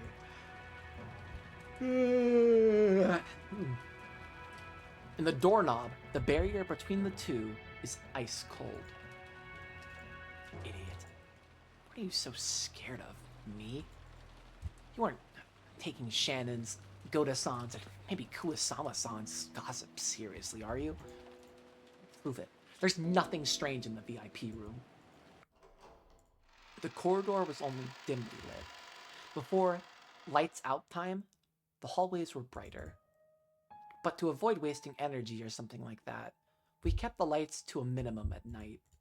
So, even though I was inside my own house, it was very clearly the middle of the night here. If Mom found out that I was wandering around at a time like this to do a test of courage in the VIP room, which I'm not even supposed to go in, I'd get in a lot of trouble. To make sure she didn't find out, I tried to hide my breathing and my footsteps. So the silence felt unbelievably loud. Even though it was so quiet, that eerie sound of the wind was noisy. The sound of twigs rustling, the sound of some pillar in this old mansion creaking. What's the sound? What's that sound like a beak tapping against glass? Though I thought it was so quiet, all the little suspicious sounds made it seem noisy. Damn, I'm an idiot. Why couldn't I have brought a flashlight at least? A flashlight to use inside my own home? It's even more idiotic. I mumbled this to myself, hoping it would drown out the sound of the wind just a little. Then I saw it. The door to the VIP room. This was the VIP room, the room for important guests. However, as far as I knew, it had never been used before. None of the guests who came to this mansion were important enough to be given use of this room. I thought I'd be clutching that key the whole time. Though I'd been clutching that key the whole time, it didn't feel warm at all. It still ruthlessly and icily tormented me. Or maybe that was a warning. If you go back to your comfortable room and hide in your bed, this night will pass like any other. Don't mess with me. I can't give up after coming this far. Even though the key was freezing in my hand, telling me to go back, it slipped into the keyhole quite easily. All that's left is to turn the knob, open it, and I'll be inside the VIP room. It's not like I've never been in there before. Long ago, I explored and played hide and seek all the time, and this room that I rarely entered seemed unusual and exciting. However, I got in trouble for going in and was told that this room was important, so one mustn't enter without reason. After that, they made a rule of locking up unused rooms. I couldn't go in anymore. So, it's probably been several years since I've gone into the VIP room. In fact, it might be more than 10 years since the last time. The inside of the room has already changed. Has probably changed from how I remember it. Come to think of it, even then, I felt like there was something unsettling about it. What is gonna happen? Slowly, I pushed the door open. The door was light, and even after I let go of it, it kept opening by itself as though beckoning me in. Beyond was a darkness as thick and heavy as ink. Even the dim light that peeked in front of the corridor, peeked in from the corridor, seemed bright in contrast. I stuck my head in, feeling about for the light switch next to the doorway. This was a horribly awkward and uncomfortable way to do it. All I really had to do was step inside and search for the switch from there. And willing to take even a single step into the room, I timidly stuck just my arm into the darkness and felt along the wall. There. Click. I want to go back and see if there was anything hiding in that little moment. Oh, I know what I'm going to do when I download my VOD. What if there was, like, a little, like, secret just in that little moment where the lights flicked, but, like... Oh, that'd be so cool. The switch, which was hardly ever used, felt stiff and lifeless. However, once the light was turned on, the darkness vanished in an instant. And there, exactly as it had been, as though not a thing had changed in all these years, was the VIP room. The curtain and bed cover might have been slightly different, and the chairs and maybe the chairs and the like had changed too. Still, if I had to put it in words, I'd call it the feel. The stiff, lifeless feel of this room hadn't changed. If I hang around here, someone might find me. I'd rather not have Mom find me here. I readied myself, and though I couldn't even bring myself to enter this room when the lights were out, I finally entered. I'm so fucking spooked right now. What the fuck? What's gonna happen? Is Beatrice gonna be there?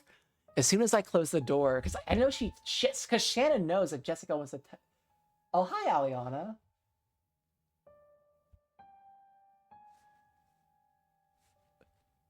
I felt an oppressive, suffocating sensation. All right, I've shut myself up in the VIP room. Bring it, Beatrice. What time is it now? What time is it? What?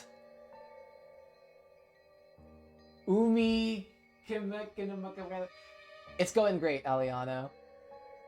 I'm like finishing up, and like this is the last like part I'm gonna read before I go to bed.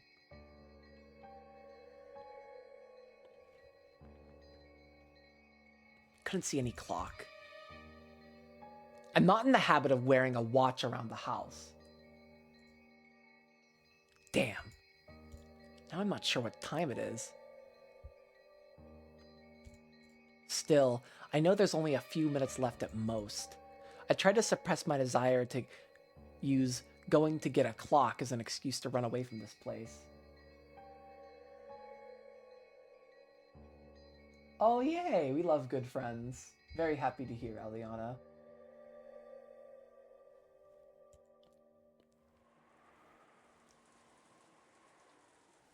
Even so, just standing around like this was boring. When I looked around again, searching for something to sit on, I found something strange. What's this?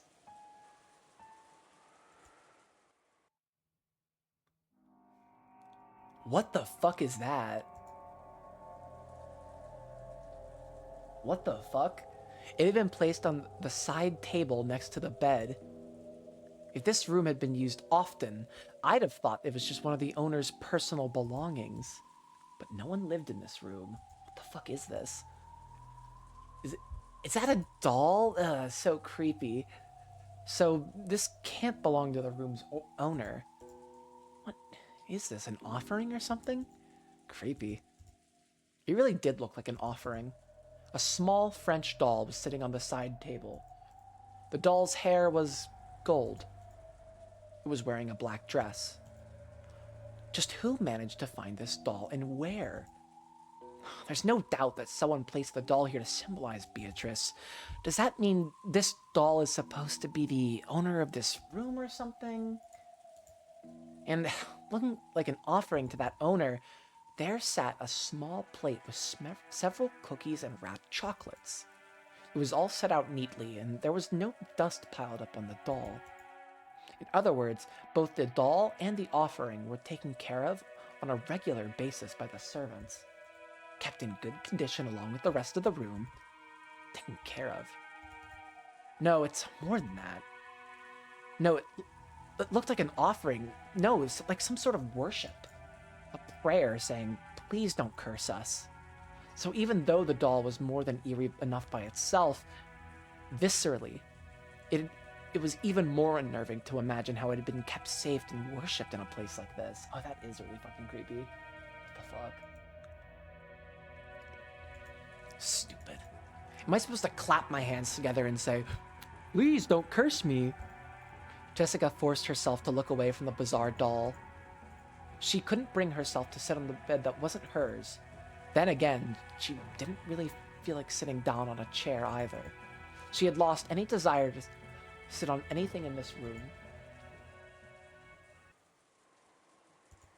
I wandered about aimlessly, then peeked out the window through the gaps in the curtains to stare at the dark, rainy night. What in the hell am I doing?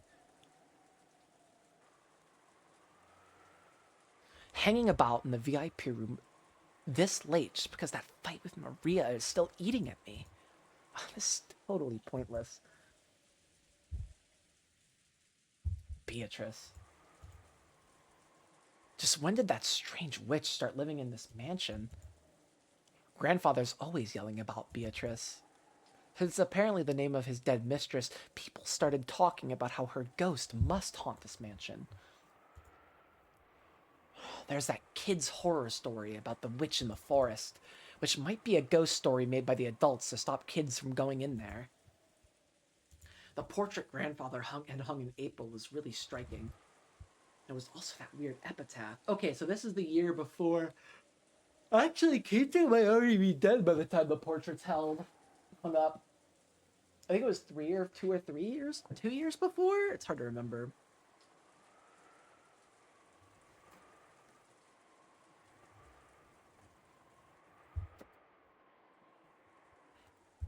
The creepy words on that, which sounded like some sort of eerie ceremony with human sacrifices, made the name of Beatrice seem all the more unnerving. At some point, those stories mixed together, and now people say that the witch Beatrice exists. God, I've been reading for like almost 5 hours. Holy shit, what a stream. I don't believe in Beatrice, because I know she's just a fictional person, made by the fusion of a few horror stories. The Beatrice who was grandfather's mistress probably did exist, but she wasn't a witch. The story of the Witch of the Forest was made up by the adults to prevent their kids from getting lost in the woods. But that was just a made-up story, not reality. In fact, I've heard that the adults here once scared the kids with stories about wolves living in the forest. Apparently, the kids realized that wolves couldn't possibly be here, so it was changed to the witch. When the portrait was hung, that once vague character suddenly had a face, and people acted as though she'd been around since long ago. That's right. It's all a ghost story someone made, a fiction. And Maria calls Beatrice her best friend, and servants worship her like a household shrine. I just don't get it, and it creeps me out. Oh my fucking god, no way. Mushy mush. The sudden ring of the phone made me jump so hard I thought my heart would explode. I actually got spooked too, to be honest. There was a phone on the bedside table across from the one with the doll, and it was ringing noisily. However, I was only surprised by the first ring.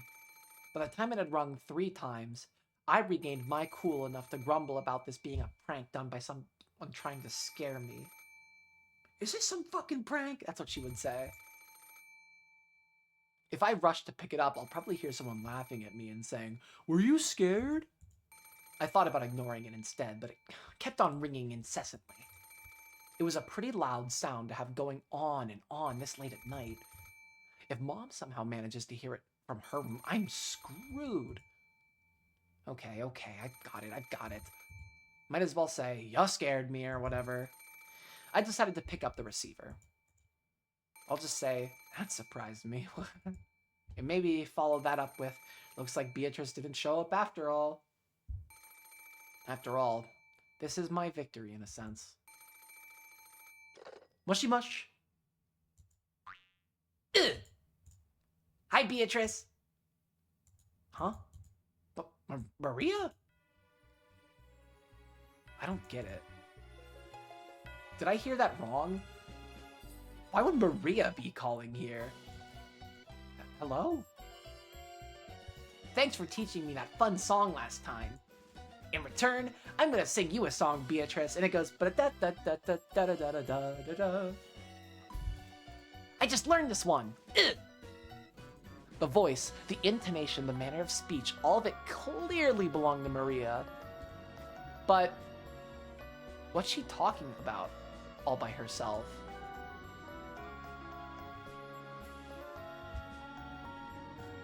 What if this is a recording? Maria just kept on talking happily as I stood there, stunned and unable to interrupt. Eventually, Maria started singing an old, familiar kid song that even I knew. I don't get it. Maria? Hello? Wait a sec. Stop singing. What's going on? I don't get it. Hello? Ah. The voice, the lights, everything disappeared. In the pitch black, I couldn't see anything. I couldn't tell what was happening. Where the fuck is this? I'm so scared. I don't get it. What's going on?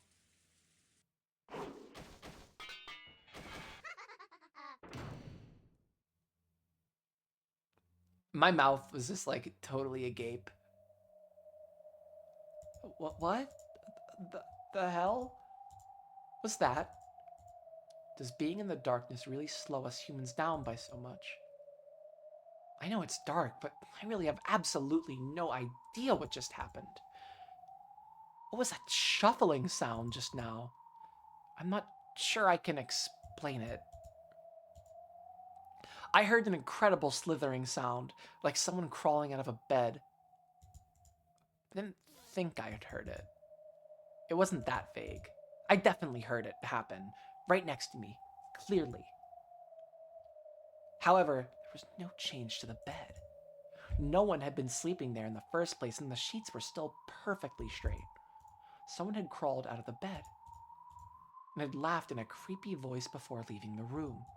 That's what it felt like. Felt like? Is the doll gone? Ooh, what if the doll's gone? I'm here and the bed's right there. I'm not only in the same room, I'm right next to it. So why am I so unsure about what just happened a few seconds ago? I gripped up the receiver, which had gone completely silent, and waited there alone, unable to move, in a quiet room that seemed exactly identical to the one I'd entered. Huh? What? What's actually... If nothing's changed since the beginning, I can just pretend that the last minute or so didn't happen. And yet, if something has changed, that would prove that something really did happen. The hell? Where'd it go? Did it fall to the floor? No, it's not there. No matter where I look, from whatever angle, it's not there.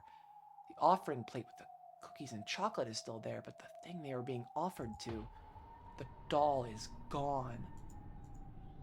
No way. And what just happened? Is the Beatrice-sama doll supposed to have cackled out loud and left the room? No, that crawling sound was too loud to have been made by a doll. It was a noisy sort of sound, like a kid playing with a blanket and using it as a cape. What was it? What could it have been? Then what? Is that Beatrice-sama doll supposed to have turned into a human and run cackling from the room? No way. After that, nothing happened. The doll alone disappeared, and nothing else changed. In a VIP room that had remained completely unchanged and was filled only with the sound of wind and rain, I stood there, too shocked to move.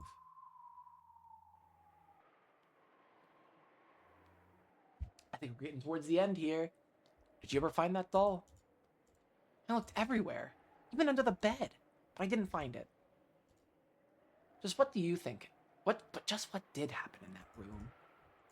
I don't think it was actually Beatrice-sama's curse. It might have been a prank done by the servants. A prank? Maybe they recorded Maria's voice beforehand. Then they called it exactly 2 and pushed the play button. They could have cut the power at the switchboard or something. Then someone who'd been hiding in the VIP room would make a creepy laugh, take the doll, and leave. If that's how it happened, everything fits. Doesn't sound like you're really convinced. No kidding. After all, if that was a prank to scare you, the scale was way too large. Because I don't think it was a prank to scare you. I think it was already done. They made Maria sing beforehand and recorded it. Then, someone called the VIP room and replayed that recording. Then, someone waited until exactly the right time and tripped the breaker for the VIP room. To turn off the power to the VIP room, you'd have to go to the basement. There's a switchboard down in the boiler. There's a switchboard booth down in the boiler room. There's no phone line there, so you'd need a different person to play back Maria's tape. And you'd need another person to hide in the VIP room and cackle before leaving. Just how long would this last person have to hide in this VIP room right beforehand? How long would they have to hide in the pitch-black VIP room under the bed, for example, waiting to scare Jessica, who might or might not even come? There's no way it could be a witch's curse, but still, to me it's even creepier to imagine that many people planning everything down to the slightest detail and waiting for several hours in the darkness just to scare me. I agree. Good thing both Shannon and Kumasawa knew. So they very well... There has to be a conspiracy. There is a conspiracy going on here. This is proof. A curse would be better. Did you ask the servants about that later on? That's the point. They played dumb, of course. And there had to at least have been 3 of them. On that day, Genji-san, Goda-san, Kumasawa-san, and Shannon stayed the night. So 3 of those 4 helped out with that creepy prank. Yeah, it wasn't Goda. It doesn't make sense. That's why I couldn't ask about it.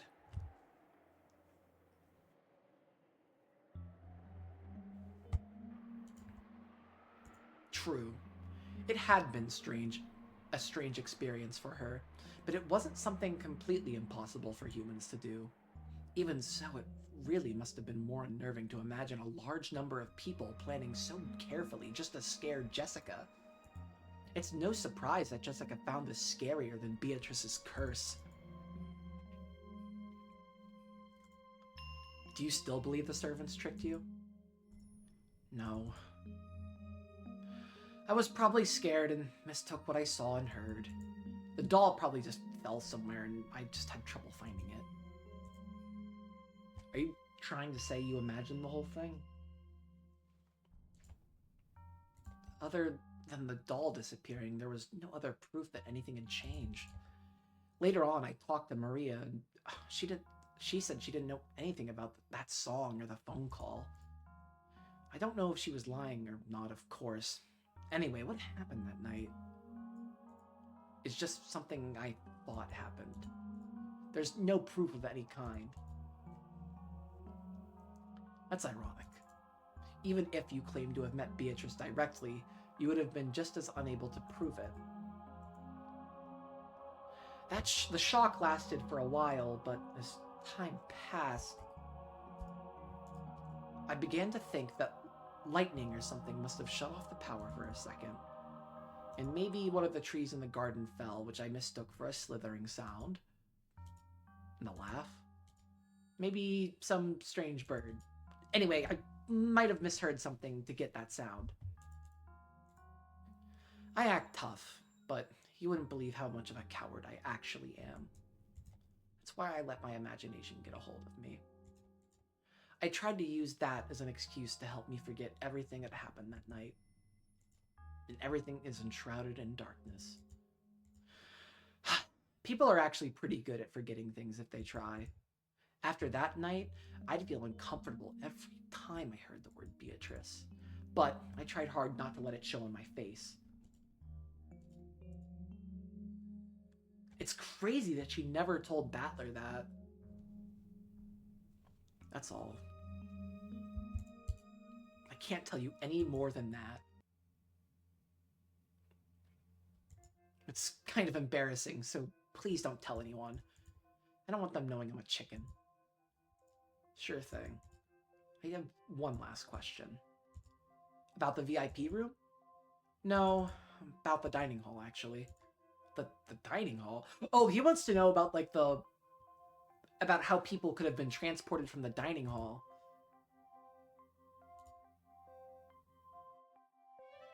On the day of the family conference, just before your ghost story, all the relatives were gathered in the dining hall, right? Yeah, except Battler hadn't come back to the family yet. Everyone else was there. Everyone except Grandfather, of course. And Angie wasn't in her room because of her stomachache. Her seat was next to yours, wasn't it? Yep. Was that seat to your right? Yeah, the seat to my right. What does it matter? Wait, that's strange. Why did That's enough. Try not to think. You'll just get a headache. Hold up, I have to look at this again.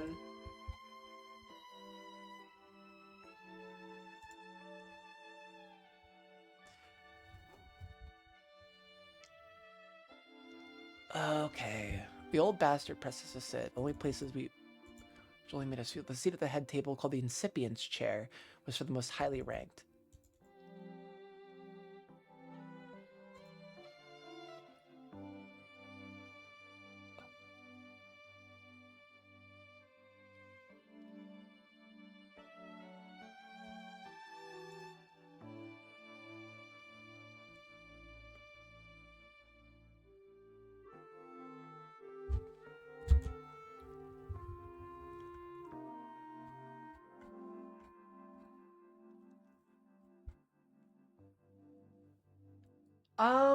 Does that mean... God, I have to process this.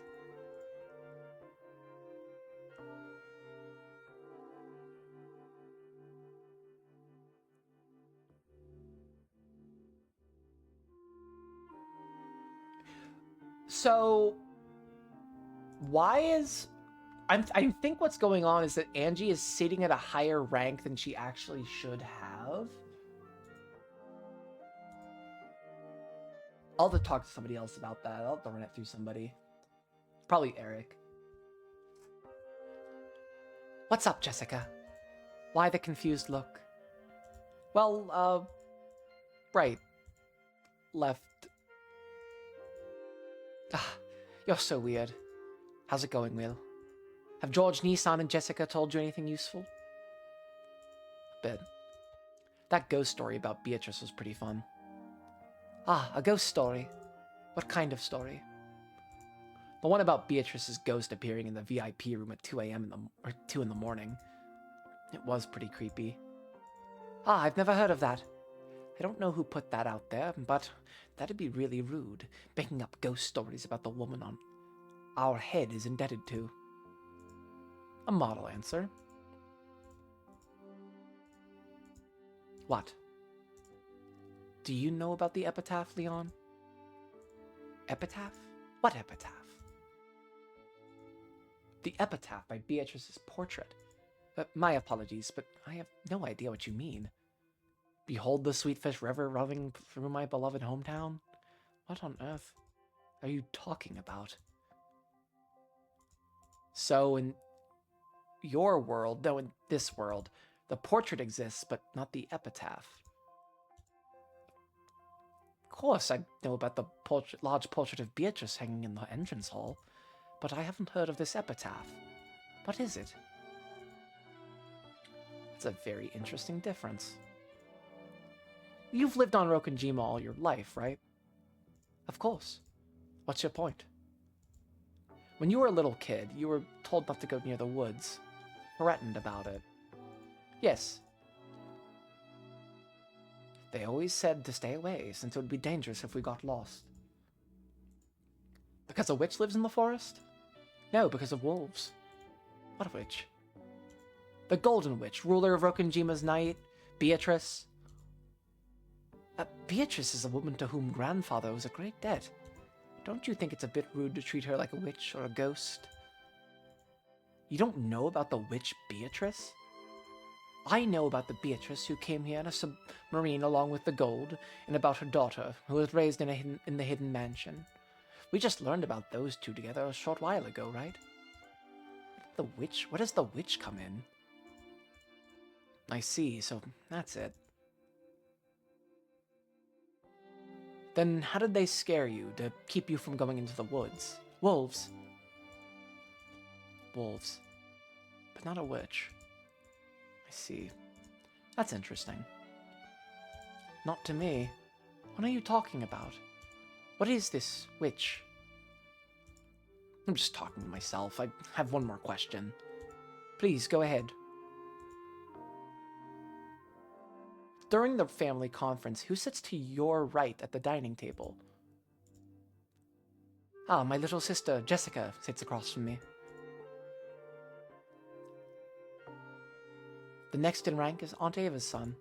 So, George Nissan is the one on my right. What's your point?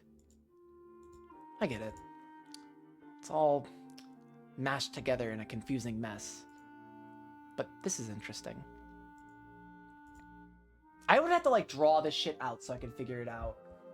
Well, I'm still in the dark here. Umineko no naku koruri chiru. I'm still in the dark, too. I don't know what any of that table shit means. I would have to, like, reread that whole part back in episode 1 about the seating of the tables, yeah, blah, blah, blah, blah. But that's where I'm going to call it for today, because holy shit, it's been, like, almost 5 hours, and I'm fucking exhausted. What are they going to set the scene with? The chapel, which they are all still in, chilling out. Ah, so did you figure it out? Nope. Alright. Whew. I entered the content mines today, gang. Alright.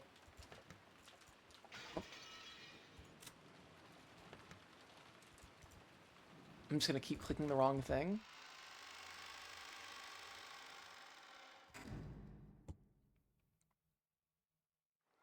Alright. I will be back tomorrow, most likely. And that'll be like the last stream of Umineko this week. One day less than I thought I would, but oh well, what are you gonna do about it? I will see you guys then. Bye-bye.